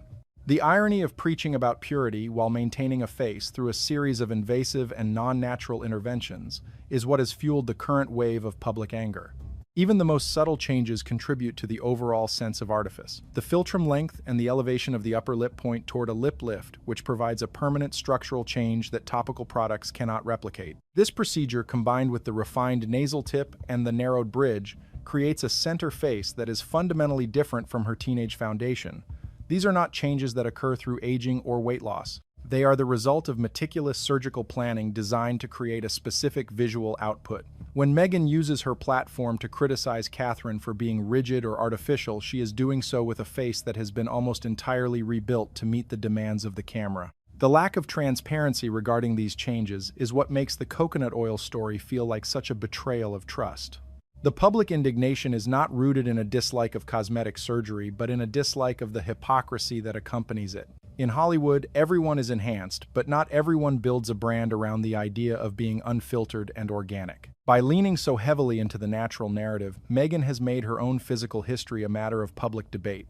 She has invited scrutiny by positioning herself as a paragon of simplicity. The June 4 interview was a breaking point because it showed that she is willing to use her manufactured image as a weapon against the Princess of Wales. To claim that Catherine represents a tin yacht and artificial standard while standing on a foundation of alleged $60,000 surgeries is a level of delusion that the public finds impossible to stomach. Furthermore, the use of her children, Archie and Lilibet, to bolster her brand image before this latest pivot has only added to the sense of cynicism surrounding her moves. The public sees a pattern of using whatever and whoever is available to create a profitable narrative. First it was the royal family, then it was the children, and now it is the myth of the coconut oil lifestyle. Each stage involves a new persona and a new set of targets. On June 4, the target was Catherine, and the weapon was the claim of natural superiority. But as the receipts and the photos continue to circulate, the world is beginning to see that the most rigid and curated thing in this entire story is not the Princess of Wales, but the brand of the Duchess of Sussex. The gap between the image and the reality is now so wide that no amount of lifestyle branding can fill it. The public is no longer interested in the myth. They are interested in the truth behind the architectural deception. The fallout from the June 4 broadcast has shifted the conversation from mere fashion critique to a deeper investigation into the psychology of Meghan Markle branding strategy. There is a palpable sense of anger among the British public and global observers who view her latest comments as a desperate attempt to regain relevance by tearing down the one woman who has remained steadfast in her duty. When Meghan used her platform to describe Catherine as having an aesthetic that is colorful yet hollow, she was not just offering an opinion on style. She was attempting to deconstruct the very idea of the British princess. This calculated move to label Catherine as a symbol of rigid artifice, while presenting herself as the liberated ambassador of natural living, is a classic case of projection. Meghan continues to struggle with the reality that the public prefers the quiet dignity of the Princess of Wales over the noisy and often contradictory self-promotion coming from California. The sheer audacity required to claim that Catherine represents a nyan suk nyan tauro is what has truly ignited the rage of royal loyalists. For over a decade, Catherine has allowed the world to watch her age with a level of grace and consistency that is rare in the public eye. While she certainly has access to the best skincare and styling, her face still moves with natural expression, and her features remain true to the woman who walked down the aisle in 2011. In contrast, the transformation Meghan has undergone since her Deal or No Deal days is nothing short of a total facial reconstruction. The narrowed nasal bridge, the sculpted cheekbones, the porcelain veneers, and the surgically shortened philtrum are all markers of a woman who has invested heavily in manufactured perfection. To project the label of artificial onto Catherine is a transparent effort to deflect from her own alleged $60,000 transformation. This behavior is particularly galling to those who remember the early days of the Sussex marriage. At that time, the media was filled with images of the so-called Fab Four, and Meghan was more than happy to stand alongside Catherine and bask in the reflected glow of the monarchy. The archives do not lie. They show two women sharing genuine moments of laughter and professional cooperation. For Meghan to now pivot and claim that Catherine was cold, or that their relationship was a product of a rigid and unfriendly system, is a betrayal of the truth. It is a form of gaslighting that assumes the audience has no memory of the past. The public sees the jadoy for what it is, a strategic lie designed to make Meghan look like a survivor of a hollow institution rather than a willing participant who failed to adapt to the requirements of service. The obsession with the coconut oil narrative has become a symbol of this wider deception. By insisting that her glow and her health are the result of a single raw ingredient, Meghan is attempting to sell a version of herself that is accessible yet superior. She wants the public to believe that she is just like them, only better, because she has discovered the secret of simplicity. However, the public is increasingly exhausted by this PR lo-long. No one believes that a kitchen staple can provide the results of a high-end surgical suite. The absurdity of the claim has turned her into a figure of Mia Mai, rather than an icon of wellness. When she speaks about using coconut oil for her hair, skin, and cooking, while simultaneously appearing with a face that shows every sign of professional sculpting, she creates a jarring disconnect that destroys her credibility. Furthermore, the timing of these attacks reveals a strategic desperation. Meghan has faced significant setbacks in her commercial ventures, and her attempts to use her children for branding purposes were met with widespread condemnation. The pivot to being a lifestyle ambassador on June 4 was supposed to be a fresh start.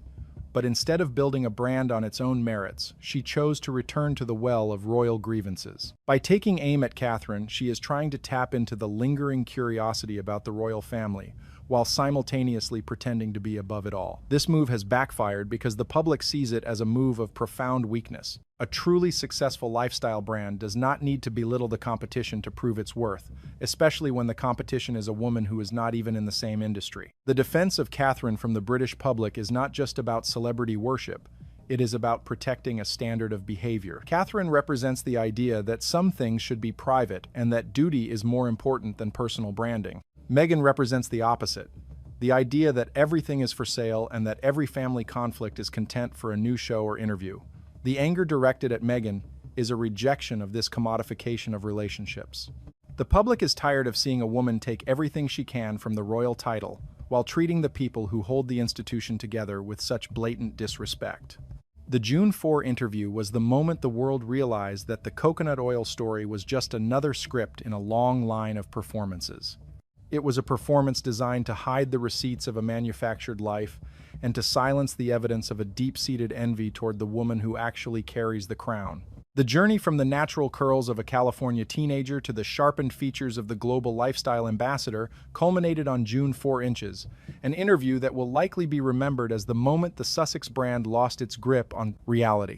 By the end of the broadcast, the facade of the coconut oil enthusiast had been stripped away by the sheer weight of its own contradictions. Meghan Markle did not just fail to sell a brand of wellness, she succeeded in confirming the public's deepest suspicions about her strategic use of artifice. The final bill for this transformation is not just the estimated $60,000 spent on alleged surgical enhancements, but the total bankruptcy of her personal credibility. As we look at the wreckage of this PR strategy, it is clear that the attempt to elevate herself by stepping on the reputation of the Princess of Wales has resulted in a permanent shift in public sentiment. The absurdity of the coconut oil defense has become the ultimate symbol of this era of deception. While Meghan sat before the camera preaching the virtues of raw ingredients and a minimalist lifestyle, the audience was staring at the results of a high-budget medical architecture. The refined nasal tip, the porcelain veneers that gleam with a non-biological whiteness, and the sculpted jawline created by the alleged removal of buccal fat all point to a woman who has rejected nature at every turn. To claim that these results are the byproduct of a kitchen staple is a level of marketing hubris that the public finds insulting. It is a narrative that requires the world to ignore the evidence of their own eyes and the documented history of her physical evolution. By insisting on this myth, Meghan has turned her brand into a caricature of the very thing she claims to despise, a manufactured and hollow image built on a foundation of lies. The most damaging aspect of the June 4 fallout remains her unprovoked and petty attacks on Catherine. By describing the princess as rigid and her aesthetic as Tainart, Meghan revealed a level of bitterness that no amount of lifestyle branding can mask. The public sees this for exactly what it is: an attempt to diminish a woman whose authenticity is proven through years of steady service and silent dignity. Catherine does not need to sell a story of being natural because her consistency speaks for itself. Meghan, on the other hand, must constantly invent new narratives to explain why she looks and acts so differently from the version of herself she presented just a few years ago. This constant need to rewrite her own history, and the history of her relationships, has left the public exhausted and cynical. The reaction from those who admire the royal family has been a mixture of anger and profound disappointment. There is a sense that Meghan has violated a fundamental boundary of human decency by using a professional platform to air personal grievances and body shame a family member. Her laughter during the discussion of royal protocols was seen as a sign of deep-seated disrespect for the people of the United Kingdom and the institution that gave her a global platform in the first place. The irony of being a lifestyle ambassador who creates such a toxic atmosphere of comparison and conflict is not lost on the viewers. She is selling a version of peace and wellness that she clearly does not possess. The financial cost of the alleged procedures is a drop in the ocean compared to the cost of her reputation. While $60,000 can buy a new nose and a brighter smile, it cannot buy the trust of a nation. The public recognizes that a brand built on the premise of simplicity cannot be sustained by a lifestyle of extreme curation and surgical intervention. The contradiction is too great to ignore. By positioning herself as the natural alternative to the artificiality of the monarchy, Meghan has painted herself into a corner. Every time she appears in public, the world will now look for the signs of the filler, the Botox and the scalpel, rather than the results of the coconut oil. She has made her own face a battlefield for her brand, and it is a battle she is losing. As we conclude this report, the legacy of the June 4 interview remains a cautionary tale of what happens when a brand chooses ego over authenticity. Meghan Markle's attempt to define herself through the disparagement of Catherine has only served to highlight her own insecurities. The world has seen through the smoke and mirrors. We have seen the architectural deception for what it is, and we have heard the hollow laughter of a woman who is trying too hard to be perceived as effortless. The receipts are out, and the story is no longer about the glow of a lifestyle ambassador, but about the calculated maneuvers of a woman who spent a fortune to look natural, while launching a campaign of words against a woman who truly is. The Star report ends here, but the conversation about the $60,000 myth and the betrayal of the natural narrative is only just beginning. The public has made its choice, and it is a choice for the quiet elegance of Catherine over the manufactured drama of the Dutch.